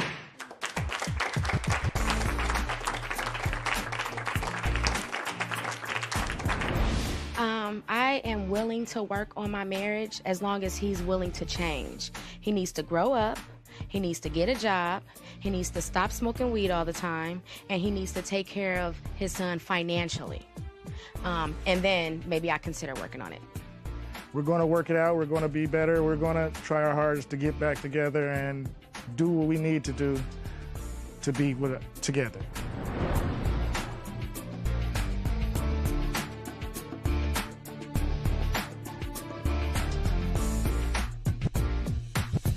Today on Divorce Court. Kendrell does not understand that in order for us to go on into our future, he's gonna have to change. I'm not perfect, but at the end of the day, I want us to be together, and I'm here to do whatever to make it work out. I have military obligations, and when I'm out of town, I cannot trust him whatsoever. The cheating and the trust, I feel like it's not that serious. There is a chance that he might have gotten another girl pregnant. I really don't know, and I really want to know about this baby. If I find out today that he did father a child outside of our relationship, it is over. Divorce Court is now in session. Good day, ladies and gentlemen. I'm here today with Darnisha Adams and Kendrell David.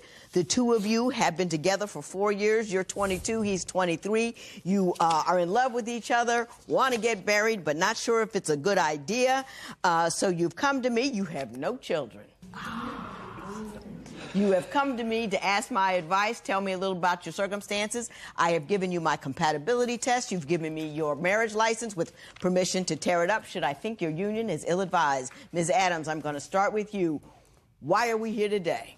We are here today because me and Kendrell are just no longer on the same page. Okay. And I need him to understand today that I will not take care of him his whole life. Mm-hmm. He tends to harp on a pact that we made concerning school and our financial situation. What was the pact?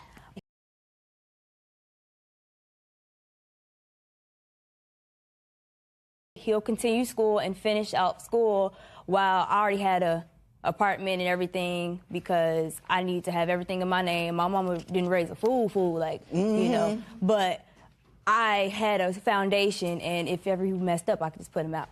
But that was our pact, that I would take care of the home front while he finished school. Mm-hmm.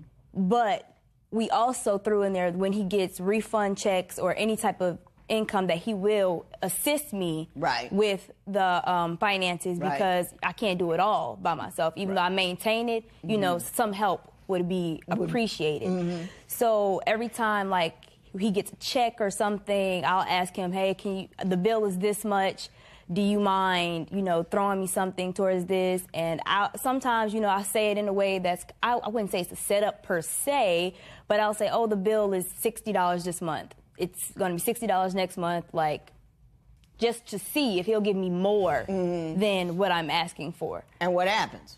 He'll spend his check on a game system or some clothes, or, you know, he'll give me the $60. But yeah, he won't go any further than that, and the rest of that is his money to do as he please. Mr. David, do you care to disagree with that version of events? I can't disagree on that. That pact, though, that's a big thing to me. Her support is number one. We came to agreement that I'll finish school and I'll take care of her after I graduate, because I have things lined up where I'll be able to be the bread feeder. I'll feed the whole household. Gotcha. But she's complained. She made an agreement. Yeah, she said, "Look, let me go to school. I will have you while you go to school." Exactly. And now she's complaining that that's what's going on. Yeah, that's what she's saying.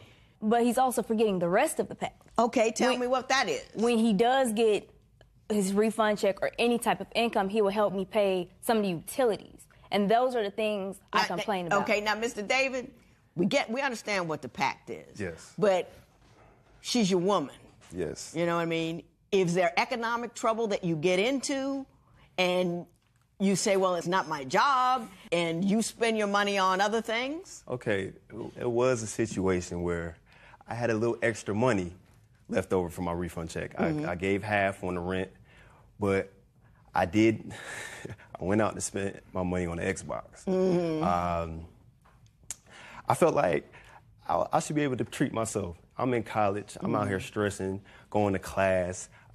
We had the pack. Now listen, you're gonna talk about I'm out here stressing, going to class. You're looking at a woman who's been through a couple of schools, all right? You know what I'm saying? I know what it is. Yes. There weren't any Xboxes in my day, but come on. Come on now.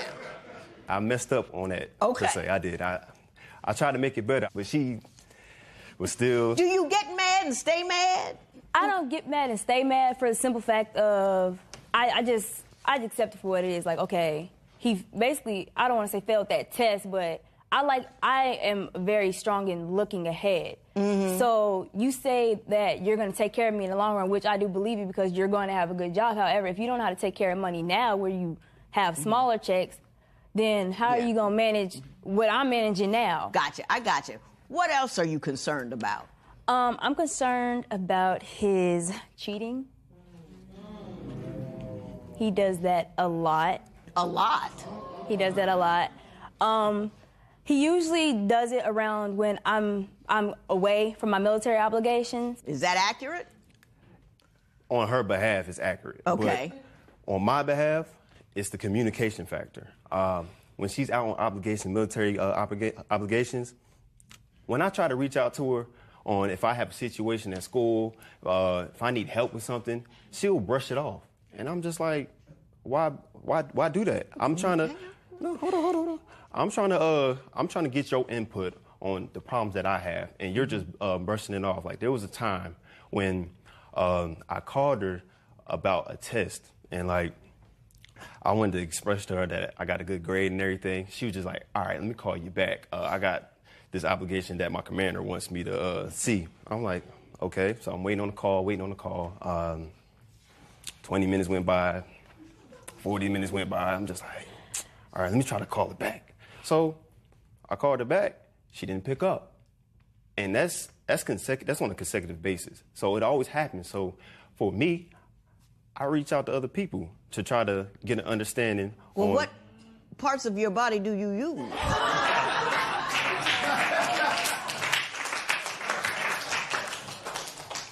I mean, I like to talk. I talk a lot. I talk to a lot of people.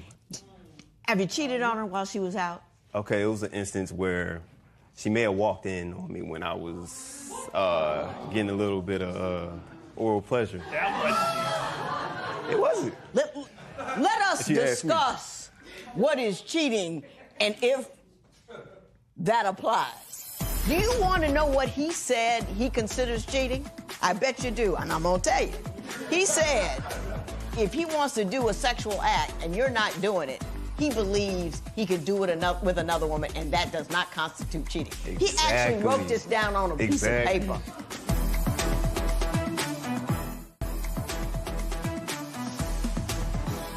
So, Ms. Adams, Mr. David contends that admits that you walked in on him while a woman was giving him pleasure orally. He says that that's not really, it wasn't a big deal, it's not cheating. Tell me about your point of view on his exploits. The time he is referring to is when I was away for roughly 3 months, and I was not aware that I would be leaving as early as I did, but I didn't want to tell him that because, I want to surprise him. You know, sometimes you like to do something to shake it up. So I already put him out by this time. So he was at his sister's house. Why had you put him out? I put him out because I caught him texting a friend of mine, and they were basically not talking how friends should talk. Gotcha. Especially if it's my friend. Gotcha. And what he likes to do is he likes to save them under different names, or like food place names or Right, something like, yeah. totally outlandish that he'll think that I wouldn't know what it is.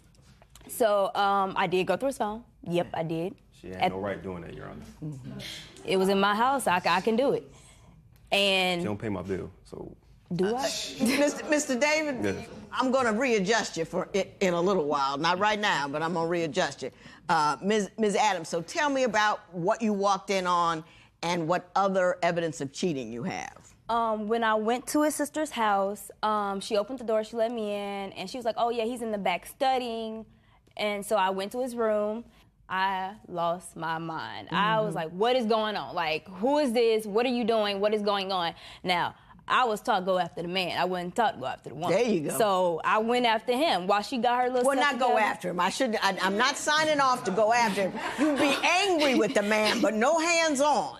But go ahead. I didn't put hands on him. I was just, real firm and strong. Like, what is you doing? What do you have going on? And she, ran out, and he was just like, you're never here. Basically, he tried to flip the script on me, saying you're not here. Is that your defense? Because I did read your compatibility test. I usually go to this later on, but I got to do this now. Do you want to know what he said he considers cheating? I bet you do, and I'm going to tell you. He said if he wants to do a sexual act and you're not doing it, he believes he can do it with another woman, and that does not constitute cheating. He actually wrote this down on a piece of paper. Exactly. He never says nothing crazy like that to me. Mr. David, explain your theory of cheating to me. All right, I feel like if she's not satisfying my needs in the bedroom like I expect, then if I go out and do the things that she's not doing with another girl, it's not cheating because we're practicing something that me and her did, but not really practicing that, if that makes sense. What needs can you have when I give you shelter? When I am home, I cook for you. I make sure the house is clean when you lay your clothes around the house. But you're not emotionally there, though. Emotionally? In what ways is she not emotionally there? So, I play basketball sometimes. I got a little intramural league. I want to call her about my day and tell her, like, how many points I scored. Like, if I'm crossing people up, something like that, she's not there for any type of support. And it's just like, why even bother try to reach out to you? The game he's referring to, I worked. I am a referee at that same place. I'm the referee, so I was on the other side of the court working.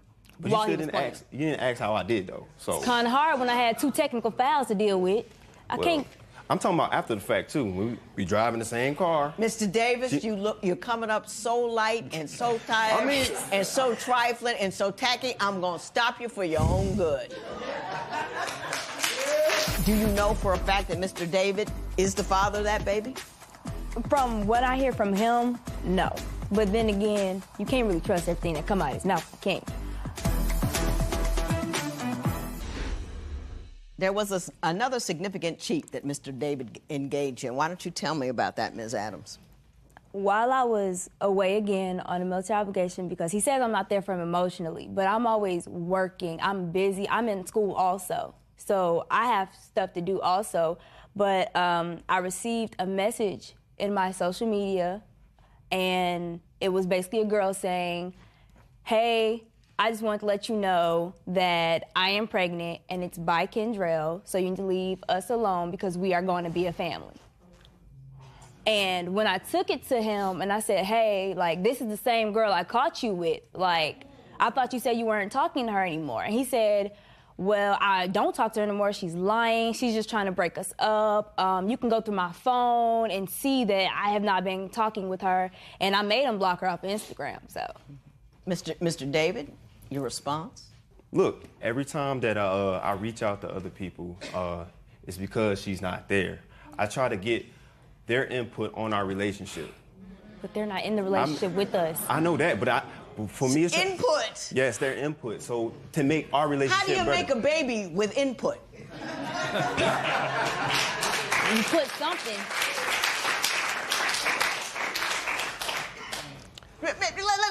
Let's stop, because we already see what's happening here. Why are you here on a before your vows with a guy who says the things that he does and does the things that he does? Why are you that valueless? Because we met so long ago, and we have been through so much, and we put so much work. He was not always like this. He was not. He used to be supportive. He was good. He was all that. It's when we got to college and we made this pact that he was like, okay, well, you know, he stopped working as hard. He lost that drive that I used to love about him. But we also put into work, and I don't have time to be going out and starting over when I already had my foundation set. Oh, Ms. Adams, Ms. Adams, Ms. Adams, Ms. Adams. Do you know for a fact that Mr. David is the father of that baby? From what I hear from him, no. But then again, you can't really trust everything that come out of his mouth, can't you? If it is his baby, what you gonna do? If it is his baby, I cannot stay with him. If you betrayed my trust while I was out trying to make our home, then I can't be with you. You understand that, Mr. David? I hear what she's saying, but listen. Say something intelligent, please. I'm gonna say something very intelligent. Listen. Your Honor, listen to me. We've been together for a long time, and I feel like if a baby is a stepping stone where she can't actually go forward with this relationship, I feel like she really didn't love me like she said she did. It's not my baby. I understand that. I understand that, but Ms. Adams, we got this man to take a DNA test, and we're gonna all know what the DNA test is, and then we're gonna talk about what everybody needs to do from here on.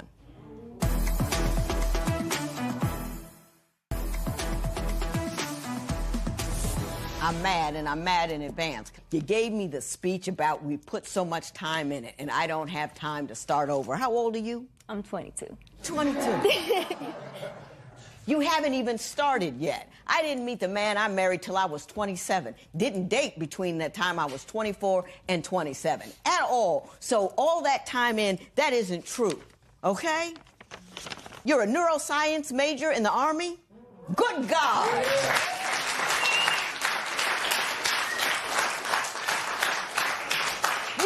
You the perfect package over there. I hope you meant what you said. Because that other woman has his baby. It's his. I want you to look at it. I want you to put it next to the phone so the next time you think you may call him, you don't do it.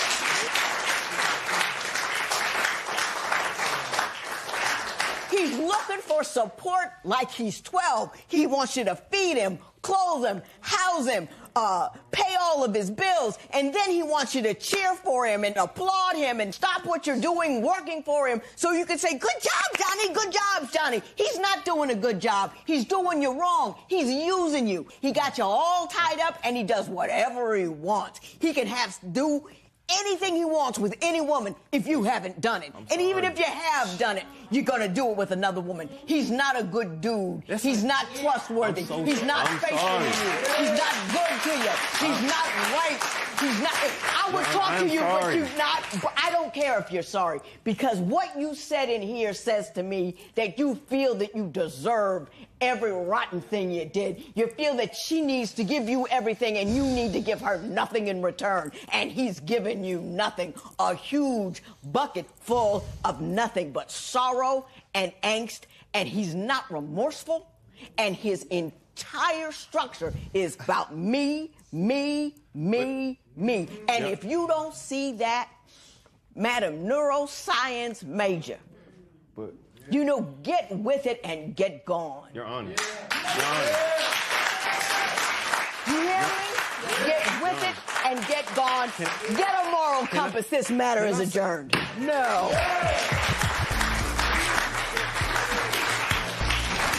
The judge opened up the result and told me I knew. I knew, and that was the end for me. Like, I meant what I said when I said that it would be over. And it is definitely, definitely over now. I know I deserve a woman like her. I'm not a bad person at all. And she knows that. I have a good heart. I may do stupid things at times, but I'm man enough to actually make myself better. And I would do anything. I just want her back. I just really want her back.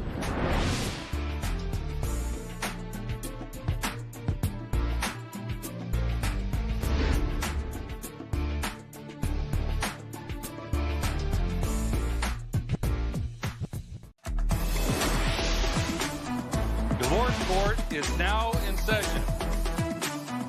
Good day, ladies and gentlemen. I'm here today with Patricia Taylor and Bert Taylor. The two of you have known each other for 10 years, have been married for 9, but are having trouble. You don't want to part ways, but you're having difficulty, so you came to see me. I had you fill out a compatibility test, which resulted in some interesting findings. And we will get to that momentarily. I'm going to start with Mrs. Taylor. Why don't you tell me, after 10 years together, why are you here now? Bert and I met through a mutual friend when we were working at the airport. Mm-hmm. I was running the employee cafe, and he was one of the guys that's out there loading up the airplanes with luggage or helping them park. And you the guy with the sticks? I saw him. Go like that? Yep, he got them sticks. I think that's the coolest job. I don't know why, but it was like he goes like, you can park the plane. Go ahead, I'm sorry. He looked like Top Gun out there, but it was just us getting together. When I first met him, I knew I loved him the You first described day. your first date as epic. Epic. Why don't you tell me why the date was epic? Unusual. We went out for dinner, we went bowling, we saw a movie, went to the club, had our first kiss out there on the dance floor. we were in our own Taylor world. got moved. We're in our own world. He does. You're over there quiet and whatnot, but he knows what to do. Boy, he's out there, got his little shuffle thing going. And he looks like Quentin Tarantino, can't go wrong with that look. I see it, I see Quentin Tarantino, I get it. I just wanted to be with him, get to know him more, and rip him out of his shell because he was so shy. And I made it my purpose in life at that moment in time that I'm going to know this guy, and I am going to make a very good impression on him and in his life. And you could just feel... Now, Mrs. Taylor, I'm going to say this. Rip him out of his shell. Oh, he's so You quiet. liked him when he was in it. Why do you want him to get out? He's cute and all, but it wears off. It wears off. I need a man who's gonna stand up, take charge. In what way does he fail to fulfill his role as a man? I moved in that night after our first date.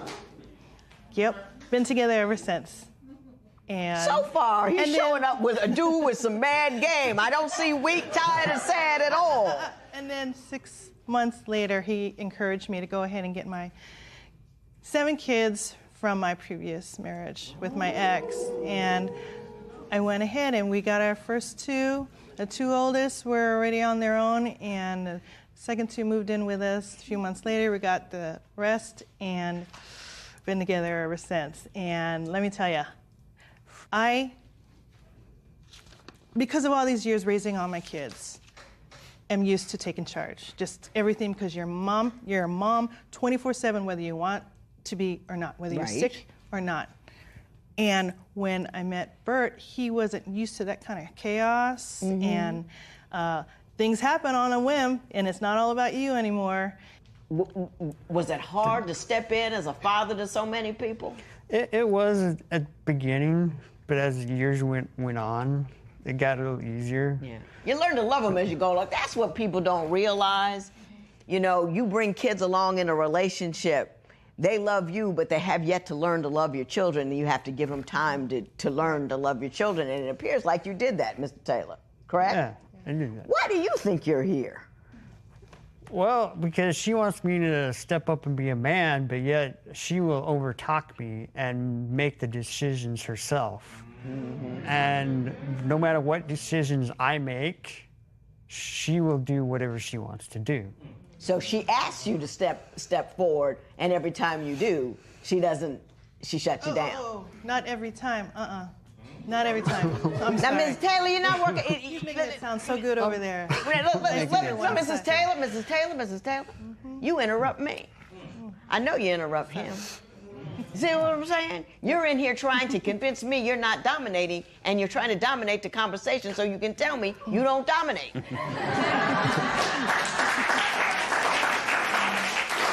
You're shooting your own self in the foot. So we're gonna take a step back here, and I want you to tell me something that will bother me, something he's failed to do that would upset me. Okay? I'll take a moment, think about it. Oh, I got it. And figure out, tell me something that he hasn't done that you wish he would do. I'm just tired of him saying things are taken care of when I specifically ask, is this bill taken care of? Or have you taken care of this paperwork for this child? Or taken care of this appointment, spoke to this teacher about whatever. We're a team. We're supposed to be doing this together, not sometimes. And I'm going to tell you a lie just to hold you off until, the notices come in, and then you got me. Mr. Chair, I'm going to give you a moment to respond to that, and then I'm going to ask about a very difficult situation that occurred in her life and how the two of you's relationship has somewhat buckled under that pressure. All right. I love dropping my son off at school. Because, we say goodbye to him, we walk him into class, and... He's a fly on the wall. I'm not even. Stop He's not it. even. Stop. Why don't you show that man some respect?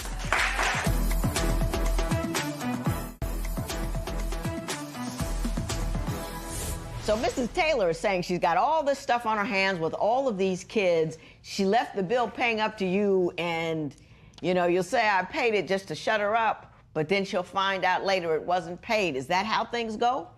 Well, we're living off my salary, all right? Right. So, some bills has got to be put off so others can be paid. Right. But eventually everything does get paid off. Do you understand he's got financial limitations with respect to how much he has? I mean, he can't pay with money he hasn't got. I understand. I'm resourceful. I find things for the family that, we got to cut on the budget, get things on sale, obviously.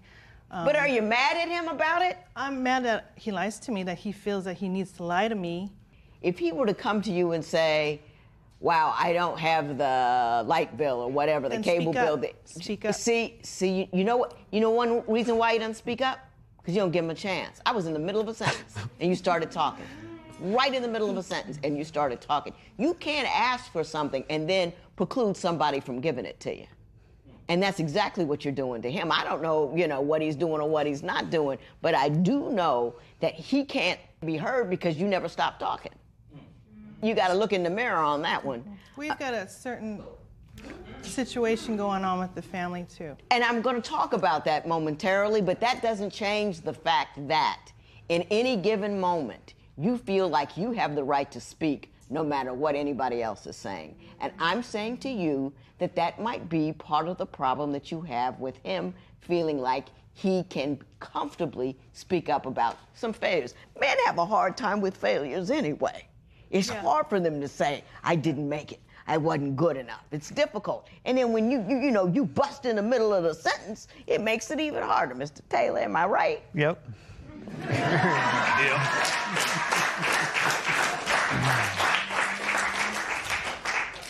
So, Mrs. Taylor, you have had an extraordinarily emotionally difficult circumstance occur in your family. Why don't you tell me what it is and why you believe Mr. Taylor hasn't been as supportive as you need? We recently found out that 2 of our children have been sexually abused. And there was an investigation and all of those things? Yep. Guess who had to deal with all that? Calling the FBI agent, getting in touch with APD, getting in touch with the attorney, figuring out what paperwork, what appointments I need to make, intertwining in between everybody's school stuff and his work schedule and my schedule. This is something out of the norm for anybody. And to still keep your head up. Right. Mr. Taylor, when that happened, did you do anything to step in and take some of that burden off her shoulders? Did you take anything extra on to allow her space to handle that?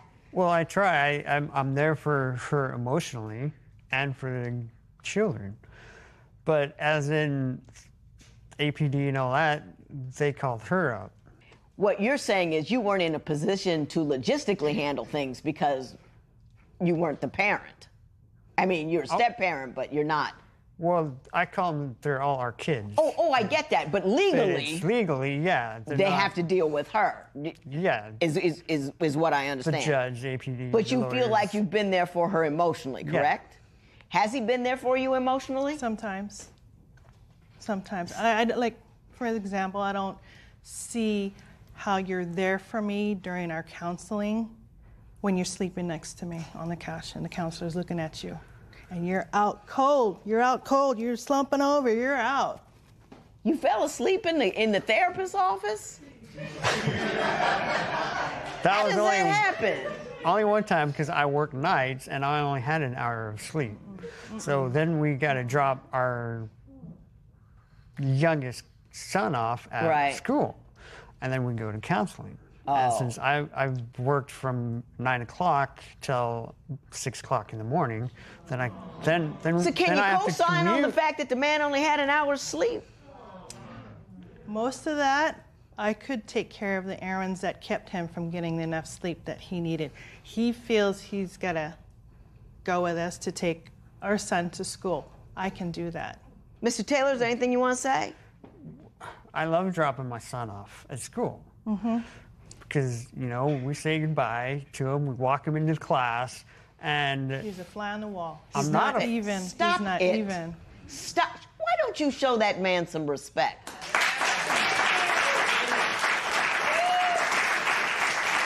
Really? I'm trying to be sympathetic. I really am. But you don't even give him a chance. I mean, he keeps showing up Superman over and over and over again, and just because it's not exactly what you want all the time, you know, you're kind of picking on him. Don't you think? Boy. But we'll move on to discuss the emotional support you feel that you've given, and if whether or not you believe it's really there or really enough. It's like this every day with every single thing in life. It's confusing to live with him. It's so Do you know what confusing. she's talking about? Yes. Because I don't know what she's talking about. Well, you know what she's talking about? yeah, I know what she's talking about. Tell me what she's talking about. What kind of emotional... I can't even imagine the distress one must feel in finding out that their child had been... Can't get sexually abused, can't get near it, don't know how it feels, don't want to say that I do. But what kind of emotional support did you need that you couldn't get from him? I will take the phone calls for you and make them for you, the appointments for you. So you needed relief to be able to let go of the ball every once in a while and say, nice. you handle it. Is that what you're saying? Basically, yes. Yes. Would be nice to know I can lean on my man and 100% he's going to be there for me. Mr. Taylor, do you have a response to that? She can lean on me, and I will be there if she asks me to be there. But the problem is every time that I am there, she doesn't like my decisions, or she doesn't like how I schedule things. Is it true, and just think about it for a moment, is it true that when he does try to step in and handle matters, you don't find it to your satisfaction? Here's an example. Okay. He's on the phone making an appointment. When I clearly have a calendar, this is what so-and-so's doing on this day. Here's a time. Hi, this is Bert Taylor. What time you wanted? What did you want it to? What time was that? I'm so confused. Yeah. What are you talking about? See? Exactly. See how you were perplexed right now? It was just a phone call, an appointment he's supposed to make. That's how I am every day in my life. How you're acting right now to just one phone call for him to make. It's like this every day with every single thing in life. It's confusing to live with him. It's so Do you confusing. know what she's talking about? Yes. Because I don't know what she's talking about. Would you know what she's talking about? Yeah, I know what she's talking about. Tell me what she's talking about. It's when I make a phone call to like a doctor or lawyer or whatever. Yeah, sometimes I do get nervous. You're hesitant. And hesitant, yes. And if I don't have the calendar or written down in front of me on what's going on that day or that week, then I don't know. Yeah, you get discombobulated, a little confused because you're a little nervous. Yeah, so I ask her what's a good time, or a good day for us to go in. Right, right. Everybody knows you have your homework done before you even jump into a situation. You look at the schedule. Look at the schedule, see what's going on, then make the phone call. It's simple things like that, just common sense. I got it. Wish I didn't, but I do.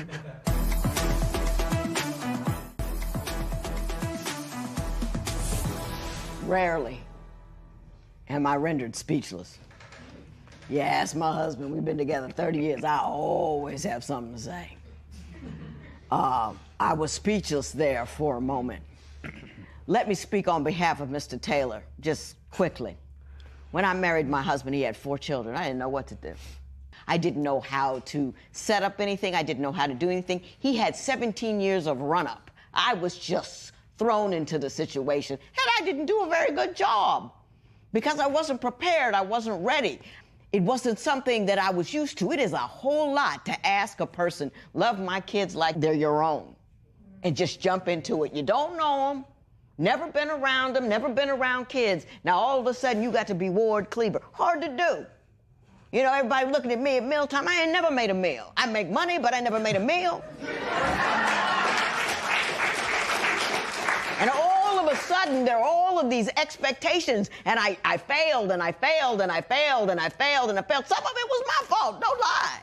But some of it was because I can't be June Cleaver like that. It took time for you to become the mother that you are. He can't do that instantaneously. I am so sorry that that circumstance occurred to you. I cannot imagine the pain and the distress.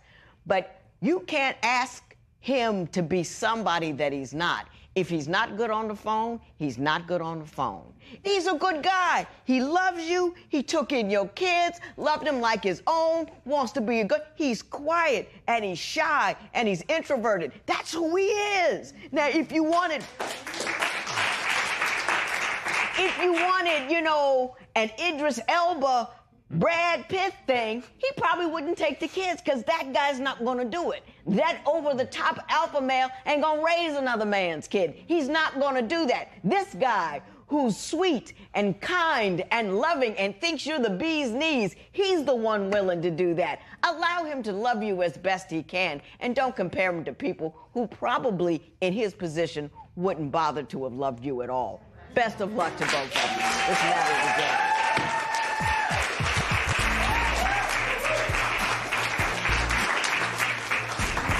With all that we've been through, we've gone beyond what a normal family should go through as far as trauma and chaos and pretty kind of dysfunctional family when we first got together, but we worked together hard as a team in the beginning, and now it's just kind of withered away because I'm tired.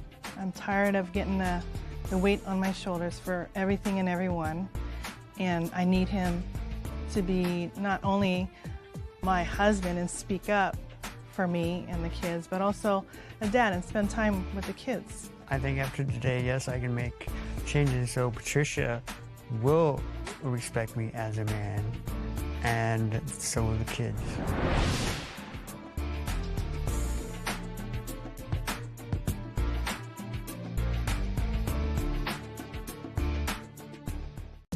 Today on Divorce Court. Anthony got laid off about a year ago and now felt like he needs to do acting. This is my career, and it comes first. Anthony and my sex life has dwindled. He's in his homemade studio trying to act. The more videos he does, the less sex I get. I can't continue to take care of a grown man who's aspiring to be an actor. All I need is a little more time. She's got to trust me. Divorce Court is now in session. Good day, ladies and gentlemen. I'm here with Karen Ford and Anthony Bennett. Joe, are you ready? That's it. They've been together for 20 years, engaged for 15. Ms. Ford, I'm going to start with you. Tell me a little bit about your relationship, how you got together, and how we got here. Start with how you got together. Anthony used to live across the street from me. He's older than I am, obviously. That was cold, but go ahead.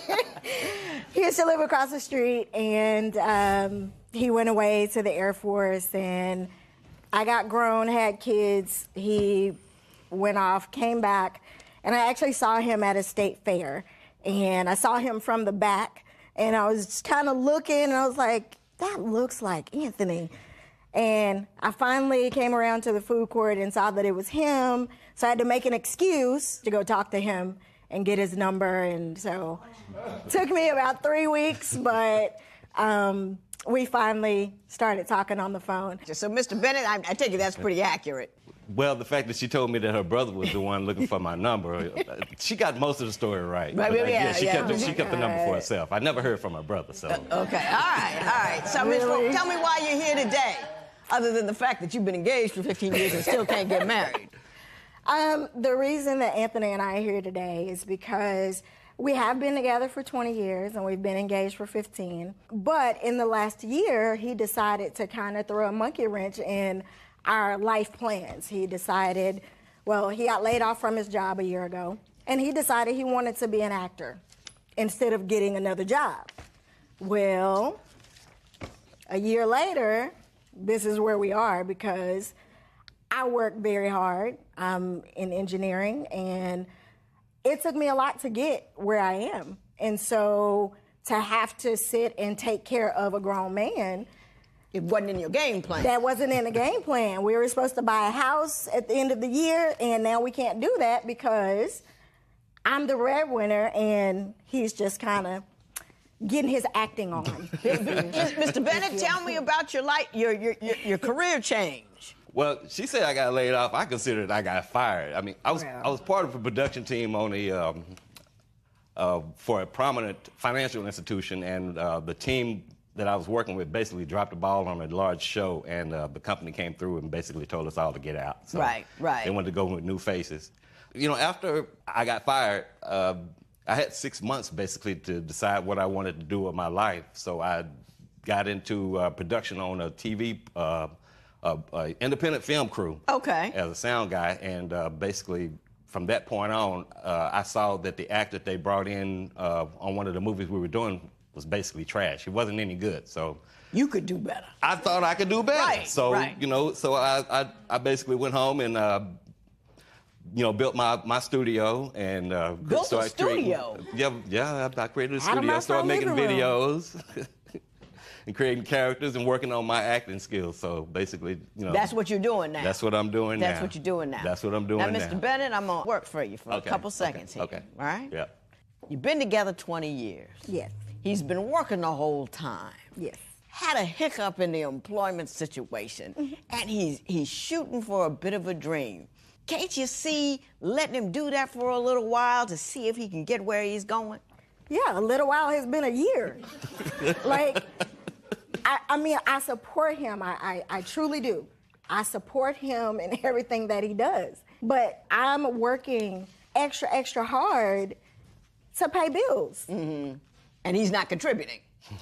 Now, Mr. Not Bennett, let me much. ask you this. Is this a 24/7 gig? I mean, even though you got your studio in your own house, so you can work at night, you could go out during the day and at least get a part-time job. Why isn't that on the table? Or is it? It's not, Your Honor. You know what? I really don't want to go back to working because I love what I'm doing. And if you love what you're doing, you're not really working. And you're not really working because you're not getting paid. Exactly. It's okay. I mean, it's the getting paid. I mean, you can still enjoy what you're doing and then get paid doing something else on the side. Why is that off the table? Exactly. Well, I need to be able to have the freedom to be able to go to these auditions. You know, if I go to a job and they're not going to let me go, you know, do an audition for a movie or, you know, a commercial. How many auditions do you get in any given month? I get a lot. I actually have, I've done about 15 or so in the last year. So I'm maybe a little more than one a month. One a month? Yeah. Yeah, and you can't find a job where you could manage to work and have the time once a month to go, like, take a personal day and go do that. You can't figure that Your out. Honor, like I said, that would be more like going back to a job, and I really want to do what I want to do, which is not like a job. It's, I want to do what I'm doing because I enjoy what I'm doing. Tell me something else. Well, these so-called auditions and shows that he's been in, they don't pay a lot. So it was this one instance where he's telling me he got this big gig, and I'm thinking, okay, you know, bills are due next week, and I'm thinking, you know, this is gonna be a, you know, pretty big payout, and it'll help with the bills. And this was probably like a 10-hour day for him. More like 12. Okay, 12 hours, even worse. It was long. He came home with $70, $65 as a matter of fact. And so I'm looking at where's the rest of it, because you've been gone for 12 hours. I mean, Yana, can I say? Please. I mean, when I went to this audition, I really had the expectation that if I was going to be on set all day, that I was going to bring home a check with a couple of more zeros behind it. Yeah. You know, it was for a prominent TV show, so you know, you think that when you get into acting, the money's going to start rolling in. I didn't know it was going to be, you know. I knew it was going to be like that, you know. Guess should have did that research for you. Yeah, I got you. They basically gave me what they found in the couch. I understand that your sex life has taken the brunt of his failure to work, and I'm going to need you to tell me about that. I've worked very hard all my life. Right. I supported 3 kids by myself, went to school, worked 2 full-time jobs while going to school. But right now, I'm overworked, right, undersexed, and overwhelmed. And I need some help.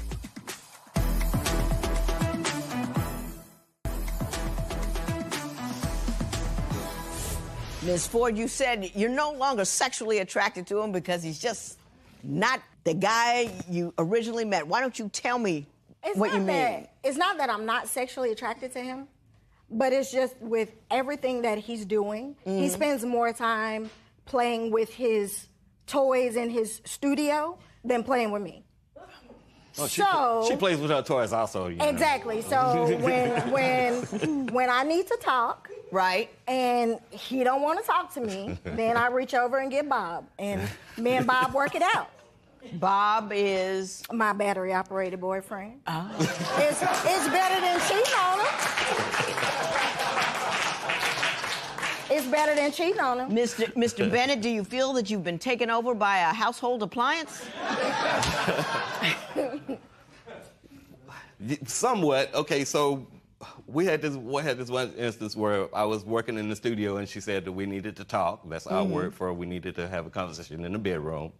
So we needed to talk, and I told her, I said, well, I'm working on this video. Let me finish this up, you know, and I'll be in there. We'll talk later. Yeah, we'll talk in a minute. I just need to finish this video. So I'm really not aware that it took that long, but I guess by the time I finished, you know, I went in the room and it sounded like somebody was stirring mashed potatoes with an electric spoon, you know, so.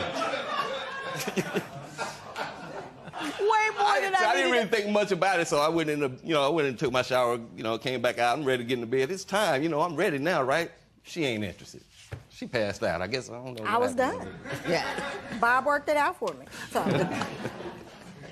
Mr. Bennett, what is your primary complaint with 15 years engaged but not married. What's up with that? Is there a reason why you haven't done it? And what about this relationship don't you like?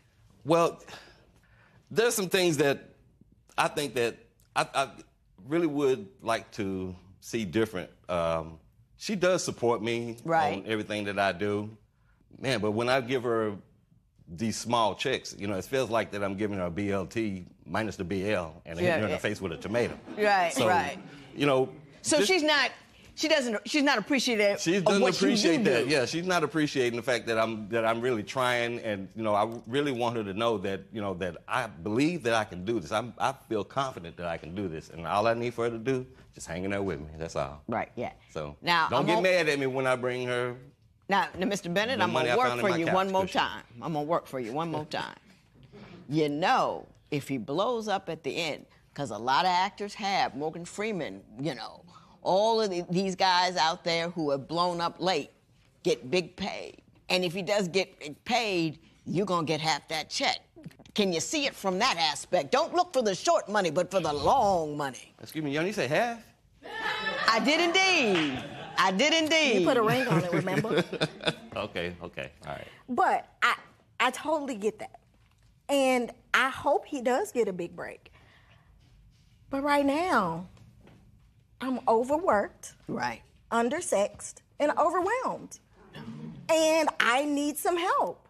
I've worked very hard all my life. Right. I supported 3 kids by myself, went to school, worked 2 full-time jobs while going to school. And I need some help. I've always supported him.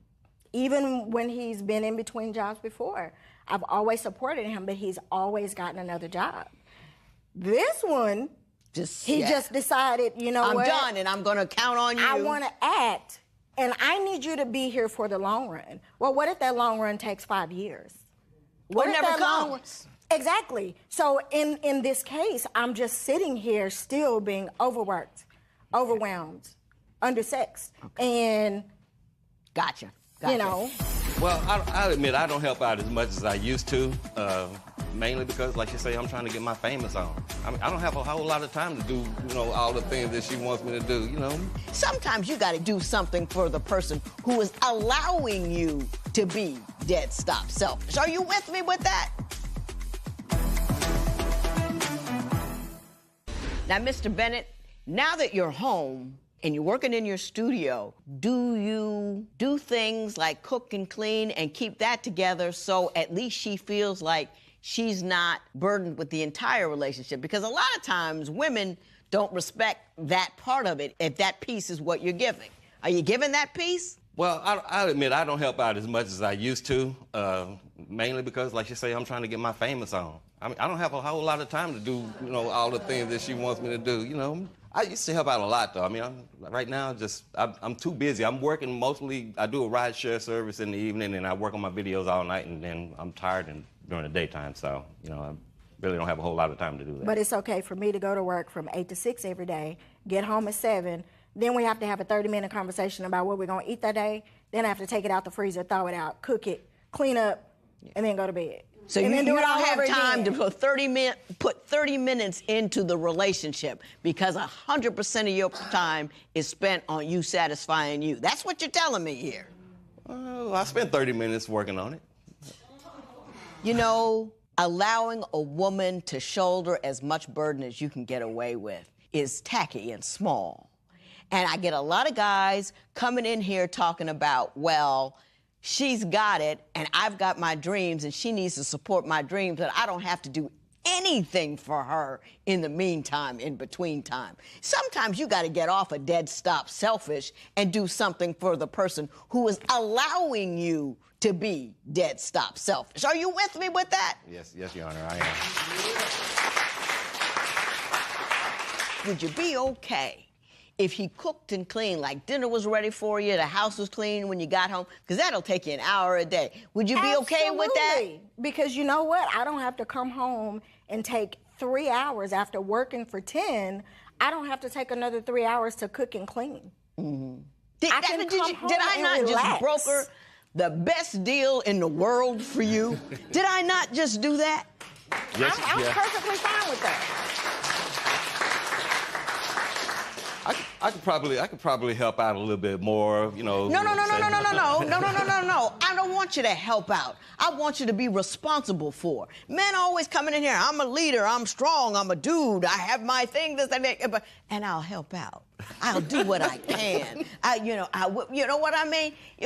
Be strong and be forceful with it. Okay. I'll take responsibility for. Okay, I will take responsibility. Yeah, I don't know if I believe you. Let me tell you what I think.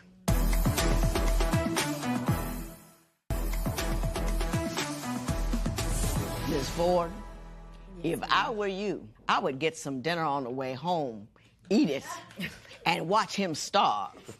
If I were you, I would clean my own clothes and not do anything for him. If I were you, my side of the bedroom would be clean and his would be filthy. If I were you, I would stop saying, I'll support you no matter what, and say, I will not support you if you don't support me. That's what I would do. Okay. And No. We women get it. If I do more, if I do right, he's going to come up right. That's not how that works. I know. It's, oh, she's doing all this. I can get away with that. She's doing all... What you will do, he won't do. So stop doing. I would. He didn't even come across with a ring. You know what I'm saying? If he gets sick, if he dies, if he has money, you ain't going to get it. Because legally, you're a stranger to him.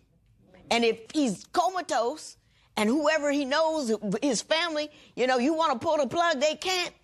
You living with him, but you can't make no decisions because you are a legal stranger to him. That's deep.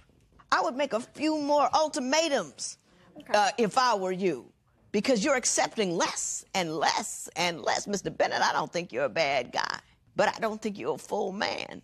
If you can live with a woman and let her sacrifice for you and you not feel like nothing when you look at yourself in the mirror and say to yourself, I contribute nothing to her well-being. I contribute nothing to her well-being. But I'm contributing to her future, Your Honor. You know what? You know what? That is not a full-time job, contributing to her future. I work. I was a judge, all of that kind of stuff. You can do a full-time job and still contribute to your partner's well-being. That's foolishness. That's ridiculous. That's a tired excuse from a tired individual who doesn't want to be a right guy. A right guy has enough time to do the right thing. You know what I'm saying? I took a ride. I got where I'm going, you know, but my husband contributed all the way along. You know, it was never, it's on you, baby. It was never that. Right. It was always whatever you need. That's why it's all good. You see what I'm saying? Yes. Be a better man, Mr. Bennett. Don't put up with anything. This matter is adjourned.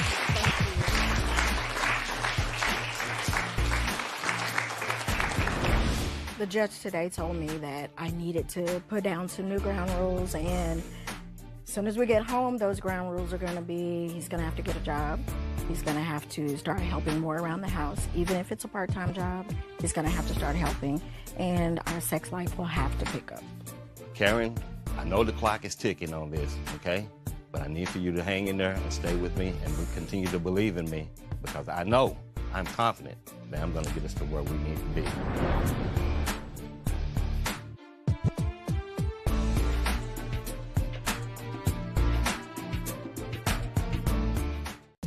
Today on Divorce Court. I was very irritated that she asked me for an open marriage after we had already gotten married. I asked Takayla for an open marriage because she supposedly has cancer, so I'm not trying to be mean, but you can't keep up with me sexually if that's the situation. Every time I open my mouth to tell her something about how I feel, she bites my head off. The communication between me and Takayla sucks. We fight, she screams, she'll leave the house. I just want her to realize that there's what I do matters. If you ain't working, the least you can do is bring me to work when I'm working 14-hour days. Divorce Court is now in session. Good day, ladies and gentlemen. I'm here with Takayla Stewart and Tanessa Stewart. The two of you have been together for 5 years, married for 1, but you don't want to be together anymore. You do have a financial matter you would like me to resolve, but before we do, I'm going to start with Tanessa. Why don't you tell me a little bit about your marriage and why it's ended up in divorce court here today? I think we're here today because I feel like our marriage and our relationship has been one lie after another. I was told when we got together that she had degrees in accounting. She was a semester away from her bachelor's in applied law, which means she would have an associate's, but she doesn't really do anything with them. There's no paperwork. There's no family that has heard of this ever. There's no books. There's no degrees. There's nothing on the wall. No paperwork, nothing on the wall, nothing's been framed. There's nothing. And for having some pride. Yeah, let's ask her. What do you have degrees in? I have an associate's in accounting, and I also have an associate's in criminal justice, and I'm a semester away from my bachelor's in applied law. Not lying. I have no reason to lie to her. Why do you think she doesn't believe you? Well, the proof isn't there because I had a garage fire before I met her, so all my textbooks were gone. I had quit school before we even ever met because I was diagnosed with some health issues, and I couldn't continue working 2 jobs, raising my 3 kids, and continuing going to college. What area of applied law are we talking about? I wanted to be a lawyer. I was going to school to be a lawyer. I wanted to continue into law school. But what area of, you said you had a bachelor's in applied law that's applied to an area, you know, that's for non-lawyers who want to study law in a particular niche. What was the niche? Family law. You sure? Yeah. Absolutely sure. Yes, and I was going to specialize in gay and lesbian rights and adoption rights and things like that. Okay. Well, so far. Are you going to get your JD? Eventually, yes, I hope to. Once we get financially to a point where I can, because at this point I have to pay off student loans to be able to even go back to school. So. Have you seen the student loan payments? No, ma'am. It's on Why my credit do you report. think she doesn't believe you? Because that's a huge thing not to believe. I have no idea, but I don't question whether I believe her. She went to school for pilots stuff, and to me, I just let it go. To me, there's no reason to call her a liar. She doesn't work in the field either, but I don't sit and call her a liar because of it. I have no reason to. It's part of her past. It's part of her life. Okay. Why don't you tell me what other lies you believe she's told? Well, she stopped doing this with the degrees because she has cervical cancer. She doesn't go to a doctor. She opted out of ever having surgery to fix cancer. She doesn't do anything. For being with her for 6 years, she looks the same as she did it from day one. You still look healthy. Nothing has gone down the drain. Nothing has changed. No doctor's really. appointment? No. Never. No. Tequila, what's up with the... Do you have cervical cancer? Absolutely. Okay. And when were you diagnosed with cervical cancer? They tried to diagnose me when I was pregnant with my youngest daughter, and I said no because I had just lost a baby before that, and I wasn't going to lose another child. And so when I went back in after having my daughter for my 6-week checkup, they proceeded to do all of the testing and all of that, and I found out 6 weeks after my daughter was born. Okay. And what treatment did you get for it? I opted out because I had to be a mom to my 3 kids. They don't really, my youngest daughter's dad isn't around. So is the cancer growing? Did it opt out with you? What happened? I've just chosen not to know. I'm just trying to live my life. I don't want to. So do you go to the doctor, once a year for an exam?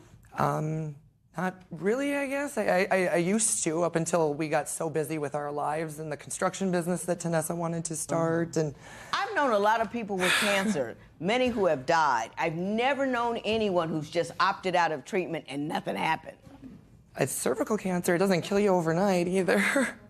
6 years, no treatment. You haven't even gone to see if it's grown or anything. No. If it's progressed. She says I don't she want doesn't to want know. I prefer not to know. It is one of the most curable cancers out there.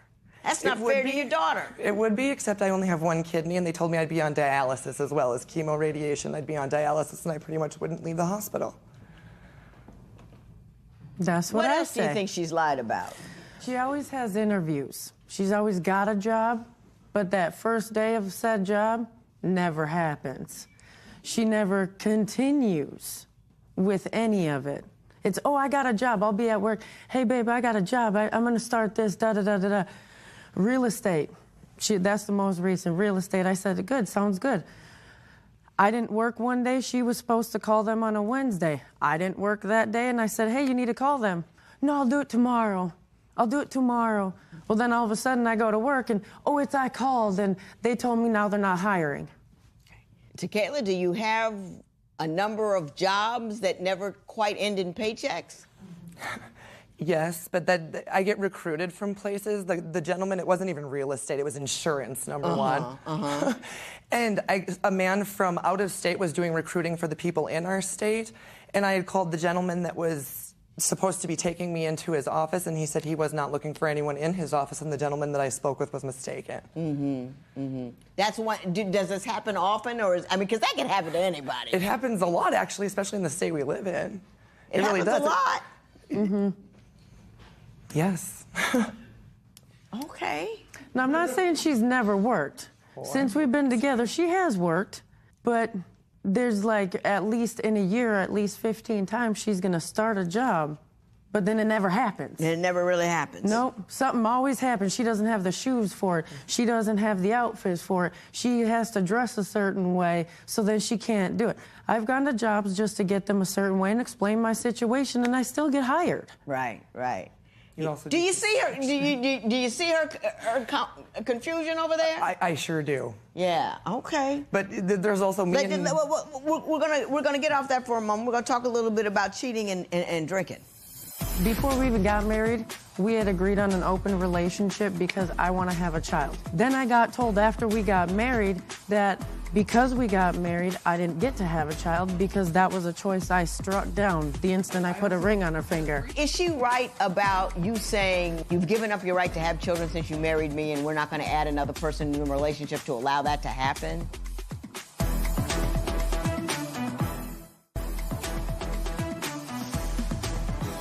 Kayla, you say that you think your wife is cheating on you. Why do you believe that? Because it's happened every 6 months throughout our relationship for the entirety of our relationship. How did you first find out she was doing that? Well, she pretty much just tells me she doesn't want to be with me anymore and she's done. Mm-hmm. And then she moves in with someone else immediately and it's over with, and she says she's never getting back with me, so then she thinks she can just go sleep with whoever she wants because she's convinced we're never getting back together again. Right. Every single time. And then you end up getting back together. And we always end up getting back in. together. And then we got married and she decided she wanted an open marriage. Did you ask her for an open marriage? Yes, Your Honor, I did. Why get married and ask for an open marriage? Because that to me seems, that's like you're my main chick dating and I got other chicks, so why marry? Because it was something she pushed for. It's always, if we do this, I'll do this for you.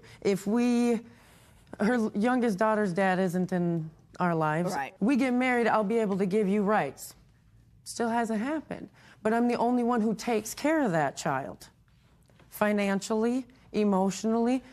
She helps her emotionally. I've explained to her that that's a legal process that I can't make happen overnight.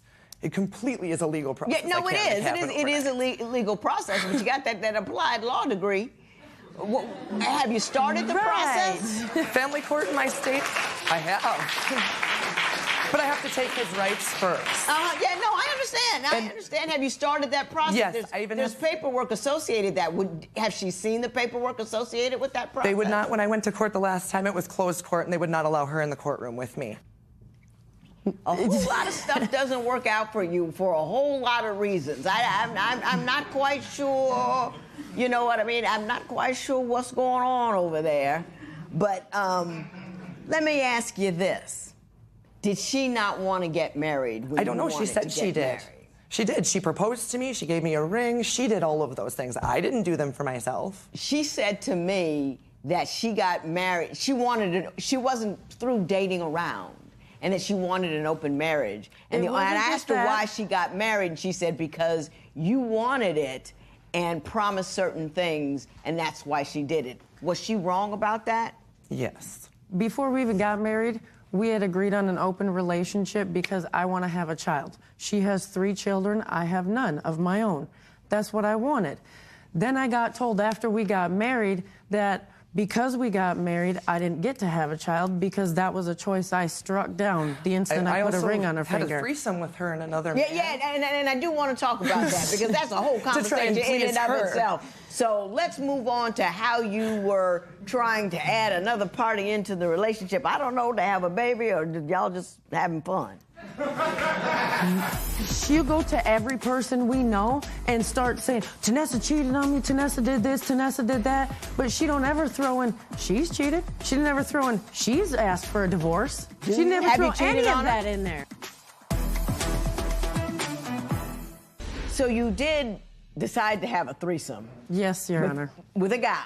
And with a female. And with the, oh, well. So you can't pinpoint it was just the one. I didn't have all the information. Yes. Is she right about you saying, well, you've You've given up your right to have children since you married me, and we're not going to add another person into a relationship to allow that to happen? No. I just feel like there's other ways she can go about it, that we don't have to have another person in our relationship. We can't handle our relationship You the way just go that to a it is. sperm bank or something like that. Exactly. Yes, Your Honor. Is that true that she just wants to limit the method and not necessarily the right? No, because originally I told her that that's what I wanted to do, and she told me the best way to do it was to sleep with a man. I don't want to sleep with no man. Nothing against men.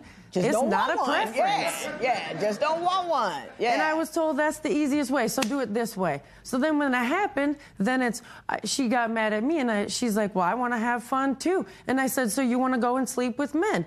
No. But if you're going to, then I want to be allowed to. Well, either you consider it something disgusting and you don't want to do it, or you think it's fun and you want to do it. Which one is it? Neither. I just want to, I want to be able to have fun the same way she is. If she's going to go sleep around, I'm going to go sleep around too.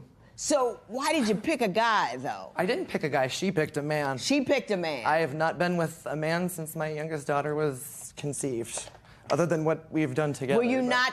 I choose not. Was it something you did not want to do but felt compelled to do it? Yes. To save our relationship, yes, because it's something she wants, and it's always thrown in my face how I have kids and she doesn't, that she feels I took that away from her, which I don't feel that I so took that was any of with the intent to get her pregnant?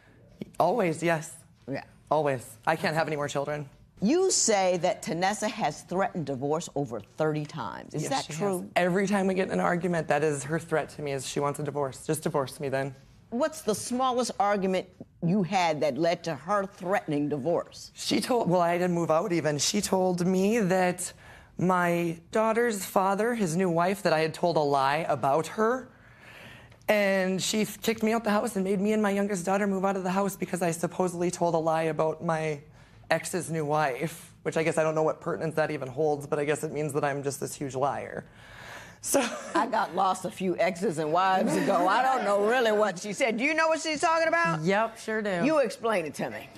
Supposedly I had said a lie to this woman about her, and that was the argument. No, it was that I had said a lie, that I had told you a lie, which I didn't even say, and you went off on this person and kicked me out of the house with our daughter. Because when we argue, do you know what she does?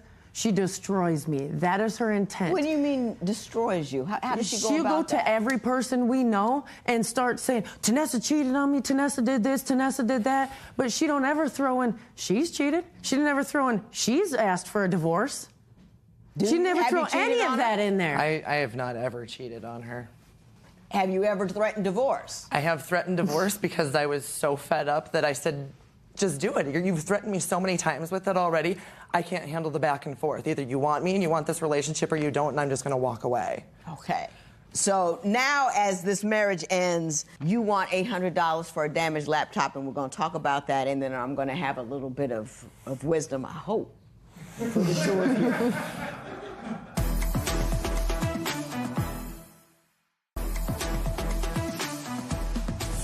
Tell me why you believe I should award you $800 for a laptop. Because that's what I was using to go to school with. And she just wanted to simply watch a movie on it one night because her DVD player broke. So I set up my laptop, she put it underneath the window, left the window open, and it rained all over your laptop. And all of my books were online, and they were in that laptop. All my pictures of my children are in that laptop. Everything. Everything. All the books she wants to see are in the laptop she fried. Tanessa, what do you have to say about that? Can I control the weather? I am not God.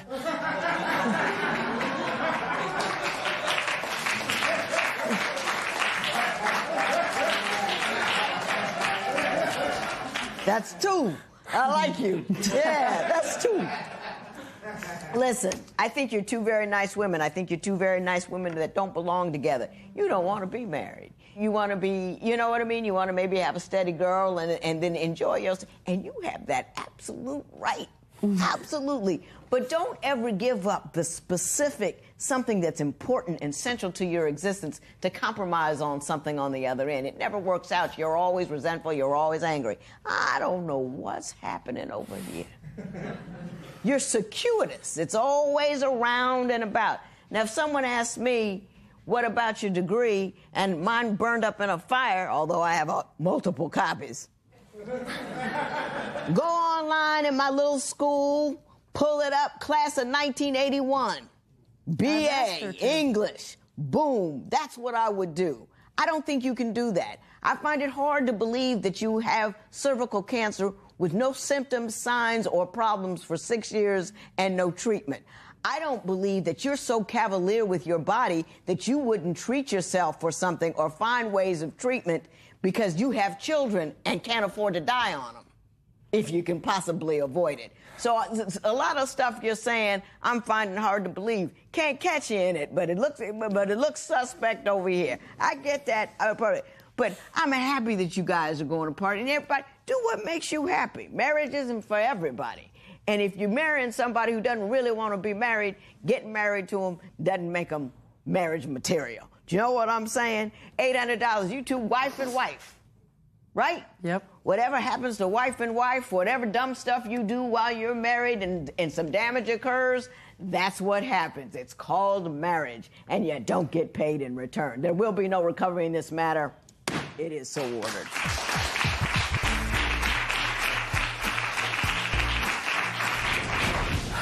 I just don't feel like I got to tell my side of the story even a little bit. So I'm fine. Life goes on. It is what it is. I truly believe at this point that she's a pathological liar.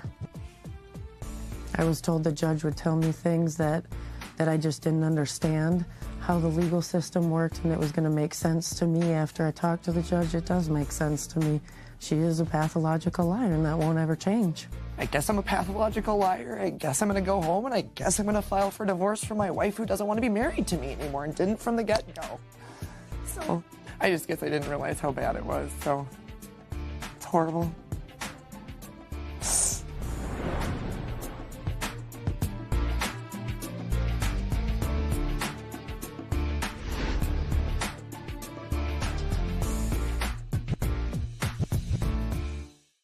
Today on Divorce Court. Yeah, you know, since the last time we was here, you know, I honestly listened to the judge and I backed off. Okay, but you know, you still a little guilty. And this is probably why you brought me here, but it's okay. Today we are back in divorce court to find out if Matthew is mine. I have serious doubts. You know that's your baby. Come on now. Well, it's sources that say otherwise, so...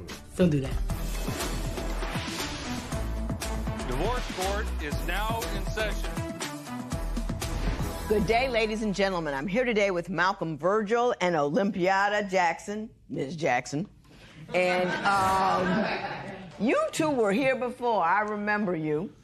You're back again. We always love to know what happens to people, so I love it when they come back, but you have a new issue altogether. But before we get to that, I'm going to take a look at what happened the first time you came. The first 6 months, you trusted him. And then you got pregnant by accident, right? Well, no. On purpose? It wasn't on purpose. It just, I mean, we wasn't using protection or anything like that. So I knew it was going to happen. So I was always the black sheep. Black sheep? In what way? Not so much as nobody wanting to, you know, just be there for me when I need them to be there for me. He does that sometimes, but sometimes it's just like, whatever. And when he be like that, that makes me want to just, you know, grab my bag and just go about my business.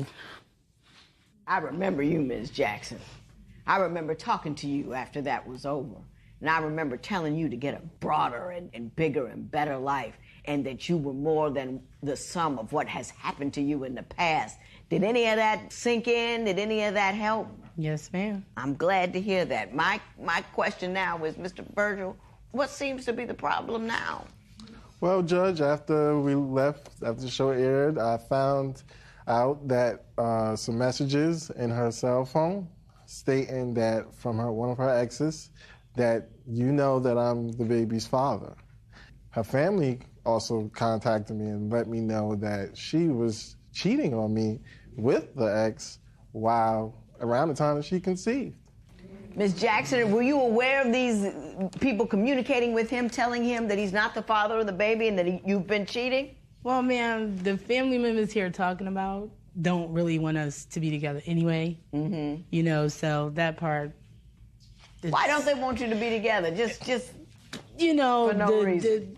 The age difference, you know, so. Yes.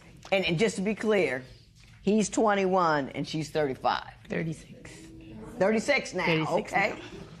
Yes. So what about the ex? Did he, in fact, contact Mr. Virgil? Not so much Mr. Virgil.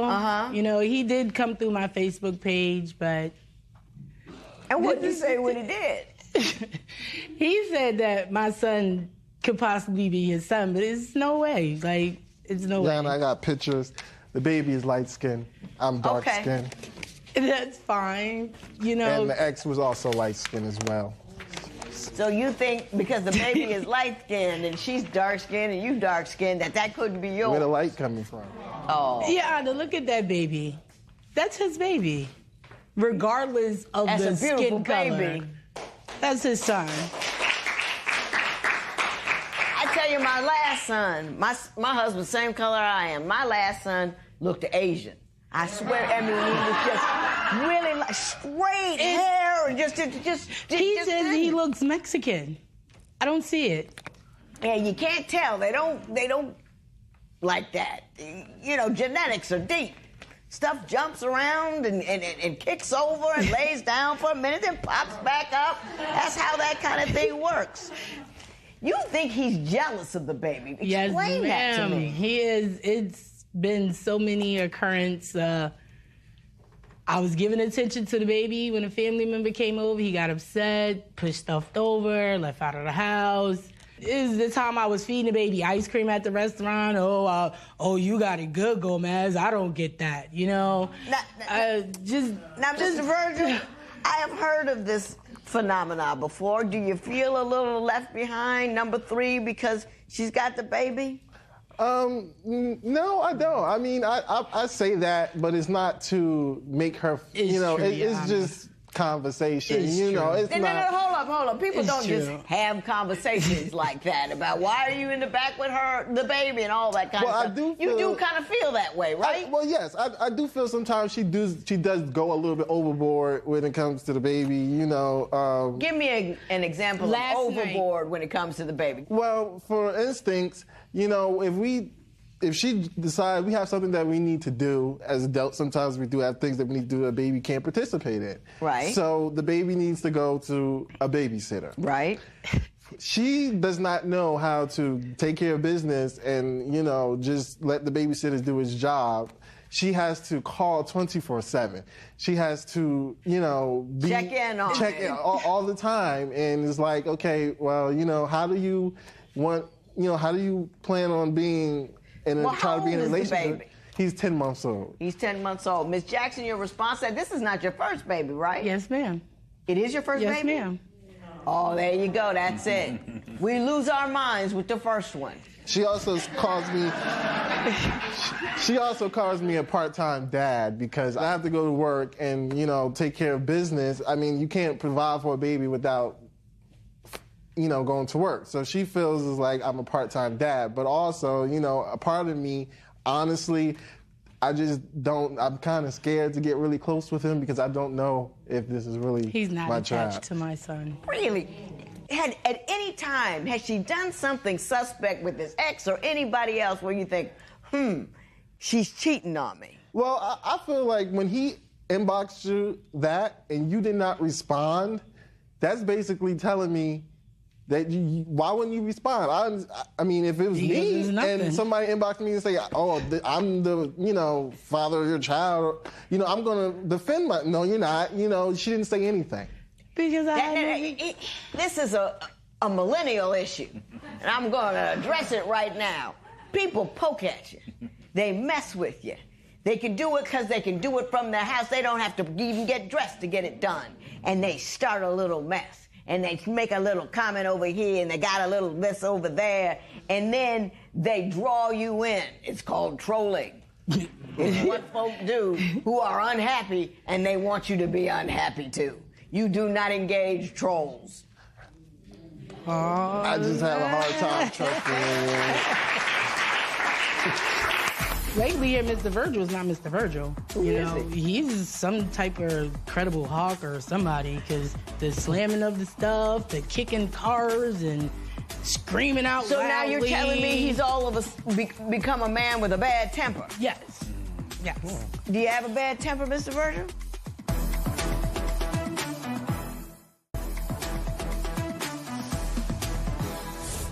Now, as I recall, Mr. Virgil, I asked you to stop flirting and focus on her because she had a big hole in her heart. Did you do that? Yes, I did. I did do that until, I don't talk to any other women, but as far as, us like living together in a relationship, no, we're not there because I don't feel that she's ready. I don't think she's ready. You don't think, now you're 21, you don't think she's ready? No, I don't. I don't think she's ready. Tell me why you don't think she's ready. Because for one, I feel like she still hasn't, she doesn't do anything. She doesn't, she's not working. She's not doing anything to fill that space. She's just existing day to day. Right, and she is getting a lot better with the, checking my phone and stuff like that, and she does do, but I feel like she's doing it for me, but I want her to do it for herself. You don't want her just not do it because you don't like it. You want her not to check your phone because she trusts you. Right. And you want her to become a woman in her own right that has her own passions and her own desires, and you think until that time, you don't want to commit in a relationship. Correct. Showing up grown man over there. Now, Ms. Jackson, I do believe my advice to you was to live a more passionate, full, engaged, and multi-layered life. Did you, in fact, pursue that? Yes, ma'am. I actually went and did the nursing, Yeah, we talked about that. You went to nursing school. Yeah, and on the day that it was time to sign up for classes and actually, go, I gave birth to the baby, so I couldn't pursue right away. Right. But I am. Did you go back? Because the baby's 10 months now. Yeah, well, I didn't rush back, but I got it in the works. Shouldn't it be a little more than in the works? 10 months down the road? Yes, ma'am. But I did get a little, sidetracked because Mr. Virgil, he's still up to his old, and tell me what he's still doing. He's still flirting with women, new women, different women on his little social media, tell them how beautiful they is and good morning, princess, and all this stuff. When I feel as though if I'm doing what you're asking me to do, and why do you feel like, you need to still conversate with these women if I'm here? Yeah. I'm here, but, after I had the baby, he did, I did find some stuff. And lately here, Mr. Virgil is not Mr. Virgil. Who is he? He's some type of, I don't know, Credible Hawk or somebody, because he's crazy. I never saw this out What kind of crazy is he? Whew. The slamming of the stuff, the kicking cars, and screaming out So loudly. now you're telling me he's all of us become a man with a bad temper? Yes. Yes. Oh. Do you have a bad temper, Mr. Virgil? No, I do not. I give her my opinion into No. Tell us the right verb. You trying to clean it up. That's all right. Go ahead. I just give her advice, as far as what, needs to happen because, like I said, as of now, we're not in a relationship. And the goal is to get back in the relationship. But like I said, certain things need to happen before that happens. So, for instance... So what you're telling me is you want to be in a relationship, but you don't think she's ready, and that certain things need to happen before you do. First, you want to know who the baby's father is. And we're going to find out, because I know we had a DNA test done. And then you want to list for me all the things you think she needs to do in order for you to re-engage. Do you really think that baby's not yours? I don't know. I have my doubts. I mean, she is 14 years older than me. And me. She could have been asking me for my money. I don't know. I don't know. You got money? I have business, man.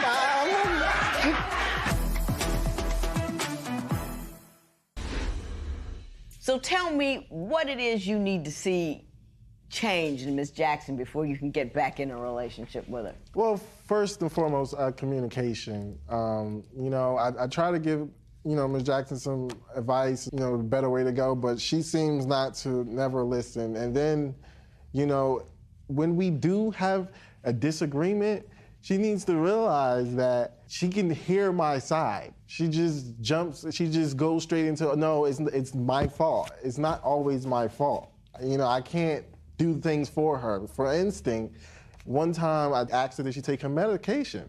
And she said to me, no, because you forgot to pick them up out of the drawer. And I just didn't understand how that was my responsibility. You know, Well, let's ask her. Let's ask her, Miss Jackson. Did he remind you to take your pills and your retort was you forgot to pick them up out of the drawer? Honestly, he didn't ask me. He more so told me, did you take your medicine? It's like, if I have the baby and I asked you to pick him up out of the bottom drawer, I can't go to the bottom and have the baby at the same time.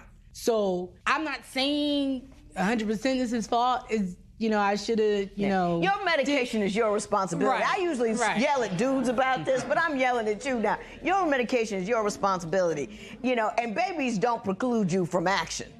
You tuck them up.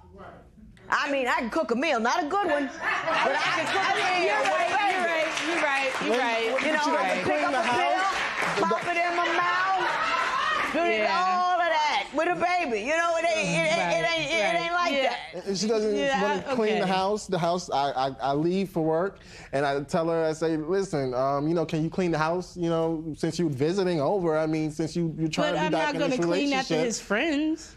No, wait, hold up. You're not living together? No. So you want her to come over and clean up your house? His issue is I didn't do the dishes after the roommates. I didn't sweep up and vacuum after the roommates. I didn't take the trash out. I'm not the roommate's company. I'm your company. Oh, she got a point there. So his space is clean. Yeah, she's not and a living whenever we live together, but the if house you're in is the same room, clean. she take care of your space. She's not supposed to take care of Bob, Danny, and Tyrone. Exactly. The big issue, though, I think you can work through all those things. You say you are just not going to stay in the relationship or even attempt to continue this relationship if that baby is not yours. Absolutely not. Absolutely not. Do you really think that baby's not yours? Your Honor, I don't know. I don't know. I don't know. I have my doubts. I mean, she is 14 years older than me. Impregnated me. I have, like I said, my grandmother always told me, the older, the wiser. But, she could have been after me for my money. I don't know. I don't know. You got money? I have business, man. Woo! I had my first business since I was 18. So, it's not many people who can say that. Yeah. So, and I'll just put it to you like that. And I've been working 616, honey. Don't need your money. Well, listen, I'm going to answer that question, and I'm going to answer all the questions. So, I'm going to let you know.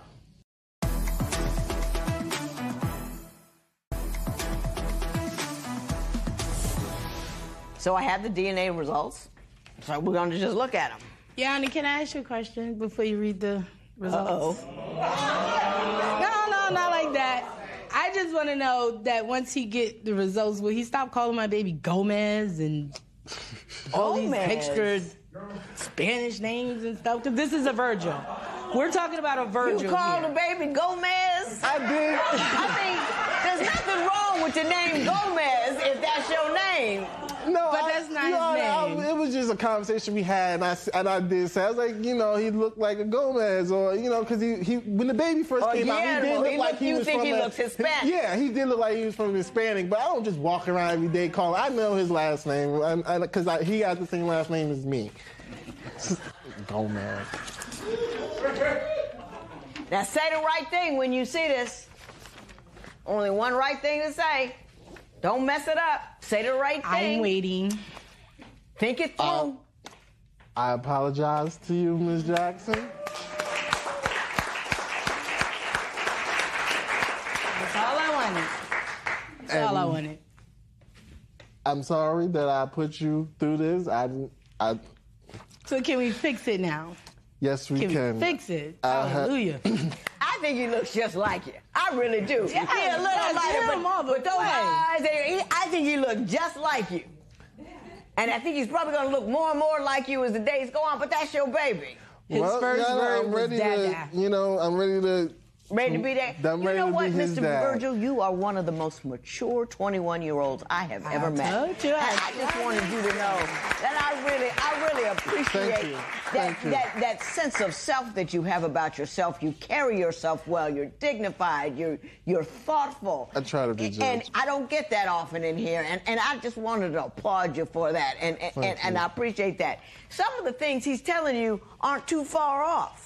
About how you need to get yourself together, not just focus on what he's doing, but focus on your life and your growth. Because he doesn't want to hook up with a woman who's going to anchor him. He wants to hook up with women who can rise up with him. Right. And you got to show him that he can be that. You understand You're that? right, you're right. And I'm not going to tell you love and take care of that baby because I know you will, because I know who you are. Congratulations, and this matter is adjourned.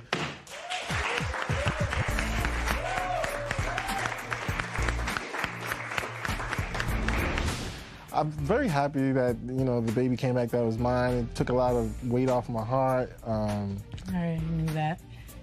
But I still don't feel like, you know, we ready to, you know, propose. I'm ready to propose yet. You know, I think we still got a little bit more work that we need to do. And you have some work too. I agree. That's why I said we.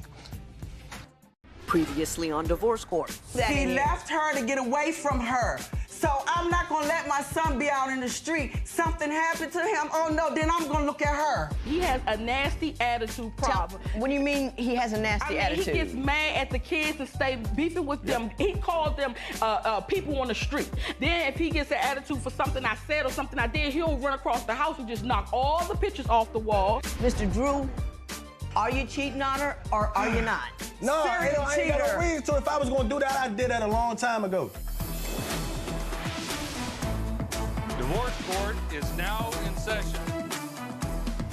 We are reconvening the matter of Drew versus Drew. I adjourn this matter to regain my composure. Mrs. Drew, I'm going to start with you. You have 5 children, a 15-year marriage. It has been your contention that Mrs. Bell over there, your husband's mother, has been setting his son up with women. And we brought Ms. Jeffrey here to talk about it. So I got to figure out who's telling the truth. What are your beliefs with respect to what his mother is doing? Well, every time she has a job, she's always calling her son to the job. So I was wondering what was going on. And then when I would get back with him and we on good terms now, he's telling me, oh yeah, I was talking to this woman over there. And I said, well, why every time your mother switched jobs, it's a new woman in place. So I knew that his mother was hooking him up with other women because she don't want me in the picture. So anything to get me out the picture, and she knew she wasn't gonna work. So she had to bring somebody else involved. Okay, let me ask you this.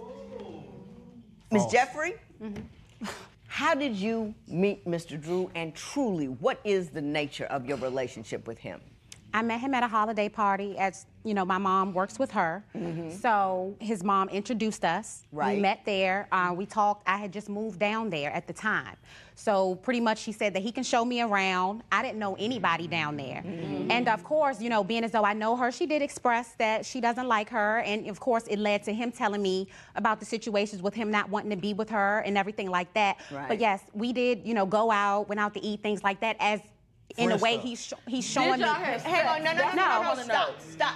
I can run this thing, Mrs. Drew, and I'm gonna run you right out of here if you don't stop. Not a circus. Your Honor, can I know? You got one more. Have you two gone out on dates? Yes, we have, but and you knew he was married? I did. And if he were to ask you to take it to the next level, would you? No, absolutely Clearly, not. She was in another state. He was living with his mom. So no, that wasn't the case at all. Okay, Mr. Drew, why don't you tell me what the nature of your relationship with Miss Jeffrey is? It was cool. She's amongst all of the people that I met at my mother's Christmas party. I met my homeboy that I hang out with now. She don't say nothing about him. He do security at her job. That's a guy. I'm not gonna lie. Exactly. So it's people that I'm meeting. It's not just Mr. female. Drew, I'm not gonna lie though. When she walked out of there, the look on your face, you were horrified. I'm trying to figure out why she here. That's all. There's nothing else going on? Nothing else going on. Like I said, if I wanted to do something, first off, I'm gonna be honest with you, I wouldn't be that sloppy. I'd go somewhere else.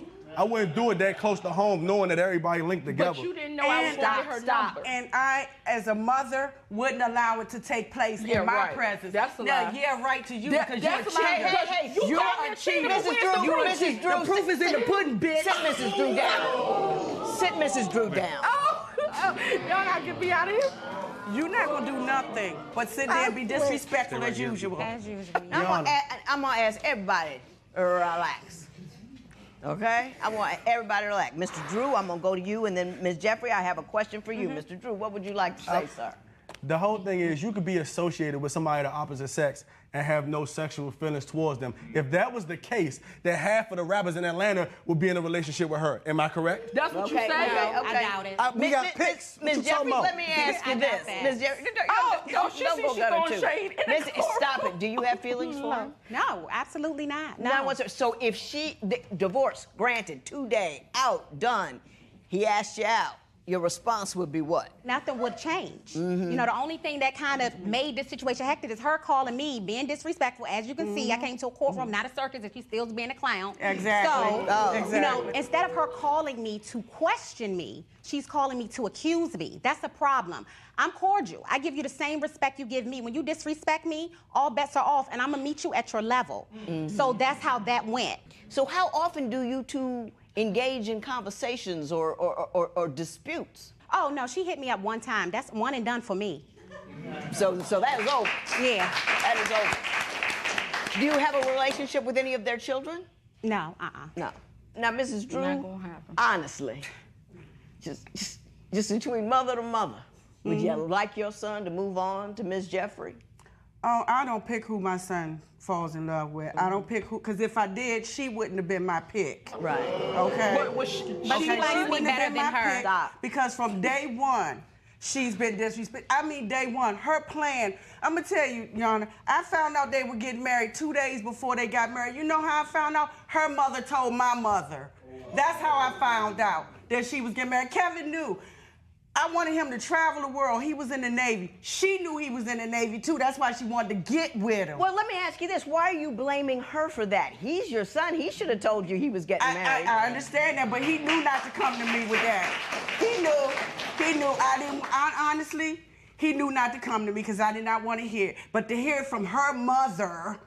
Yeah, okay. But you can't just blame him. I mean, he's a grown man. I didn't want her to marry him. I didn't want him to marry her. I am talking. If he's grown enough to pick his own wife, he's grown enough to get married, he should be grown enough to tell his mother what he's about to do without being Absolutely. afraid. I agree. So you can't blame that on her. I'm not blaming That's her him. on that. I'm just saying I don't like her. I never wanted them to be married. Why didn't you like her in the beginning? Why didn't you like her in the beginning? She's always been a disrespectful little hood rat.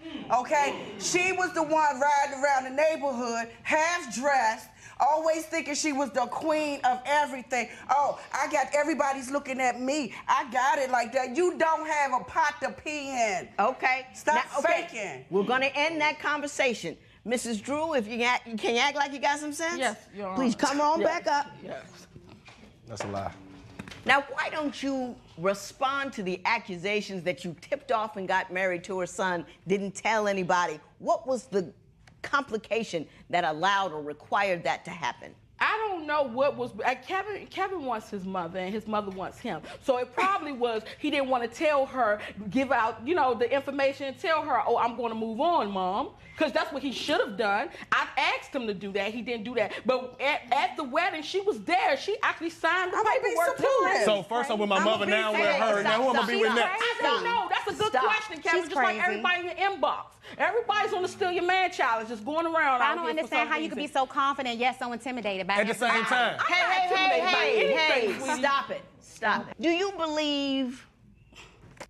you believe she's a good mother to their 5 children?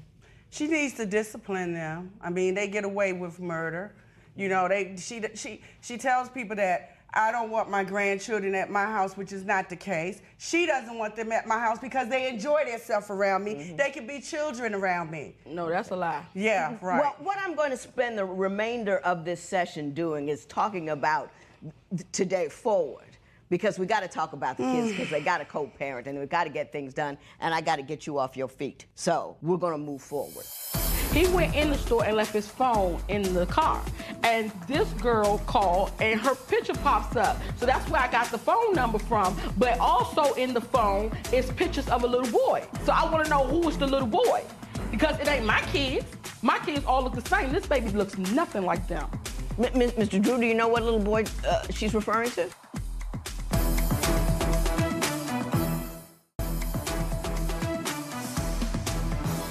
Now, Ms. Jeffrey, I'm going to give you opportunity to sit down because you've been standing there for a little while. But I want to ask you, is there something you want to say? Something, because it seems that you have something on your mind, and I just want to know exactly what's going on here. Yes, I want to figure out what is Kevin going to do. You know, we were going out, we were hanging out. He has been expressing to me he wanted to leave her, you know, based on what the mom was saying. Objection. And he was saying they were in I'm agreement gonna to let you that. respond. And at this time, he needs to man up. We did go out. I heard him over talking me saying, as friends, we were going out. But like I said, I was aware he was a married man. So I wouldn't take it any further. I say it again, exactly. But I'm not going to let him just throw sand over that line either. Why we were going out. Stop it. Mr. Drew, your response to that comment? Were you dating her, weren't you? No, I need a lawyer. This ain't right. I need some type of legal counsel or something because they lying. At the end of the day, he's a man. He's lying about not even wanting to divorce her, so of course he would lie about that. But Jasmine, he's not lying about not wanting a divorce. Y'all were friends. Why are you making it any? Okay, I got it. To me at my car. Oh my God! I got it. Ms. Jeff, go ahead and have a seat. I think I know what's happening here. Can she sit over there? Just don't go over there. Right there. We're all going to behave like we're adults. So it shouldn't be a problem where she sits. So, Mr. Drew, you say nothing's going on, she's just a friend. Nah. And you're not dating anybody else. No, ma'am. You're not seeing any other women. No, ma'am. You've been separated, but you haven't touched nobody, you haven't kissed nobody, you haven't gone out with anybody. You just at home with your mom. That's my story, and I'm sticking to it. Yeah, I get it. I get that that's your story. Mrs. Drew, you seem to want to have something to respond. What is it? When we was at the store one day, and he had took me to the store because the kids needed some food, so he took me to the grocery store. He went in the store and left his phone in the car. And this girl called, and her picture pops up. So that's where I got the phone number from. But also in the phone is pictures of a little boy. So I want to know who is the little boy. Because it ain't my kids. My kids all look the same. This baby looks nothing like them. Mr. Drew, do you know what little boy she's referring to? It was a meme that I had on my phone. That's all it was. That was clearly not a meme. The picture actually had words on there saying something about how somebody's son looked old or something like that. It wasn't nothing relative to me. Mr. Drew, if eyes could burn, you'd have a hole in the back of your head. Miss Jeffrey, do you care to comment on that? He does have a picture of my son now. It's being a screensaver. I'm not sure of that. Yeah, my son moved with me, so of course I learned places where kids could go, the aquarium, where he takes his kids when he has them. He and not things even like take that. kids, But old he kids. never had When my she child. moved out, she took all the stuff in the middle of the night after I got into my car accident, texted me and told me that she moved to South Carolina. But you She was telling me that for a whole month. A whole month. So I'm texting her, telling her, well, I need to see my kids. I need to see my kids. Oh, we in South Carolina. It's too far to drive today. It's 3 hours away. It's 4 hours away. This, that, and that. But you're going to have to see him on the weekend. Turn out, it's her friends inboxing me. We talking. And I kind of find out she lived 30 minutes down the street from where we live at. I got a 6-bedroom house, Your Honor. They could have stayed with me. She talking about something, we going to a shelter for battered women. Who you lying to? How you get in there, first off? And why would you take your kids to a shelter when I got a 6-bedroom house? Okay. And travel to South Carolina to do it. Let's talk about the leaving and the situation with the children. My concern is kids should stay in kids' place. Kids should never be involved in the conflicts of their parents. So therefore, you should not be talking down about the other parent to your children so that they Does that happen? Mrs. Drew, we were talking about when you left and the situation with your children. Why don't you give me your version of that event? Because he said you kept him down the street and they could have been home the whole time. That's because he came in the house at 5 o'clock in the morning because we was arguing. He feel as though when we arguing, he could do whatever he want to do, that he's no longer my husband. That's personal, So though. he comes in the house, it's 5 o'clock in the morning. I said, and I got up out my bed, I said, one thing about this, Kevin, I ain't never been disrespected. I'm not about to start it now. You're not going to disrespect me in my house. So it's either me or you. Because if you think you're going to be coming home at 5 o'clock in the morning, you might as well live by yourself. And I gave him that ultimatum. He said, oh, well, it's going to be you because I'm not leaving my house. He feel as though it's his house because his name is on the loan and my name is on the deed. So then he just feel like, okay, I own this house. So I said, okay, cool. And I left. I packed up my stuff and I left and I Do you moved let and got him my see own the place. kids? He could have called me and asked me, but he did not call me. Judge, He did every not time, ask me, can you see the she catch kids? an attitude with me, the first thing she do is she slap on her bulletproof vest, which is all 5 of my kids, and she say, well, if you can't get along with me, or if you don't do what I say, you will never see your kids again. You will never see your kids again. Mrs. Drew, let me say this. You doing your children a disservice. Children that who have a father who wants to be active and involved have a right to have them in their lives, and you got to make it easy for them. You have no right to make them fatherless. The girls are going to go out with the first guy they see because they don't have a dad at home that makes them feel like the princess. The dudes are just going to go wild and because they don't have, when they're teenagers, they don't have a man in the house that does a little bit of this when they get a little gruff and angry. Because I know I've had 6 sons. I know when they get crazy, I step back and my husband stepped forward. So you don't have that right. And I want you to be very, very clear about that. You do not have the right to do that to your children. I don't care the way you like him or not. I don't care whether you like him or not. Now, Ms. Bell, you just dying to say something. I'm going to ask you one question, and I'm going to leave it go because I got to talk about this money. In your heart of hearts, you would like him to move on and to move on with her or someone else, or do you have no one in mind? I have no one in mind, but that's not my concern. My concern is, if kids should stay in kids' place. Kids should never be involved in the conflicts of their parents. So therefore, you should not be talking down about the other parent to your children so that they Does walk that up to happen? you. Yes. Yes. Yes. At no point, hey, this is just a categorical statement. At no point in time should any parent say anything negative to their children about the other parent. I don't care what's going on. I don't care what's happening. You are destroying their foundation, their security, their need to have 2 stable parents, and you don't have that right. Neither one of you. I don't know if you're doing it or not, but I know you are, because I know how you. Because I know how you're behaving here. No, I let my kids speak for themselves. Hey. Inappropriate, grossly incorrect, and don't let it happen again. Thank you, Judge. Thank you.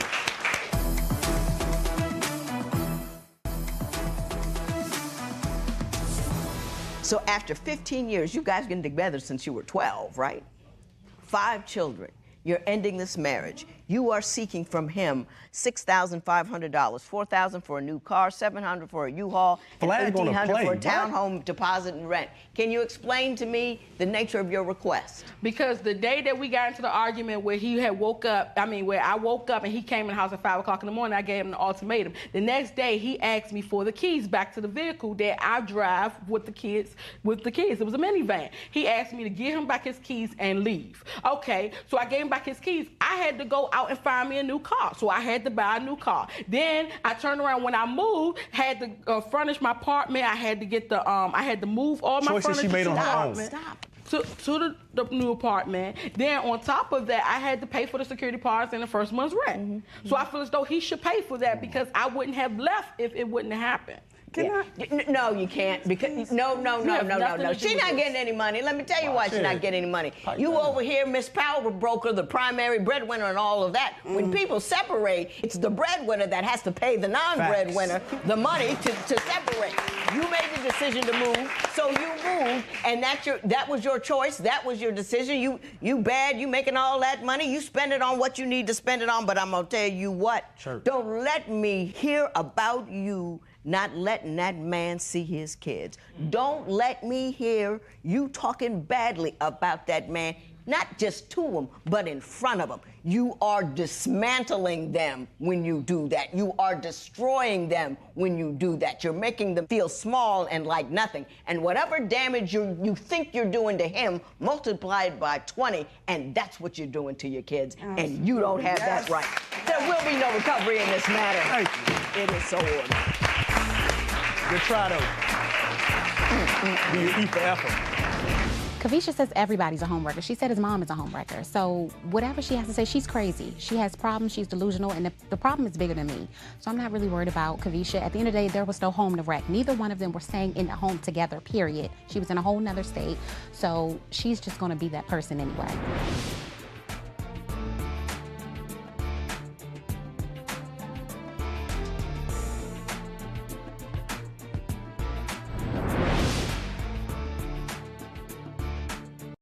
Today on Divorce Court. She's cheating on me because she obviously think that I did it to her. I'm not cheating on him. I never cheated on him. Don't have no desire to cheat on him. I need a DNA test for my son to know that he's really my son.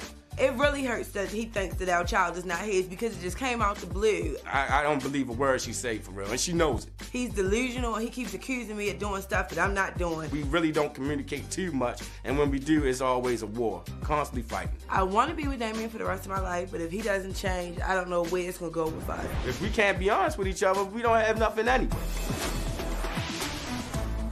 Divorce Court is now in session. Good day, ladies and gentlemen. I'm here today with Anya Francis and Damian Williams. Ms. Francis and Mr. Williams, you have been together for 12 years, married for 6 years, but separated for the last 4 months, and you want to call this marriage a day. Ms. Francis, you have something you want from Mr. Williams, which I will discuss with you as this matter continues. But before we do that, I'm going to start with you, Ms. Francis. Why don't you tell me a little bit about why we're here, your relationship, and why we're here today in divorce court? But we're here today because for a while now, my husband has constantly been accusing me of cheating on him to the point where it's an everyday thing. I'm tired of it. It's frustrating, and it's taking an emotional toll on me. It hurts, and it's an everyday thing. Like, I can't live effectively when I constantly have to focus on the fact that he's accusing me of cheating on him. It's had a toll on our relationship, our friendship, and everything that we've established over these 12 years. So what is he saying? What is he accusing you of? Practically that I've slept with everybody you can think of, everybody that I know.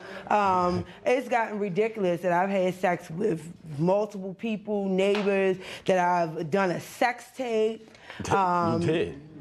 I didn't. Mr. Williams, why do you believe your wife's been cheating on you? Well, seeing is believing, Your Honor. And what have you seen? Give me some examples when you've caught her. Well, exactly, haven't caught her in the act, exactly. But one time, you know, I was hanging out, whatever, and my friend said, look, man, I got something to show you. And he pulled me to the side, and he said, look, I'm gonna come in, I'm gonna talk to you later on. And when he did, he pulls out a tablet, and he shows me in true HD my wife with another man having sex.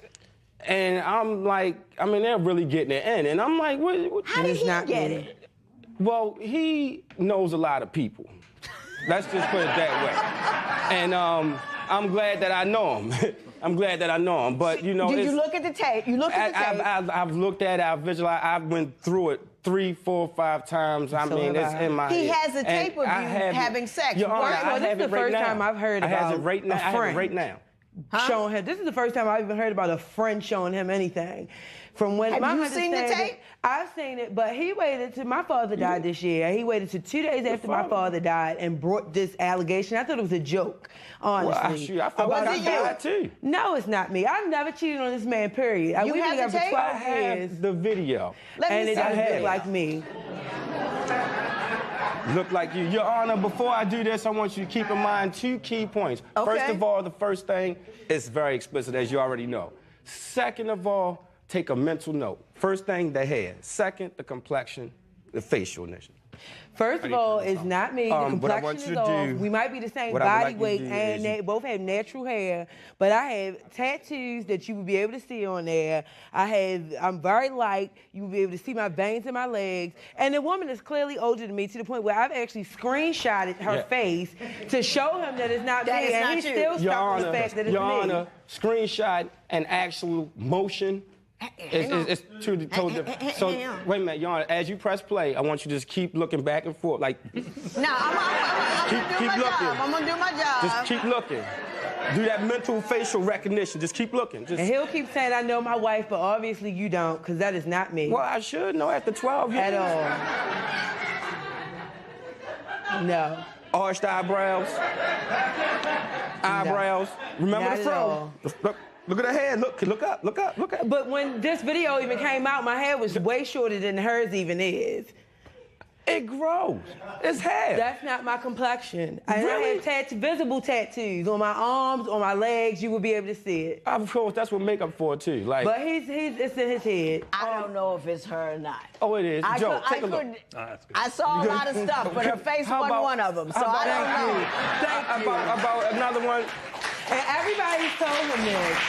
He showed this video to my mother, my friends. It's embarrassing. Like No. my sister and everybody I need told him some it's not me. combat pay. First of all, they all involved too. Okay. No, they're not. Other than the tape, That's whether or just not it's her, one we of don't 5. know. But other than that, why do you keep accusing her of cheating? What other things has she done that would lead me to believe she's cheating? For example, one time, Your Honor, we're around the neighborhood, and it's a guy I know that's up the street. She tells me that she's going to a friend's house, which is clear across town.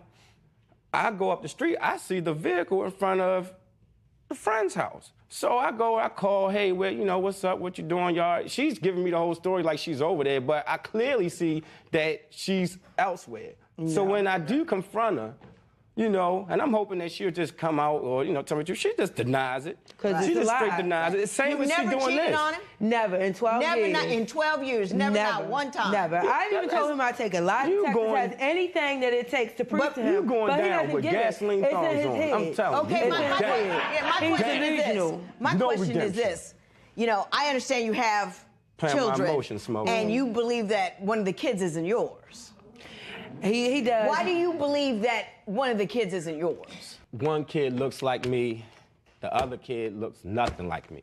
It's not no type of features whatsoever. Yes, I it mean, is. down to an eyelash, a nose hair, a toenail, nothing. But first of all, before we even had this child, I told him that my genes were very strong. I look nothing like my mother, everything like my father. Oh, yeah. So I already knew that because we had very strong genes in that family. But everybody says that he's 50-50 to the point where when we were in the hospital with the baby, the nurses knew that he was the father because the baby looked just like him. Yeah. They Yeah, actually Your Honor, came let back me and say said that. No. Here's the thing I have to say. I just always find it tremendously arrogant that people will look at me. I don't see me in him, so it can't be mine. My youngest child is lighter than both me and my husband. You can't go by that. You just can't go by. Oh, stop it. Now I want to talk about finances because I think we've talked about this as long as we can. Now I want to talk about your finances and why it's so much trouble at your house. She'll sit there and say, well, I'm getting a tax refund, whatever. I'm gonna give you $1,000. No. $1,000 turns into $10 or $15, or increments of 15, 20. So I'm sitting there like, really though?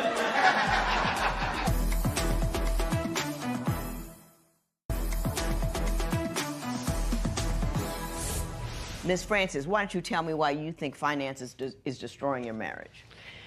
He's always had a problem with money, period. Like taxes. He thinks I should give him a certain amount of money when I was going to school, getting school refund checks. And it's like, I have to pay back that money. I'm the one that's going to school. I'm the one that's getting a degree. I have to pay it back. I don't mind doing for you because I have given him money. But he's never appreciative and he's never happy at all with what I give him. If I give him $300 per se, he'll give it back and then think that I'm going to beg him to give him money, and it's not going to be like that. Like, you take what I give you and you be appreciative for it. Like, Mr. Williams, what do you have to say about that? She's the type, first of all, when it comes down to finances or what have you, since our child has been born, she put me on child support. Then didn't have any means to take care of him, and we both agreed. I'm talking. And when we had got married, till this day, I'm still on child support. But I paid to take him off of child support. So he didn't show up for court. So I said, well, you faithfully keep the money. And you get your fro give you done. the money. I give him the money. And then she would sit there and tell me, well, And hey. he still doesn't do what he's supposed to do. She'll sit there and say, well, I'm getting a tax refund, whatever. I'm gonna give you $1,000. No. $1,000 turns into $10 or $15, or increments of 15, 20. So I'm sitting there like, really though? But I can go to the store and a pack of cigarettes turns into $60, $70 because I done bought pizza, That's what he maybe a chose to half buy. a steak sub or something. Like I'm treating you. I always come through on what I say. If I say I'm going to do this for you or what have you, I'm going to do it. You know what I'm saying? I'm going to give it to you. She does the complete opposite. And the only thing I look at is that you're only giving me back my own money. That's a lie. First of all, who's married and still pay child support? You, because you didn't show up to court. So then when I You tell didn't her, show up to so court. then when I tell her, well, look, that's because you done changed everything. I didn't do anything. Okay, That's a lie. Ms. Francis, you say Mr. Williams is controlling. Why do you say that? He tries to control every situation. Everything has to be about him. I graduated from college. He makes up this fake argument and leaves, knowing that I would be distraught if he didn't go to my graduation.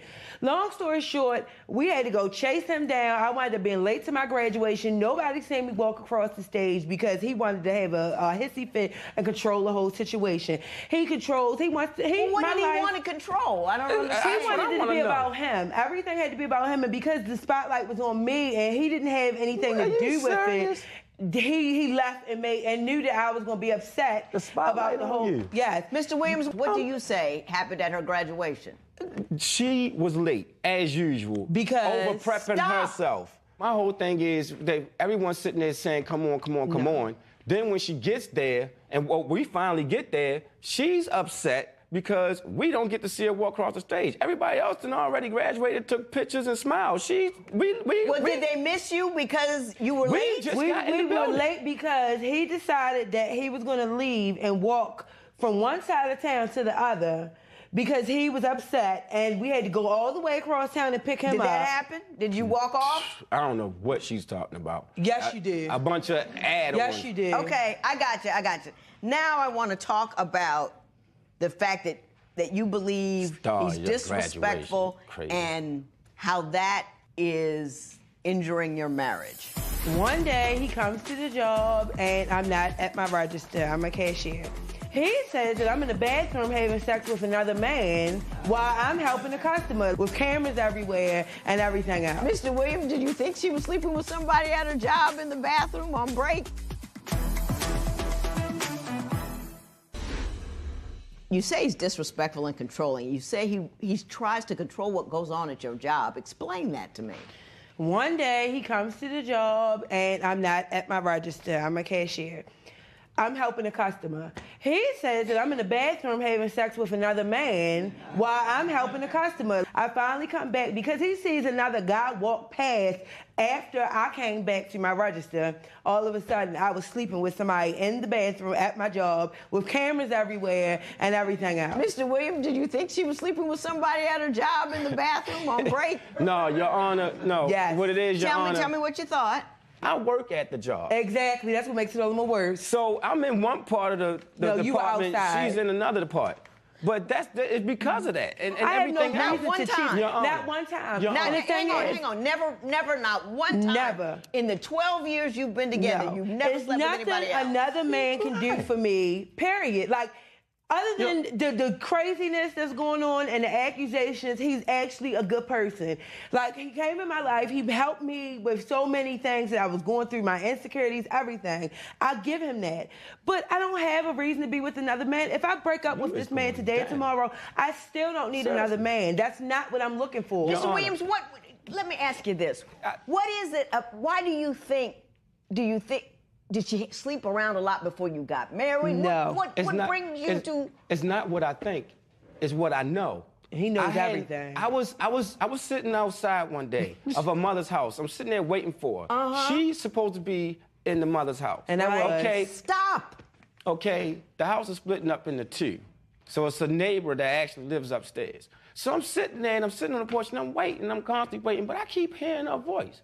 The window's open, so she's loud by nature. So I'm hearing her upstairs talking to the guy. So I'm sitting there, I said, What were they saying? They was just like talking like, hey, this, that. They was in a conversation. My thing is that I knew and heard my wife's voice. And I know that she wasn't downstairs. You don't She know was that. upstairs. So But why what is that happens? a So what cheat? happens? No. So what happens is I get tired of waiting. I go ahead, hit the bell. Mom comes to the door in the robe. And but I no come right through Anye. my mother's so door. no Anye. So then I look up. She's coming from upstairs, coming down. Exhausted, like she done ran 2 track meets. And might I add you, he was partying then too. So I'm sitting there, so I sit there and I say, are you serious? I said, are you serious? So the mama like just like shaking her head like. My mother's told him several times that I never have been upstairs. I got it. It's never going to make any more sense to me. It's not. And that's why I'm done with it. My point is, because I she can't can deal sit with there this. and tell me blue in the face. Look, the sky is purple and it has pink colors. It's not. I got you, Mr. Williams. I got it.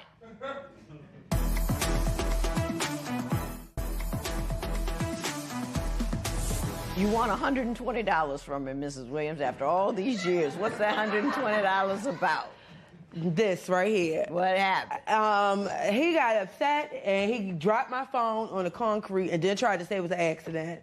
He had broke the same phone I had before this that he bought. So I went and bought my own phone, so he didn't have a reason to touch it because he breaks everything. I mean, either takes everything or breaks everything. And here we go, and he decided to take this and break it. Oh, it was an accident, supposedly. But Mr. Williams, what happened with the phone? A lot of times, I'm gonna say maybe out of all the times or whatever that we done had this phone situation, they was replaced. And I'm gonna say one time it was like I actually got mad. But the other times it was like, it was really Well, we're talking accidental. about this phone right here. That What happened was to this phone? accidental. That was accidental. That was accidental. So you own up to it when you do it. But you just didn't do it that time. Hey, I have to live. I gotta, show her, like, you gotta be honest, one way or another. You know what I mean? I'm not gonna just sit there and talk to you and tell you, like, if I did it, I did it. That was accidental. And if I did it, I did it. And if I didn't, I didn't. So that's what you need to get through your head. Okay. But you don't. And you don't. So, hey, Mr. Williams, are you interested in whether or not this baby is yours? Absolutely. Do you really believe it's not yours? I do. Biologically, let me say this. You're just as wrong about the baby as you're as wrong about everything else. Nothing that you've said here has made sense. This child is yours. Hello. This is your kid. That's what's up. 99.9999999. This is your child. And as bizarre and as convinced as you were that kid wasn't yours is the same kind of logic and reasoning that goes into everything else that you deal with. I heard her voice and she was running. Doesn't make any sense. It really does. If I were you, keep stepping, because people who are stuck on this kind of hamster wheel of thought usually never get off. Mm-hmm. And he will beat you to death with it if you don't walk away from it. For my own sanity, Mr. Williams, if I were you, I'd go to see somebody and have them look into what's going on up there. I want to make sure that you know that you got stuck on something that's not real and you can't get off. And it cost you your marriage. I don't want it to cost you your relationship with your child or to cost you an ability to have a rational, sane relationship with anybody else. Because the things that you told me in here make no sense at all. I mean, at all. You just gotta look. So as wrong as you were about that child, you're wrong about the rest of it because it makes no sense at all. I believe he dropped the phone on purpose, $120 in favor of Miss Francis. Thank you.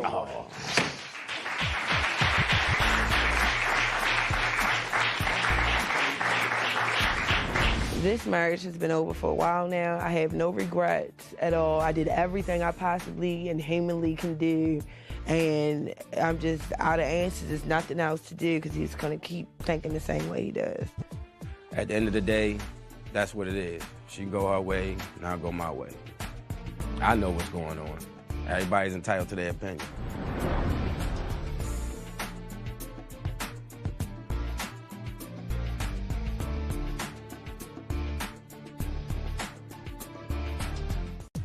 today on Divorce Court.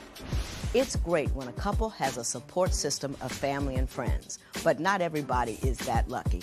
Today, we're going to meet a couple who came to Los Angeles with stars in their eyes and dreams of making it big in Hollywood, only to have those dreams dashed by the high cost of living. Now, they're living in their car, and they can't call home because home was destroyed by Hurricane Harvey.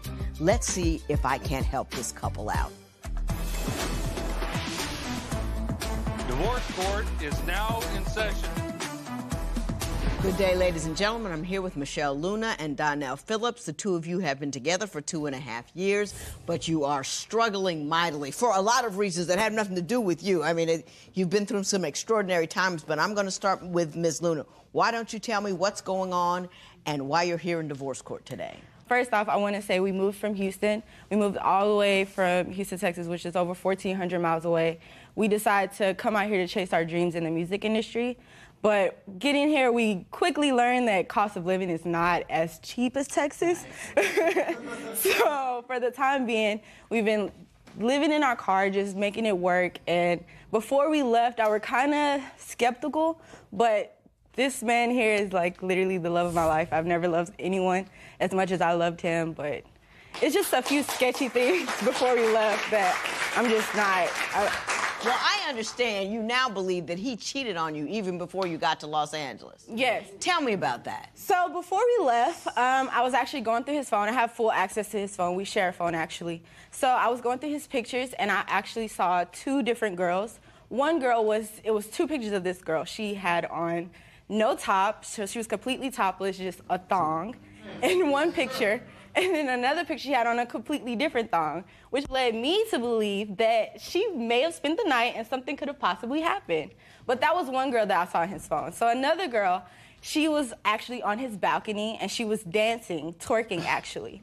And he was actually zooming in all up and down her legs, all into her booty, all of that. And if you're in a relationship with me, why are you recording another girl twerking? Okay.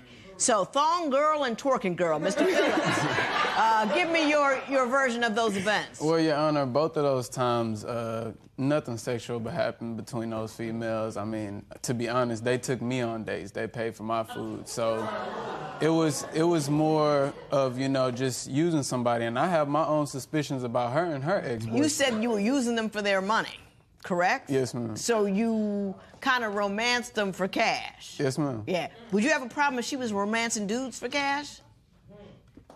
Next time, before you do it next time, think of it that way. Yes, you ma'am. tell me what she's doing. Well, there was a time, that I accused her a few times about going to see her ex, just, off of suspicion. And, I kind of felt bad about constantly accusing her. And there was a time where, she needed her brakes done. And I said, well, babe, I got the money, here you go. She wouldn't take the money at all. She said, I'll take care of it. I got this. So that same day, she got into a car accident. And I ran all the way from the apartment to the car, and she was upset. And I can understand that, but it was something more than just that car accident. Mhm. So I was digging and digging, and I was thinking, and that day, she sent me a picture, and it had 2 guys next to her car. I was like, oh, okay, didn't think of it. So I said, let me take things into my own hands and, just reach out to the ex and see, what's really going on. So when I reached out to the ex, he said, yeah, I've been hanging with Michelle, and he sent me a picture in her bedroom. Ms. Luna, did that occur? It did. It did. How did the ex get in your bedroom to take a picture? He was actually taking me to and from work because at that time he was out of town. To work. So. Yeah, to and from work. Doesn't involve the bedroom. Right. Which I completely understand, but he went up for like a cup of water and I laid down and he took the picture. So I laid down? I mean, I laid down. Like, he didn't lay down with me or anything like that. It wasn't like anything sexual. It was really just like, I need you to take me to and from work, and that's it. We're not getting back together. We're not even friends. We're right now If you were acquaintances. concerned that he wanted to get back together, why lay down on the bed and let him take a picture of you? I mean, I wasn't really thinking at that point. I mean, I could take completely responsibility of that. Right. I really wasn't thinking at that point. I wasn't trying to go too much into that talk or that conversation with him. So I guess that's where that came in. But I take full responsibility of that. Yeah, because sometimes anybody do something, Right. "Wow." Now that I think about it, I shouldn't have done it. Yeah. I want to talk a little bit about you coming to Los Angeles, because once you got here, things didn't go well. Right. Talk to me about that. So when we came here, we came across a film school that essentially would put us in the direction where we wanted to be. When we moved here, we had no family, we had no friends, we had no connections, we had nothing. We literally moved out here on a dream, and a dream that would work. But when we came here and we enrolled in that film school, it was like, you know what? If all else fails, okay, we're in school, we can do a few deliveries, which was what we were doing to make income. Just doing delivery services, period, just to make income. But that would go directly back towards gas, food, daily necessities, things that we needed to survive.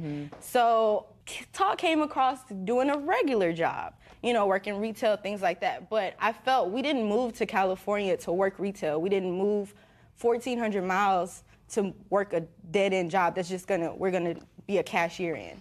So, Mr. Phillips, you have something to say about that? I mean, I did tell her that, it would probably be smart for her to get a 9-to-5 job, because I do a lot of freelance work.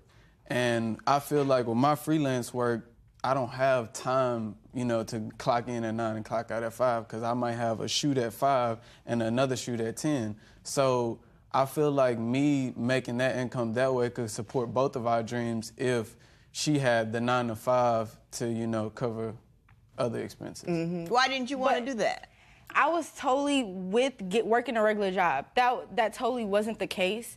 We both agreed on working regular jobs because we weren't getting as much freelance opportunities as we had liked. Yeah. So we had to decide to start working those regular jobs. I started to apply for those jobs. Regular retail jobs, they will also send you a confirmation that you've applied for those jobs. Your login credentials, all of that. We are logged into our email on the same phone. So when he sees my confirmations, I should see his. I don't see any of that. So he was. No, I got what happened. And I also understand that when that didn't work out for you, you two found a very creative way to address your financial issues, and I want to talk about that. So we met this one girl, and she really didn't have a good vibe about her. So when I texted her, she was like, he came over, and he was like very aggressive, and he reached over, he grabbed me, and we had sex. Mr. Phillips, would you like to address that?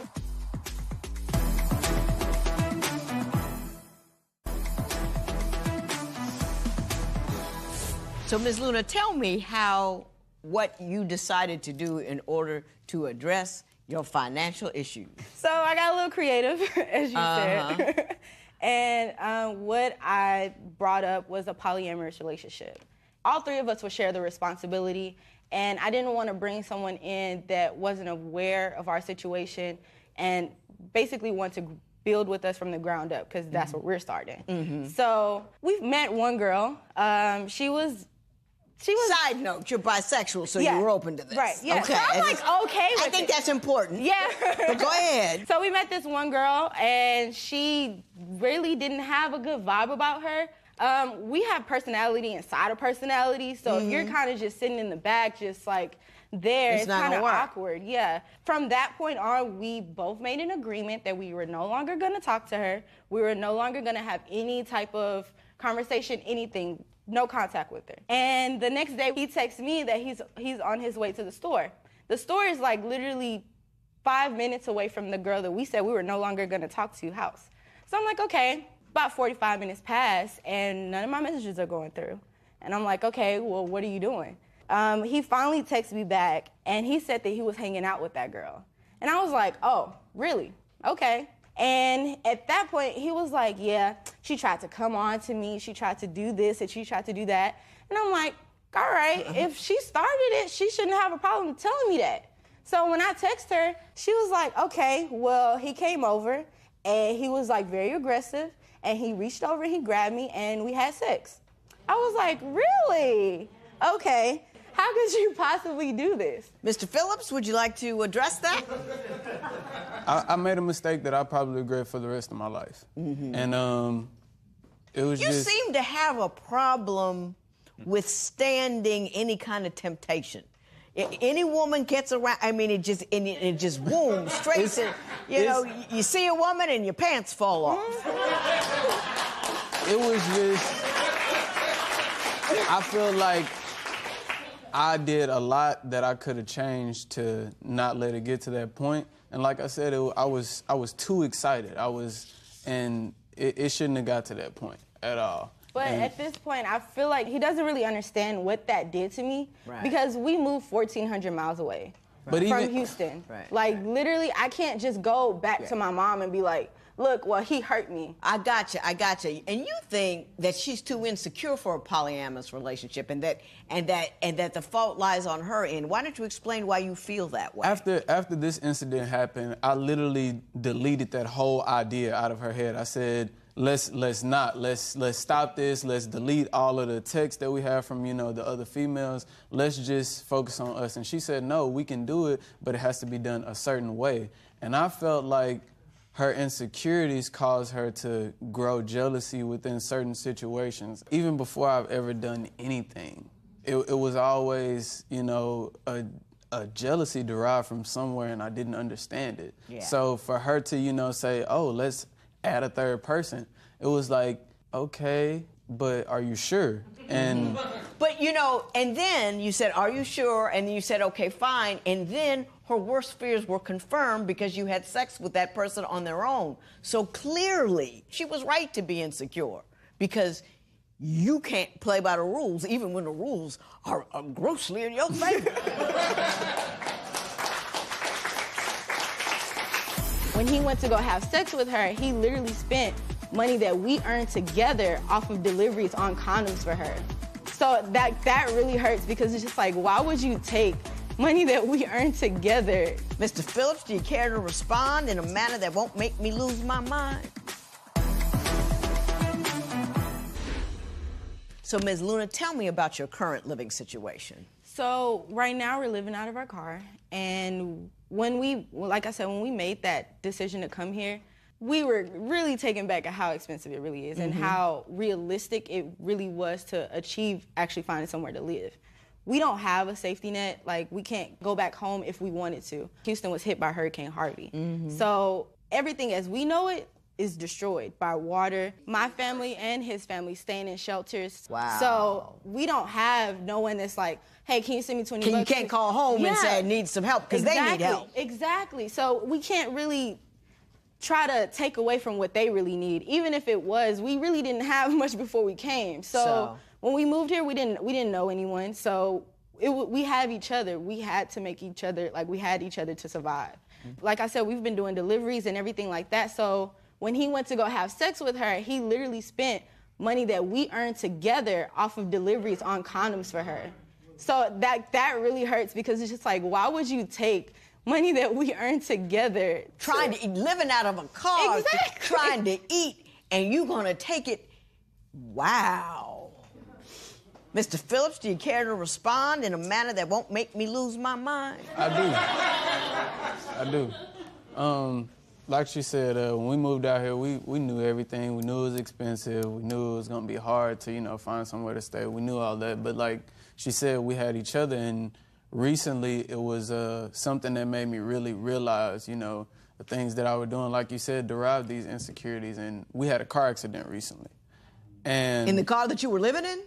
Our home, our moneymaker, our everything. So now you can't even make deliveries. Can't even make deliveries. And to know that, we have nothing to go back to, we have to be for each other. When you leave here today, where are you going?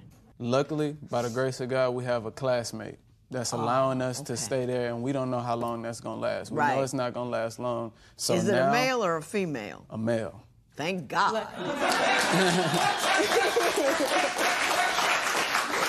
Because you are not a man to be left with temptation. That's all I'm going to say. But I mean, that really made me realize, that I feel like she shouldn't have insecurities for the simple fact that I love this girl. She's beautiful, she's smart, she has a soul like no other, And yet you still sleep around on her. That's why she's insecure. You can't keep saying you oughtn't be insecure because I love you, because your love for her is not enough to make you remain faithful. It's not even enough to make sure you'll make sure that you have sex with somebody and condoms to do it with before you make sure she's fed. So don't tell me she ought not be insecure. She ought to be insecure. Okay? Get that off your mind, because that's just wrong. You have to behave in a manner that makes a woman feel secure. Just not speak it, you know? Above the belt, you're fine. Below the belt, you batting zero. Don't get that twisted. I got a couple of things I want to say to you that I hope will help you out, because I'm worried about you.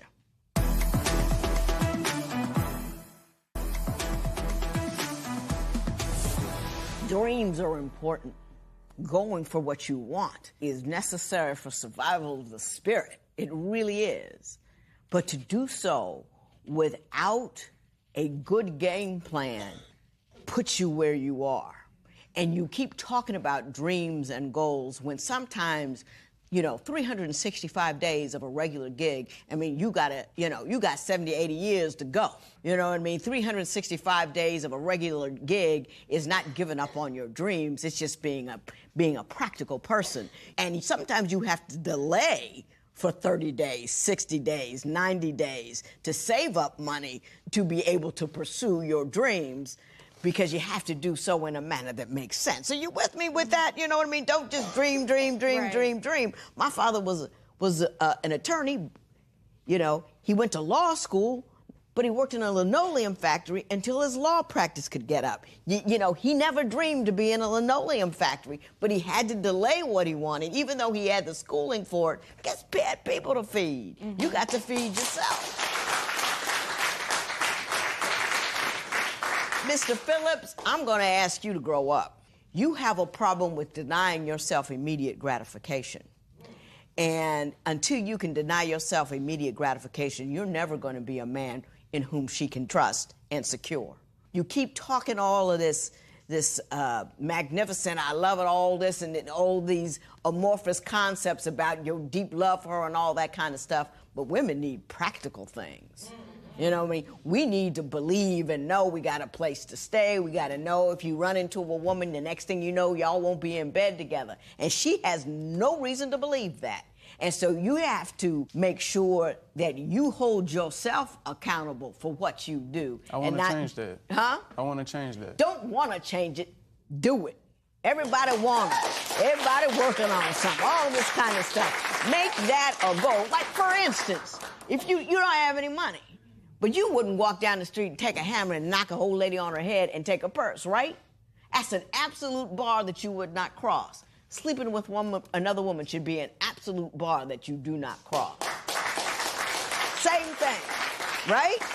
So next time you see a woman you're attracted to her, think about a little old lady on the ground with a knot on her head. And maybe that'll help you get through the moment without doing the wrong thing. I wish you both the best of luck. This matter is adjourned.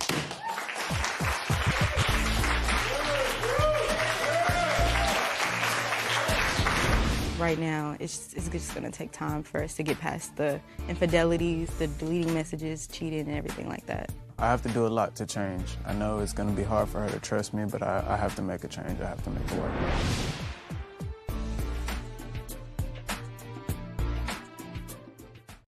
Today on Divorce Court. I definitely would like for Tedrick to get a job and keep a job. I haven't found nothing that I really wanted to start a career with. He doesn't think about the consequences of that. Bills are still due. We're having intimacy issues because a man that can't provide for his family or doesn't take that seriously is a turnoff, and it just doesn't make me want to do anything. I want the judge to let her know that she needs to be a better wife towards her husband. I don't think he thinks that I would leave him, but I would. I'm getting to the point where I'm tired. I can't do it all.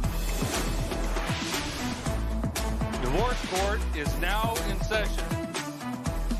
Good day, ladies and gentlemen. I'm here with Ariel Daughtry and Tadrick Daughtry. The two of you have been together for 4 years, married for 9 months. You have one 9-month-old at home, and you are in trouble already, so you have come here to ask me my advice to get things back on track. Ms. Daughtry, I'm going to start with you. Why don't you tell me a little bit about your marriage and why you're here in divorce court today? Judge Toler, I'm here today, hopefully to get my marriage on track. Yeah. And we've just had a crisis of him like not being able to keep a job and support our family. So it's getting to the point like I can't do it by myself and I need help and I need him to step up. Did he have a job when you married him? Off and on. Off and on. Mm-hmm. Not a good sign. No. Did you vet him at all when you met him? No. Did you know, hey, what's your plans, my man? What you gonna do? What's your bank account look like? What's your credit score? Did you do any of that? No. What's he doing now? Tell me some of the ways in which he is failing to secure your union. Well, for example, just recently, he wanted to use my car because there was a job that he was going to.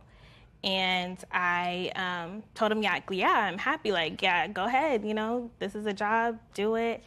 And I let him use my car. He brought back my car on E, and I had to go to work the next day. And he knew I had to go to work. So it really made me upset. And not only that, he used my credit card for 98 cents to buy a 12-pack of chicken. And it was just really unthoughtful. Did he get a job? Yeah, he worked that job. He did work that job? Mm-hmm. Mr. Daughtry, how you doing? I'm doing fine. Okay. All righty. I understand you're an aspiring rapper. Yes, ma'am. Yeah. You seem to have difficulty maintaining employment. Did I get that wrong? No, ma'am. Okay. Tell me your philosophy about work and economics in the home. As far as me with a job, yeah. I just been working like staffing jobs, just temporary jobs for right now. Really haven't found nothing that a career job yet. It's kind of hard right now. Why? Issues back in the past with misdemeanors that I have. So as far as like getting a good job, it's harder to get into. Well, how about a regular job that you can get and stay on it for a while, and as they begin to trust you and you can work your way up and through into something better? Have you gone that route at all? Oh, yes, ma'am. I just recently started working. Been there for three weeks, and and I'm starting to get some type of payments coming in, checks. You say, though, when he gets tired of going a job, he'll just walk off. He had a job making good money, cleaning up in Houston, I believe. Why don't you tell me about that and what happened to that job? Yes, so as you know, there was a hurricane that happened in Houston, and then there were companies looking for people to help clean up after the hurricane, so they were paying really well. And he worked for like a week and made a decent amount of money, and then rent was due. He went out and bought a PlayStation instead of, helping us pay rent. So therefore, like, my mom had to pick up the slack when I had Did you buy a gaming system as opposed to kicking in on rent? Well, my check was big enough to go half on the rent. I really didn't have a lot of money to pay all the rent. She don't let me go out to try to go get a haircut or do my music career or do nothing. She don't want me to do nothing without her. What do you mean she doesn't let you go out? And what does that have to do with buying a game system as opposed to paying rent? I don't have no problem paying the rent. It just. But you didn't. Is that right? Yeah, I bought the PlayStation for as me having something to do at home instead of being bored on my off days or the days I didn't work. I had something to do instead of sitting at home not doing nothing. And Why did you get another job?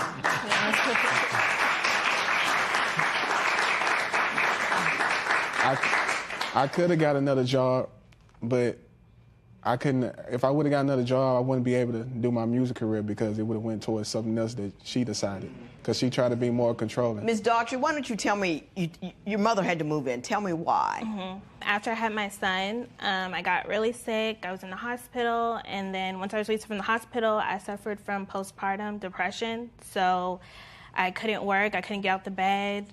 I was mentally, emotionally, physically unable to do anything. And I turned to my husband looking for help, like, help me do something, and he did nothing. And I had no choice but to turn back to my mom. We were going to be homeless. We needed somewhere to live.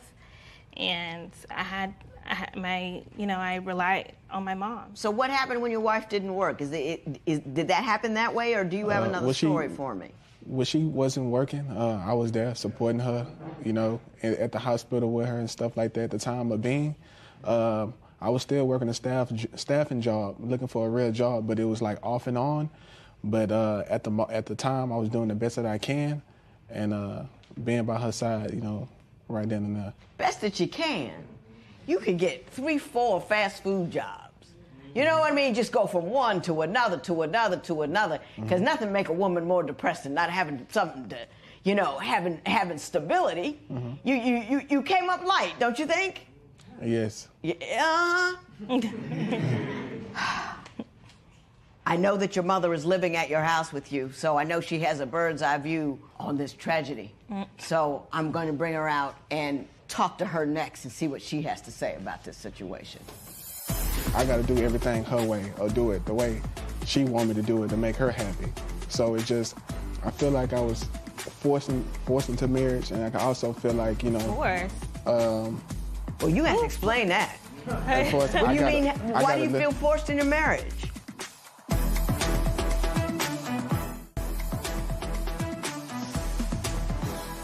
So, Ms. Daughtry, I know you have had to move your mother in to help you out, so I'm going to have her join us here today and get her opinion about what's going on while she's coming out here. Do you have any other concerns, financial areas, or things that you feel he hasn't been supportive in? Do you have any stories to tell me? Like I was telling you about the Popeye story, that's the thing that happens consistently, like with other things, like the money that he just blows and buys things that are not necessarily important.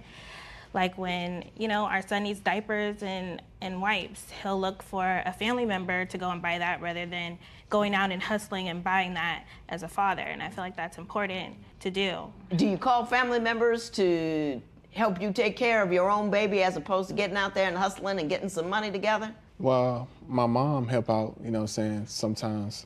But as far as that, when I get paid, I will buy Pampers and support my son, whatever he need, I will pay for that. Don't you feel at all concerned, or don't you feel a little like, I'm looking a little light out here, I'm looking kind of trifling? You don't seem to have any sense of shame about you. Well, it's like, I feel like I was like forced into marriage, and I can also feel like, Of course. Well, you have to explain that. What do you mean? Why do you feel forced in your marriage? I never proposed. It was her idea, wanted to get married and stuff like that. And on top of that, when we got together, I got to do everything her way, or do it the way she want me to do it to make her happy. So it's new to me. Like what? What does she want to do her way that you can't do your way? Like far as getting a job and doing other stuff, because I was into my music career, chasing my dreams, song on the radio and stuff like that. Were you supporting yourself when you met her? Yes, ma'am. I was supporting myself when I met her. But now you're letting her support you. At the time, I was doing my music career. She didn't want me to do it no more, so it was just.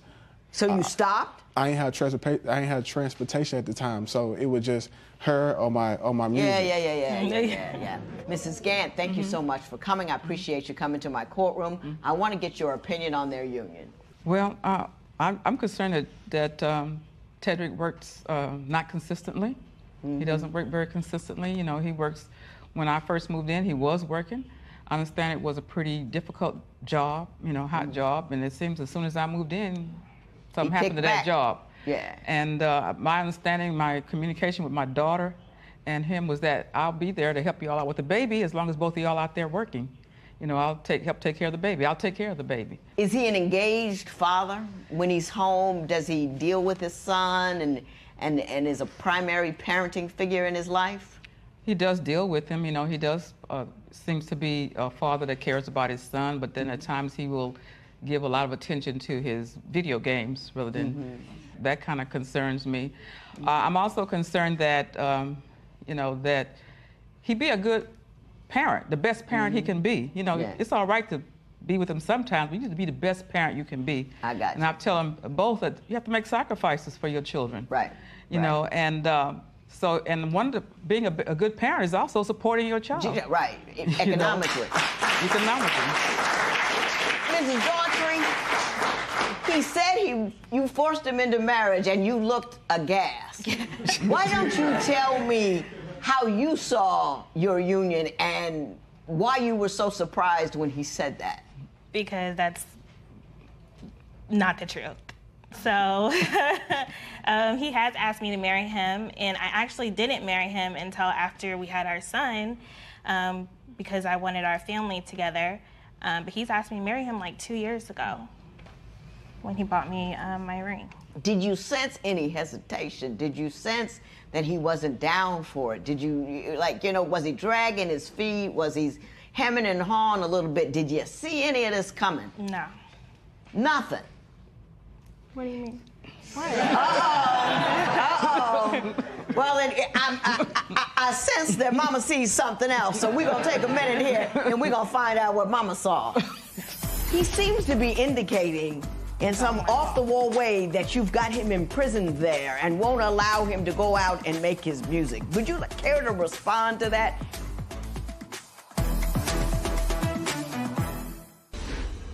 Mrs. Gant, you said you noticed hesitancy in Mr. Daughtry. Is that true? Or at least your face said that. I don't know if you were ready to speak it, but I'm going to ask you to. I hesitancy in both of them. You know, she wasn't in a big hurry to get married. I think she wanted to be with him, but she wasn't in a big hurry to marry him. I think she saw that he was pretty irresponsible. You know, they were together for a few years before they got married, and he didn't work consistently then. And they even lived off and on together, and he wasn't working consistently. So I think he pretty much... So it should be no surprise to her. No, that he wasn't going to do that, you know. And Ms. Daughtry, I want to ask you something. My understanding is you have decided to meet this problem in an interesting way. You've said no job, no sex. And the more you work, the more you get. Is that true? I just feel like he doesn't deserve it. Like, why should I have to work, clean, cook, take care of the baby, and then have sex with him? That's like he's having the life. Yeah. What do I get? You know? Like, did you hear that, Mr. Daughtry? Yes. Yeah. Like, she's doing everything and you're doing nothing. Do you at all feel like that? Well, you know, she doesn't cook. Do you? Well, I cook. She try to cook sometimes, but mostly, you know, it would be me cooking. You know. Since you're not working, don't you think that's something you should be doing? But I be working, but it be like off and on. But I help out the best I can. Whatever my check is, I give it to her, and she use that to pay bills, whatever she want to do with it. You know what I'm saying? So I help out and support the best that I can. Can your baby eat the best that you can? No, I support myself. Is that digestible? The best that I can? Something happens and somebody needs something, and you're going to look over and say, did the best I could. Y'all on your own. That's what you're going to say? Nah, well, it depends. If I'm not with her, then I can do what I need to do. But if I'm doing it her way, then it's just I got to do what I can. He seems to be indicating in some off-the-wall way that you've got him imprisoned there and won't allow him to go out and make his music. Would you care to respond to that, the nature of his freedom? Well, I don't tie him to the bed and, you know, like, he's free to do as he pleases. But I feel like if he can't act right, then he can't, you know, go out and he wants to go to the club and throw money. Like, that's a waste of money. That's not responsible. That's not what he needs to be doing. So yeah, if he's gonna go do that, then no, I'm not gonna support that, and I don't think he does need to go out for that reason. I understand what's going on. I wish I didn't, but I do. I have something to say to everybody.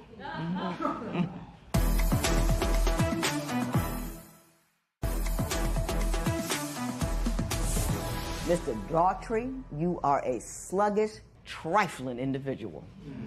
You are comfortable living off the work and the efforts of women while you play games and don't take care of your kid, and you say, well, they're not, these jobs that I could get aren't my passion, therefore I will not do them. Well, if I work, I have to pay, my money go towards bills. So. Yes! Yes! Yes! Yes! Your money goes to, no, you're not entitled to anything, son. You're not entitled to do as you please or what you want or how you'd like to be. You are required to take care of your obligations. You don't want to be a man, don't make a baby. You don't want to be a man, don't get married. Yeah, you got to work for everybody. He pays bills, I pay bills. She paid bills, she's paying bills. Why are you exempt? You pay your bills with the money that you make. You need to kick this brother to the curb. He's trifling in no count, and he doesn't seem to see it as a problem. He seems to believe that he should enjoy his life. And however he's going to enjoy his life, if he's not going to have fun making money, he ain't gonna make no money. And he's got a chick at home, brought his mama in, mama paying half the rent. He's still in there Game Boying and doing whatever. And you got you are parenting that child where our whole community is on its knees because of dudes like you.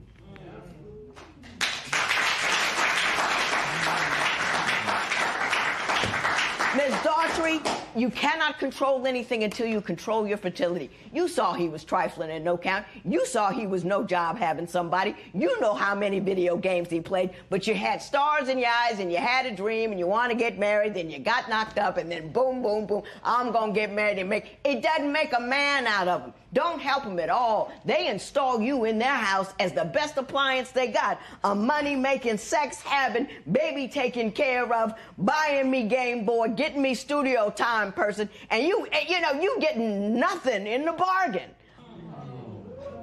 You better step. See, if I was your mother, Joe would be handcuffing me right now. Because I'd be over there whooping you on top of the head with the back of my shoe. Be a better man. Prove me wrong. I doubt that's going to happen, but work on it. This matter is adjourned.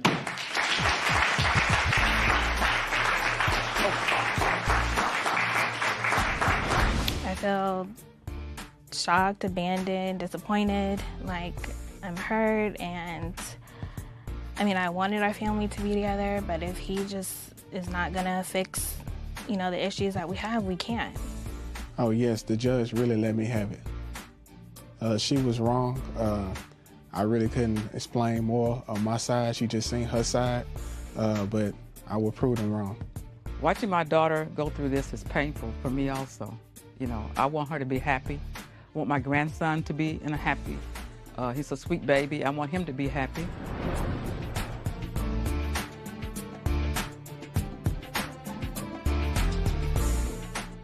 Previously on Divorce Court.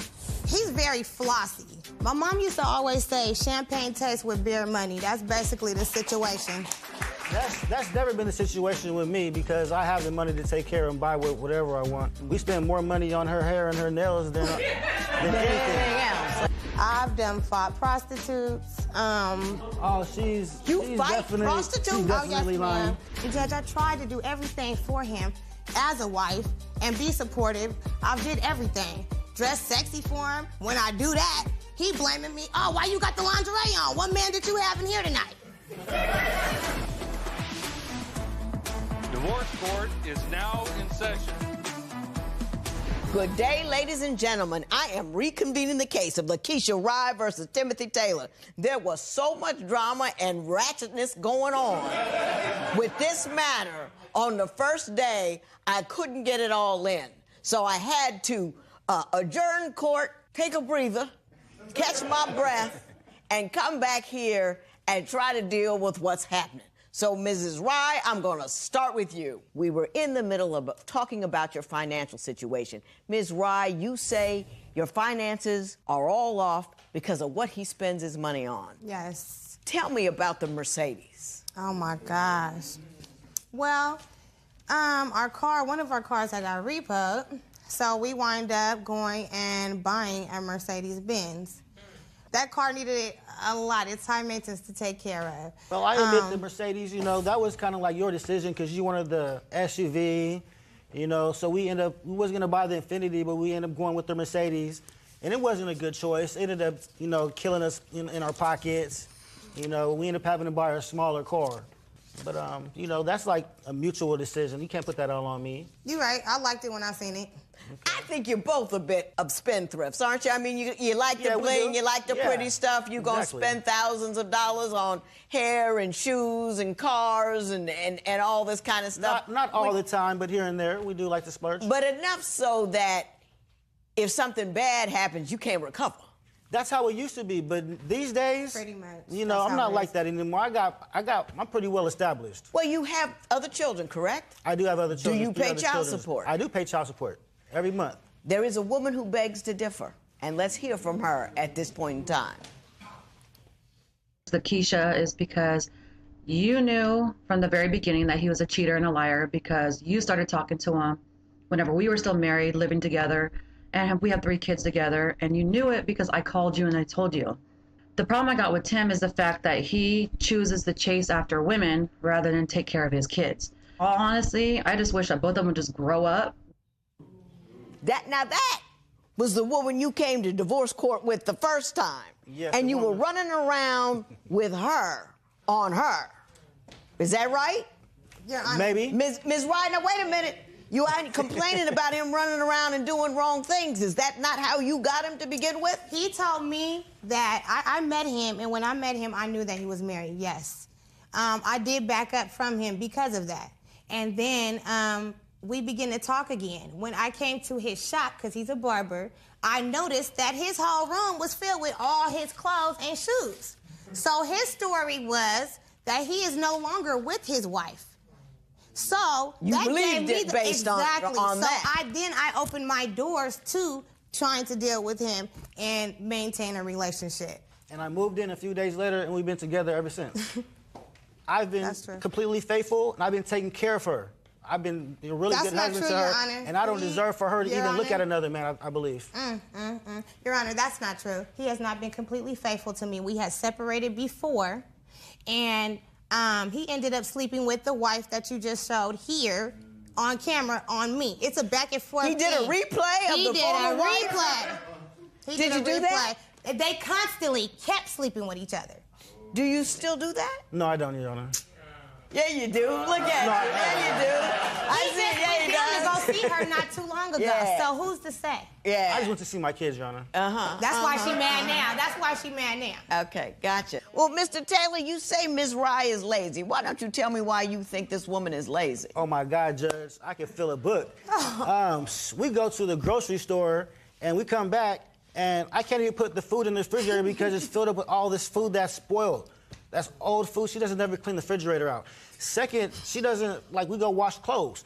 Instead of folding the clothes and putting them in the basket, she wants to just throw them in the basket. So when the kids come and look for the clothes, they gotta get a sock here, a sock there, and all the clothes are wrinkled. My daughter's crying every morning, Daddy, I can't find nothing to wear. I'm like, if your mom folded the clothes for once, you might be able to find something. We wash them, but they're just not folded. Nothing's organized. You go in the closet, open the closet up, and nothing's organized. It might look nice on the outside, Judge. But it's a hot mess. But it's a hot mess. He in lied. reality. Does she work outside the home? I sure do. How many hours do you work 2 outside jobs. the home? I had 2 jobs, but my client passed. I'm a caregiver. So I work all the time as well, Your Honor. How many Do days a you week do your work? part around the house, Mr. Taylor? When I did live there, I did, Your Honor. I work 7 days a week. Then I got to come home and clean. What? I got to come home, wash the dishes. Sometimes I have to cook. Your Honor, sometimes I have to get my daughter and son a bath, help them with their homework, and she's been home all day. She's laying in the bed watching Housewives of Atlanta all day. Reruns. It's just the same show. I go to work, she's watching the show. I come back, she's watching the same show. I'm like, aren't you tired of watching the same show? Your Honor, I got to rewind it. I need to make sure I got the whole thing. And yes, he's right. Sometimes he does have to come home and cook and clean, but there was a point in time where I did everything for him. Waited on him hand and foot. Why Washed did that his end? clothes, iron his clothes, cook him dinner, dress sexy for him, kids sleep. I got tired, Your Honor. Once you keep downing me as a woman and degrading me and hurting me and I'm constantly taking all these shots, that goes out the door. No woman is gonna keep on trying to treat her man like a king when he not putting her on a pedestal. Now, Mr. Taylor, did you hear what she just said? Well, no man is going to put his woman on a pedestal when he's constantly finding her talking to different men on the phone and video chatting at 3 a.m.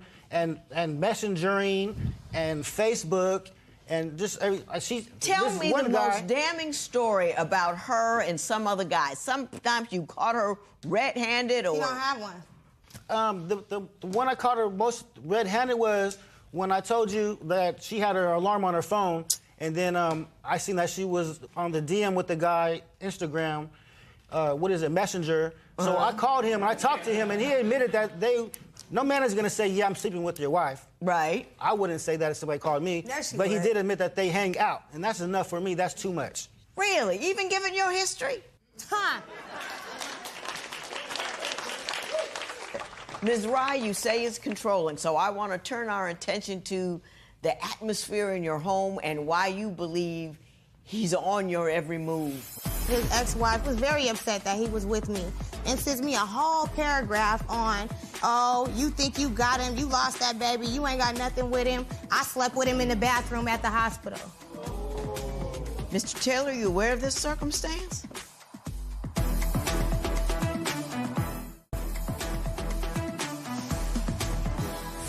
Now, Ms. Rye, you contended that he continues to flip-flop and go back to his ex-wife. Yes. Why don't you tell me why you believe that? I had a miscarriage and was recovering from it.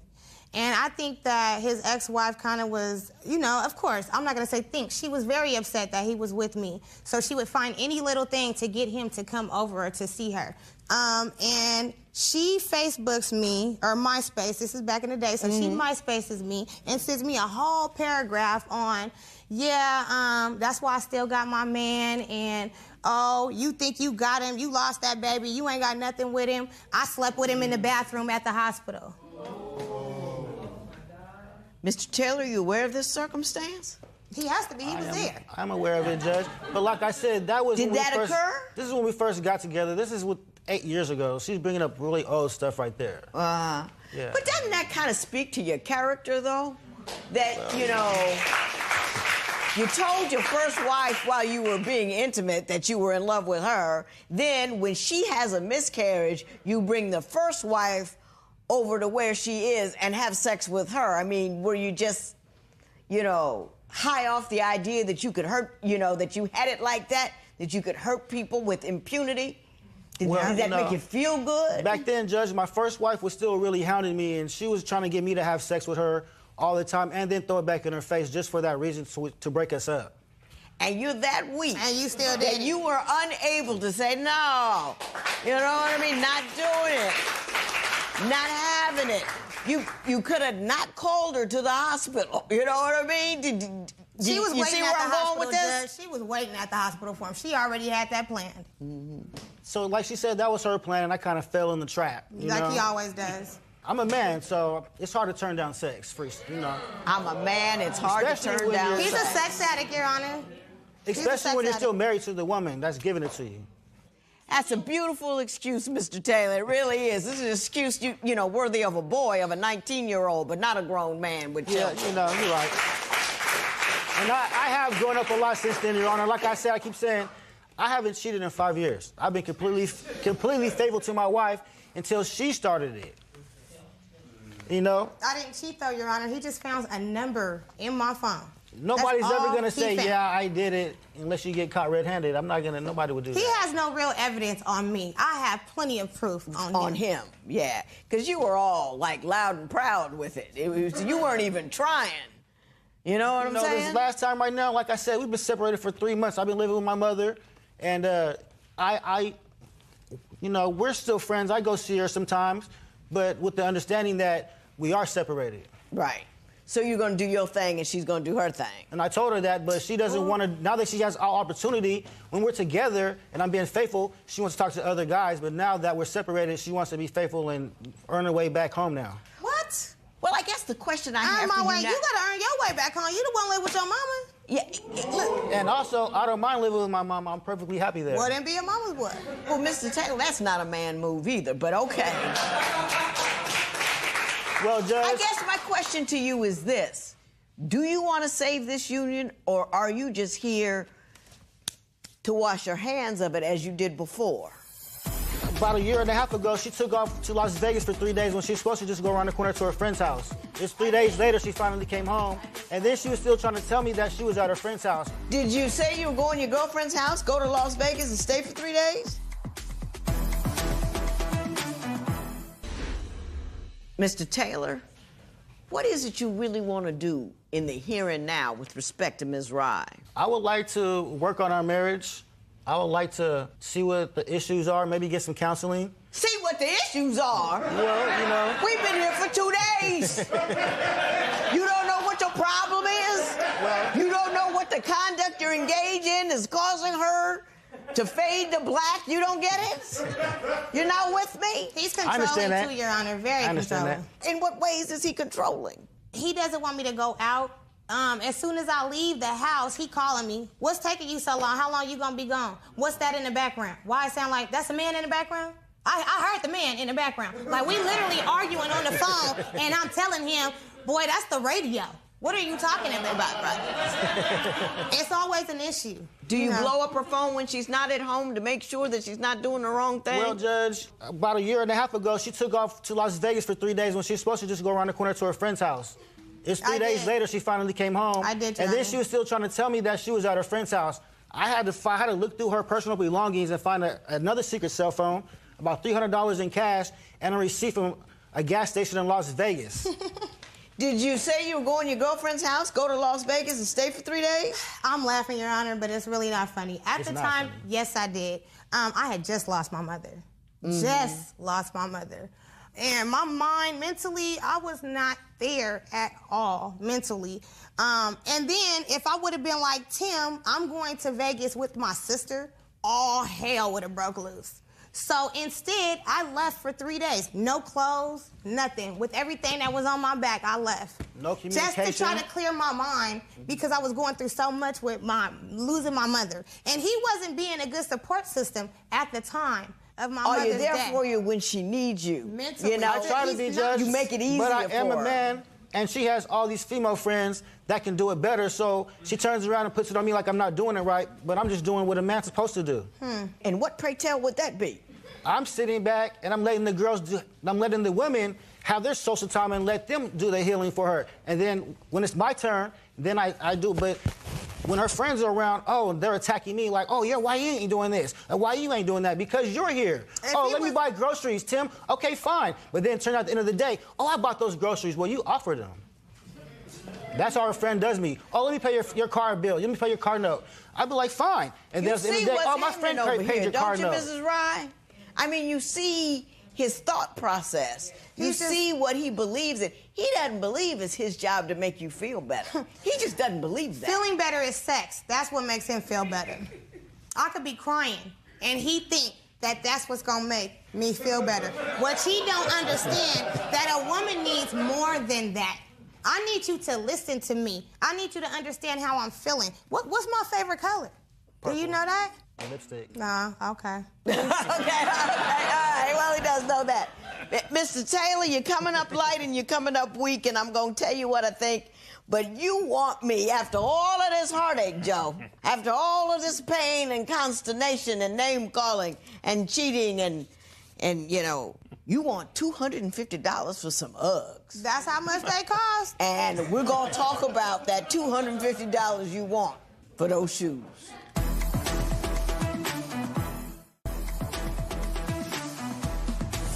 So, Mrs. Rye, why don't you tell me why you want $250 from Mr. Taylor? I had some Ugg boots, and he was drunk and upset with me because I was going at a neighbor's house. Came back, and he done colored on my boots with some red markers. Mr. Taylor, did you do that? Yes, I did, Your Honor. And can you tell me why? She got the story wrong. She's talking about she was with her friend's house.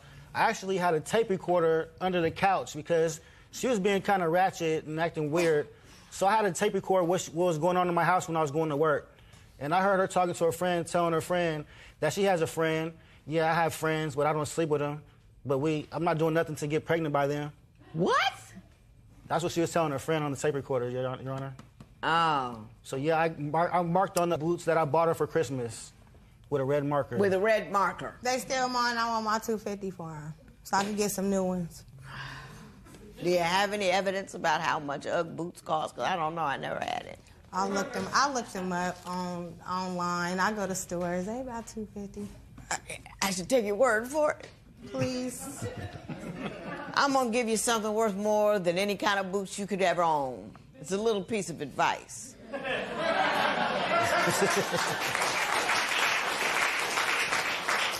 When you end up with somebody else's sloppy seconds, and it's sloppy when he comes out, you know what I mean? When he don't end it right, when he don't come correct, when he don't honor her feelings, when he doesn't feel, you know what I mean? He just does whatever, and she's sloppy about it. He's gonna be sloppy with you too, because he's a sloppy dude. So you gotta ask yourself, is this slop what I'm willing to settle for? I would say no, but then that's me. Yes, ma'am. Be a better man, Mr. Taylor. I love you, Judge. Work on it. There will be no recovery. The advice was for your recovery. This matter is adjourned.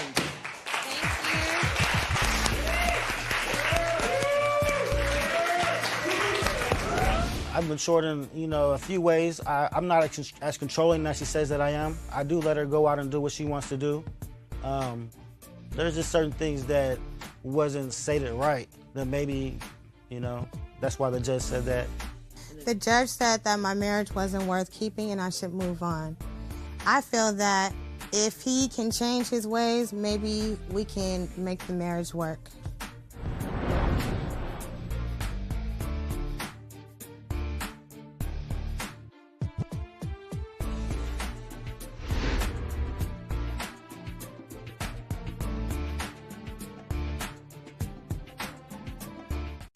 Today on Divorce Court.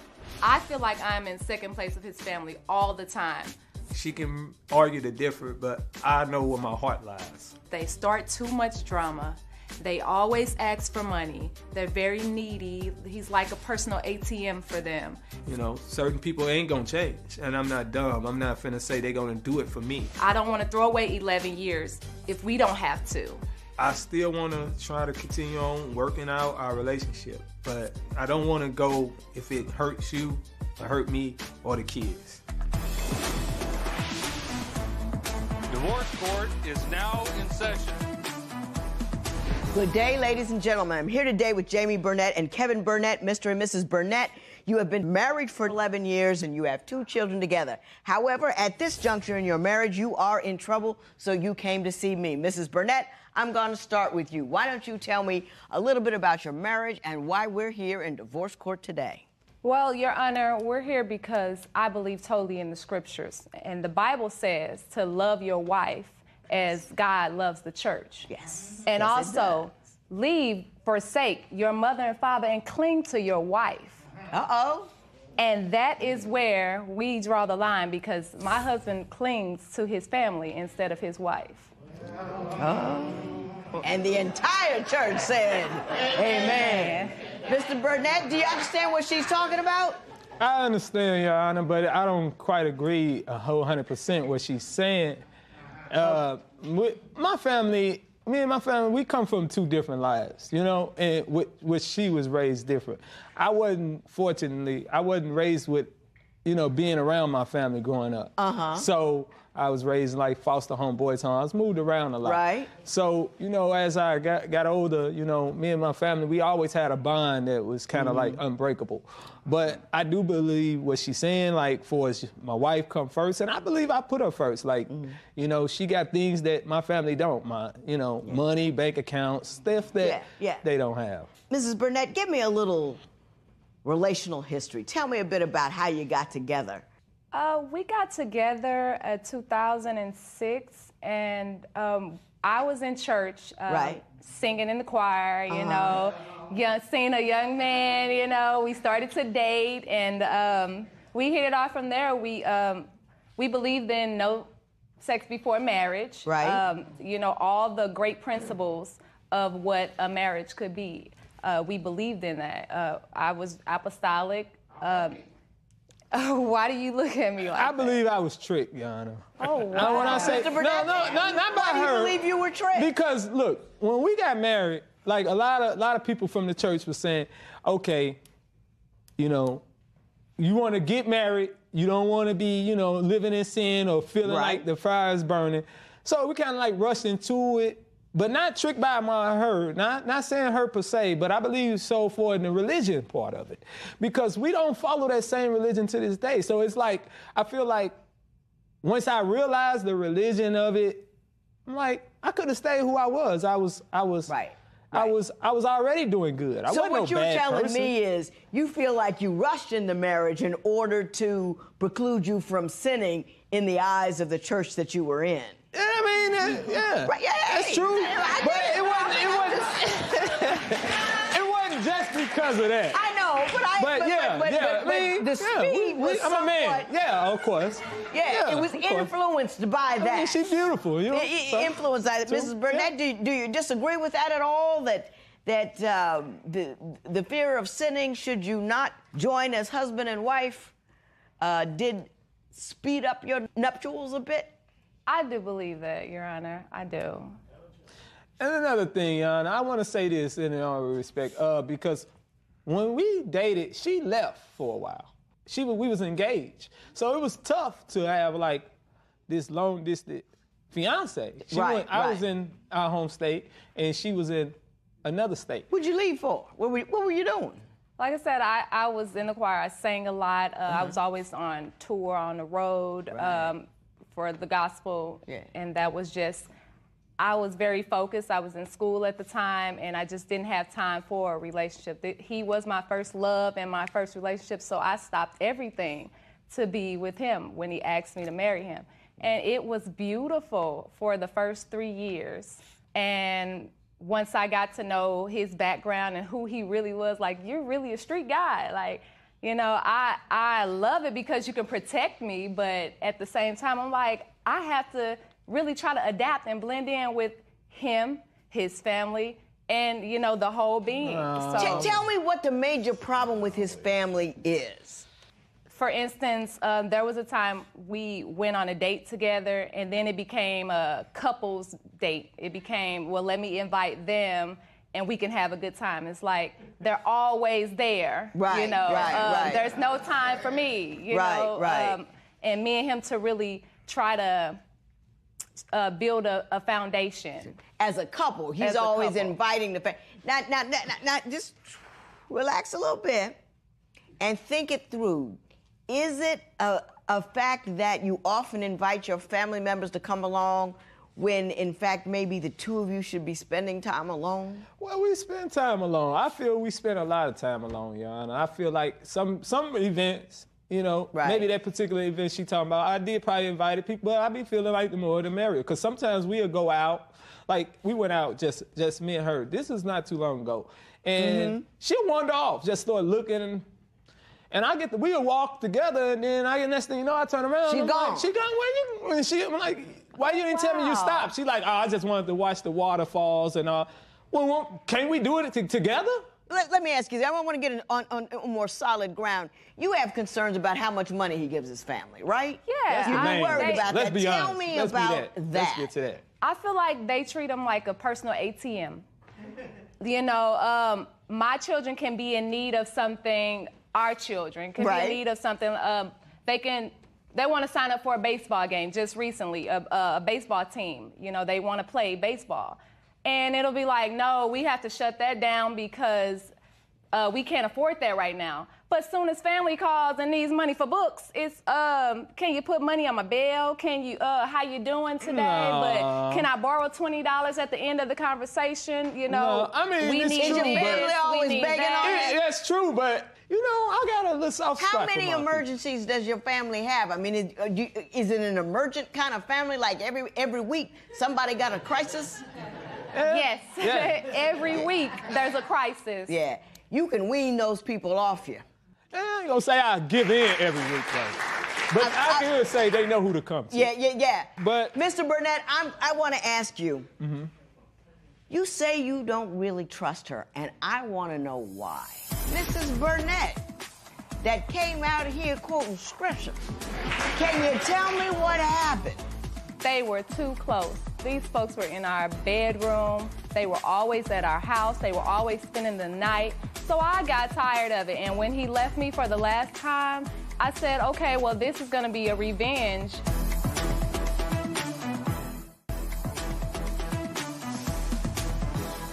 So, Mr. Burnett, why do you say you don't trust your wife? Well, I got trust issues. I trust real hard. But the reason why I think my recent trust issues been so pressure on her is because an event happened and I found out she had an affair with a family member of mine. Mrs. Burnett, that came out here quoting scripture. Well, Your Honor. Can you tell me what happened? What happened was they were too close. These folks were in our bedroom. They were always at our house. They were always spending the night. So I got tired of it. And when he left me for the last time, I said, okay, well, this is going to be a revenge. When he to left show you? He left me. Before this even happened, he was very skeptical of me and the family relationship. I would tell him, like, they're flirting. Your family is they say one thing 1 minute, but behind your back, this is what they're doing. And I've been trying to warn him about that. So this particular time, he left. And I stayed in the hometown, and I did that, as a revenge. I admit nothing to me. I did that to show him that this is the reason why we keep separating, because of family. Give me some examples of the manner in which his family intercedes or gets into your life. Tell me what goes on that you shouldn't think should be going on. Gatherings every weekend. Like, if someone needs a place to stay, they're always welcome to come into the Burnett's house. We got a couch for you. We got a room for you. You can eat here. You can sleep here however many days you need to. Yeah.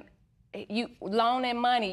You're making them too close and comfortable to your wife when we're supposed to have this castle, in my eyes, untouchable. We're trying to build something, but you keep letting them in. It's very condescending when he does that, and it sends me the wrong messages. For instance, if he has studio sessions, once we had our own studio and everything, and he was rapping, I was singing, and things like that, like he'll invite them in, it'd be free studio time, and then they'll spend the night, and it's just too much for your wife. And I was trying to let him know that in a way that I could, but he wasn't listening. You be drinking, they get in trouble, it's things that I have to sit you guys with had a him. culture clash going on because of the way his family conducted business. They were the drop by, lend me $1, I'll stay here, flip-flopping, and all that kind of family, and that's not how you were raised. Is that accurate? It's true. Everything she's touched on is true, Your Honor, but in a way, when she say the weekends thing, and it was clearly business, like music. I got you. So it was just about that. So it wasn't like, oh, okay, we having this big old house party every weekend. I understand very clearly what's going on, and I understand both of your points of view. And we're going to discuss that momentarily. Before we do, however, I do want to touch on the issue of your temper, because I do understand it is so bad that you were court-ordered to attend anger management, and I want to know why. What do you need from him right now that I could possibly deliver to you? I think now she gets more anger now. The fact that he cuts me off and doesn't even care to listen. Her anger. You can help me with that. Did you hear what just happened there? I heard what she said, but I don't want to throw that point out there. What happened that caused you to be court-ordered to anger management? Well, I did something that I regretted. It was due to my temper. I've been in anger management before then. I never had no, father figure to, help me deal and control with some of my emotions and my feelings. That is no excuse. Can you give me Can you give me an idea what you did? Because I don't know what we're talking about. The main thing I did, I took something from a person, took this person's belongings, took his belongings and, physically tore him handled up? him. Yeah. So threw him around, took his stuff. Yeah. Police got involved. Yeah, it was just a hot mess. It was a mess. I was younger. I did volatile. Hot. young, and not only that, just being in, like she say, I grew up in probably the streets. Streets, right? Yeah. So gang members. It's how you conduct business is a whole different way of. Now today, I got you. I'm with today you. I'm with a different person. Ms. Burnett, has he graduated? Has he came up from a circumstance that was a little muddy and lumpy and bumpy, but has he become a little smoother as time has gone on? Yes, sometimes, he's learned to cope with his anger through that anger management. And I walked him through it. Like, we would do yoga together. We would exercise together. We would go back to church and, just try to fill our temple with something positive. Right. And he's done way better with that, and I give him What that. do you need from him right now that I could possibly deliver to you? I think now she gets more anger now. The fact that he cuts me off and doesn't even care to listen. Her anger. You can help me with that. Did you hear what just happened there? I heard what she said, but I you don't don't want to care. throw that point out there. Because I think that anger from the past is now she become more of an aggressive one. It's like two lions in a cage, like when we get upset at each other. And I'm not. And everybody's mad. I'm not used to, somebody coming at me forcefully, and I don't know how to react. And like I ain't gonna say I never put a later finger on. If you put a cat in a corner, it's gonna come out scratching. Tell me about when he made you quit the choir. Just being too controlling. I'm not there all the time at home, so he calls me a hypocrite because I'm basically doing things for the church. I'm cooking, and assisting with the church. 10 at night, yeah. Sometimes we go overboard. Praise the Lord. I'm not out doing anything that. Listen, if I'm gonna be married, I feel like marriage is a two-way street. Like I want a woman there with me. You gonna be there with the church, then you might well go be with the church. That's just how I feel. At 10 at night, you need to be at home with me. I see it. And I the see family. it. Took me a minute, but I see it. Tell you what I see.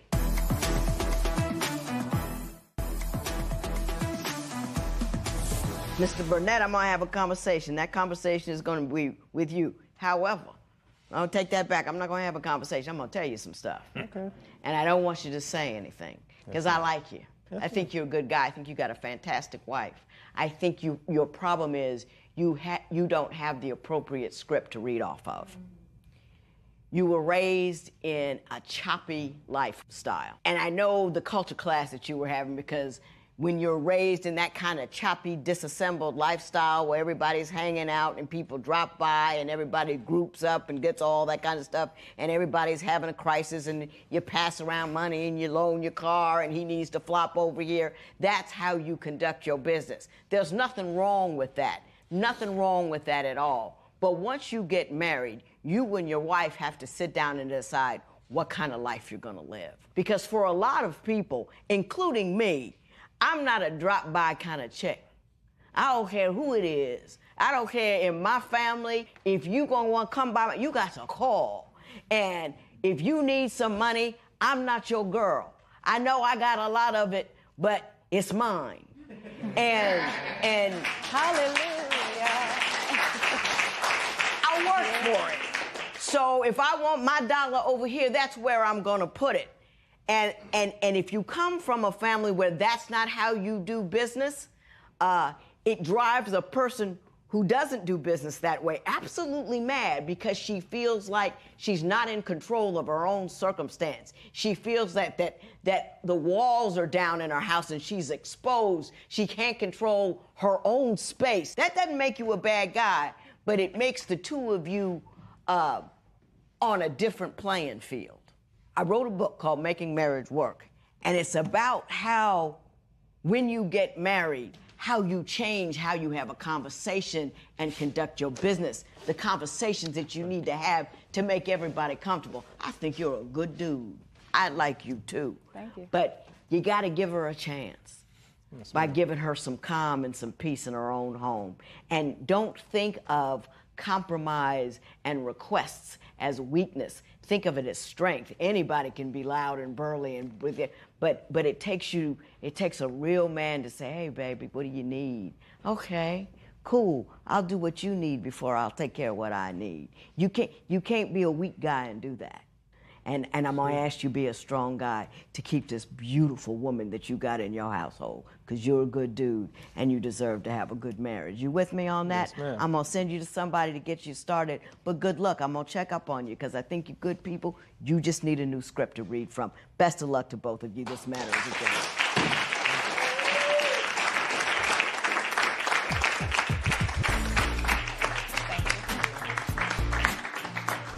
I think we might have to go our separate ways. I don't think he really understands the concept of family and control issues, and anger is just really torn a hole between us. I came here wanting to save my marriage, but if it's not working or if it feel like it's a hostile, most important, we need to save each other from, maybe save each other from being married.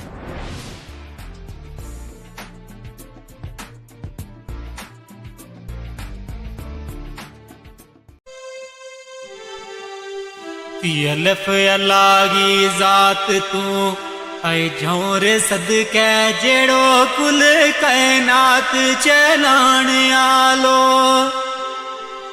अल्फ अल्लाह की जात तू झोर सदकै जेड़ो कुल कायनात चलाण आलो हुक्म उस गै बाजना पत्थर अल्लाह ओ तेरो मेरो वजूद बनाण आलो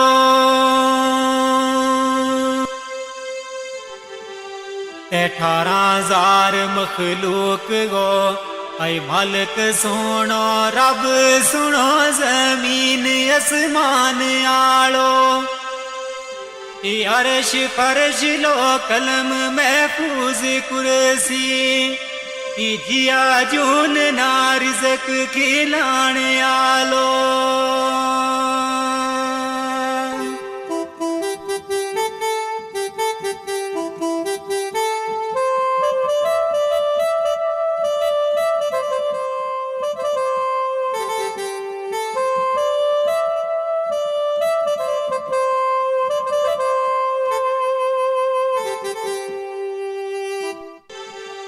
दाल दुखांगी गल सो नौरे तमना एक बच्ची मासूम रोलाओ गई है दाल दुखांगी गल सो नौरे तमना एक बच्ची मासूम रोलाओ गई है ओ उसकी मारे गुलनाज है बहुत दुखिया ये मारा सीना माँ बर छिलाओ गई है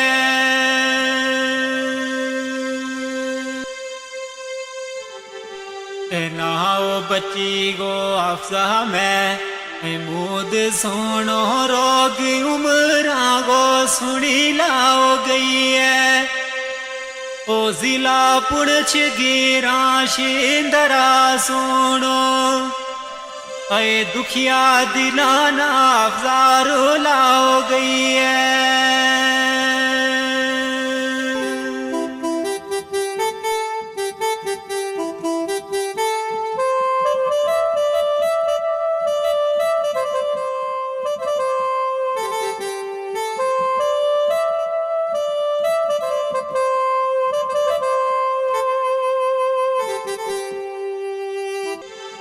दाल दर्द जो दयांगा ऐ बोते ओ खाए पर बचागी नारे जो दई ओवे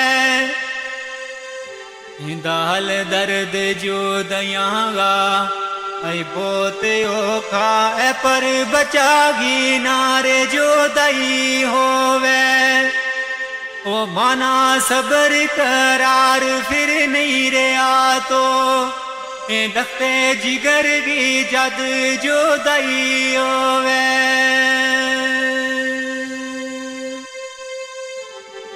ते बाप उसको मैं मुँह दियो सेन दुखिया अफसा जही बची सीने लाई होवे ओ दुख मुझ जावेद माँ बाप नावे ओ बचा किसे गी नारे जो दई होवे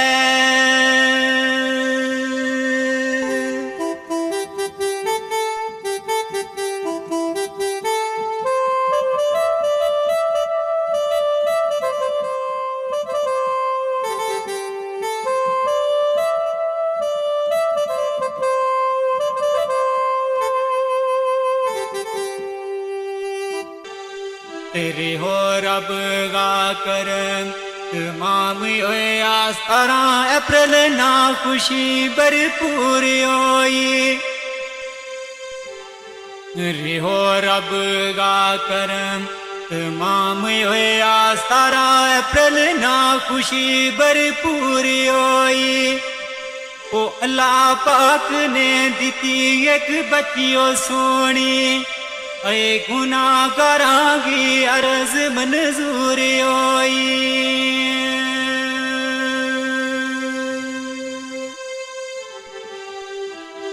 दिन मां दाखिल रही महारात आए 10 बजे ऑपरेशन होयो ते टेंशन दूर होई ओ दीती खबर फिर आनी उन डॉक्टरां ने होगी बची पर बड़ी कमजोरी होई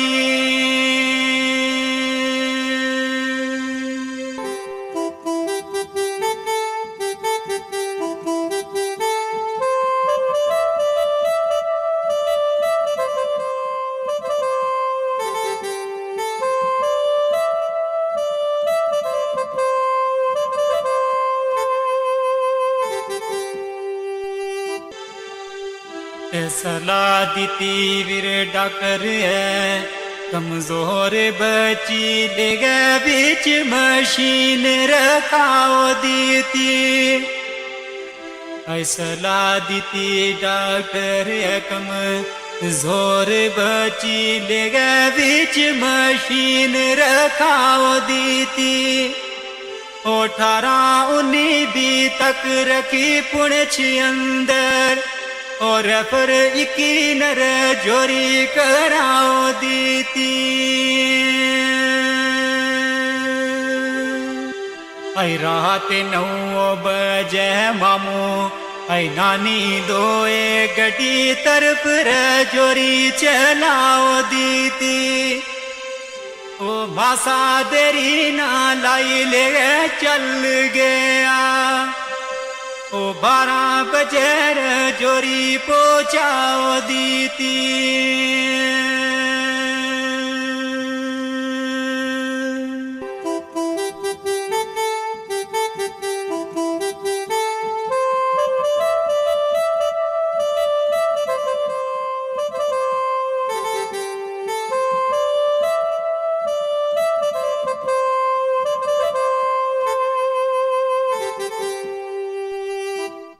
किसना चैन सकून फिरे आई उस दिन तो रास्ता बिच डाडा परेशान होया आई किसना चैन सकून फिरे आई उस दिन तो रास्ता बिच डाडा परेशान होया रात 12 बजे जोरी पुजया कि जल्दी डॉक्टरां कोल रवाने होया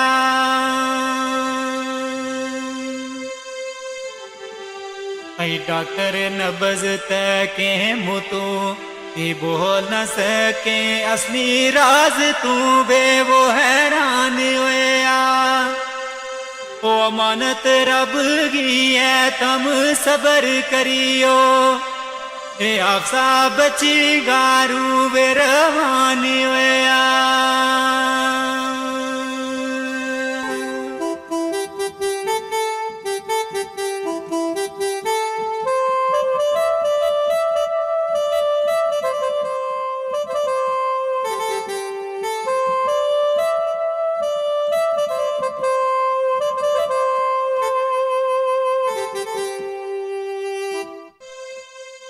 किसना होश रे ओ सुनी ये खबर जिस दम आया है आप जायमना छोड़ गई है ऐ किसना होश रे ओ सुनी ये खबर जिस दम आया है आप जायमना छोड़ गई है ये एम्बुलेंस करी वापस पुणच चलना मारी किस्मत अज मुकरे मोड़ गई है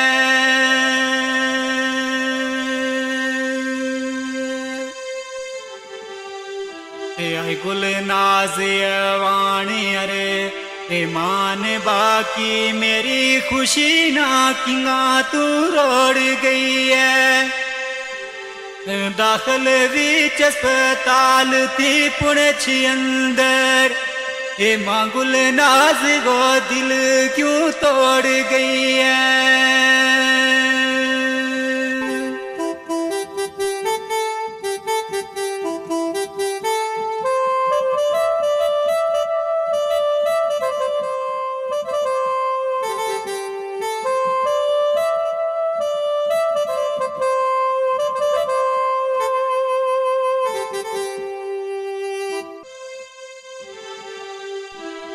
अप्रैल बईना सुबह गए 5 बजे वतन शींदरा पुजे आयान सदके अप्रैल बईना सुबह गए 5 बजे वतन शींदरा पुजे आयान सदके माना 10 बजे एम्बुलेंस आने तेरा तकन गाया अफजायर मान सदके ते कितना दुख था महंगा काल जामा जाने वाया रब रहमान सदके और वे बाप महमूद परवेज नानी नाले रोवे सजाद यवान सदके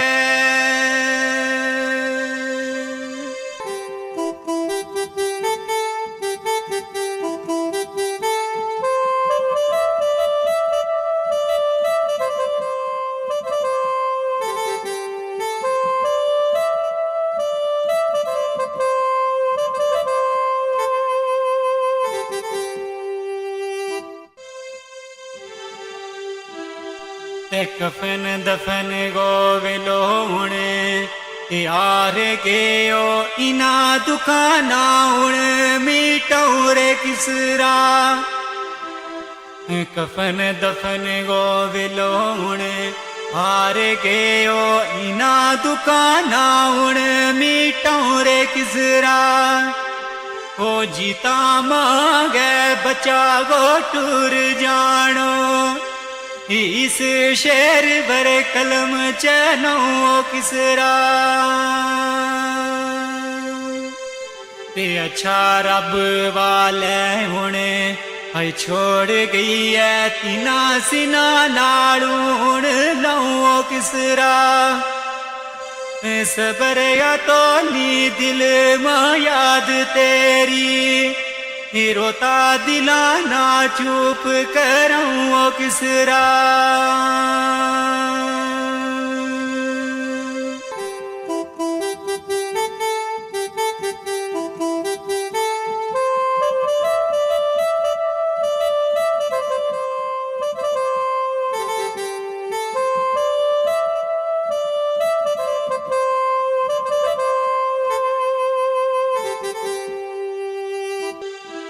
फिया मान इना दुखाने है मुकनो नी 4 बजे रे आपका दफनाओ छोड़ी है फिया मान इना दुखाने है मुकनो नी 4 बजे रे आपका दफनाओ छोड़ी वतन पुणछ गिरा शींदरा अंदर ओ सोनी निकी जी कबर बनाओ छोड़ी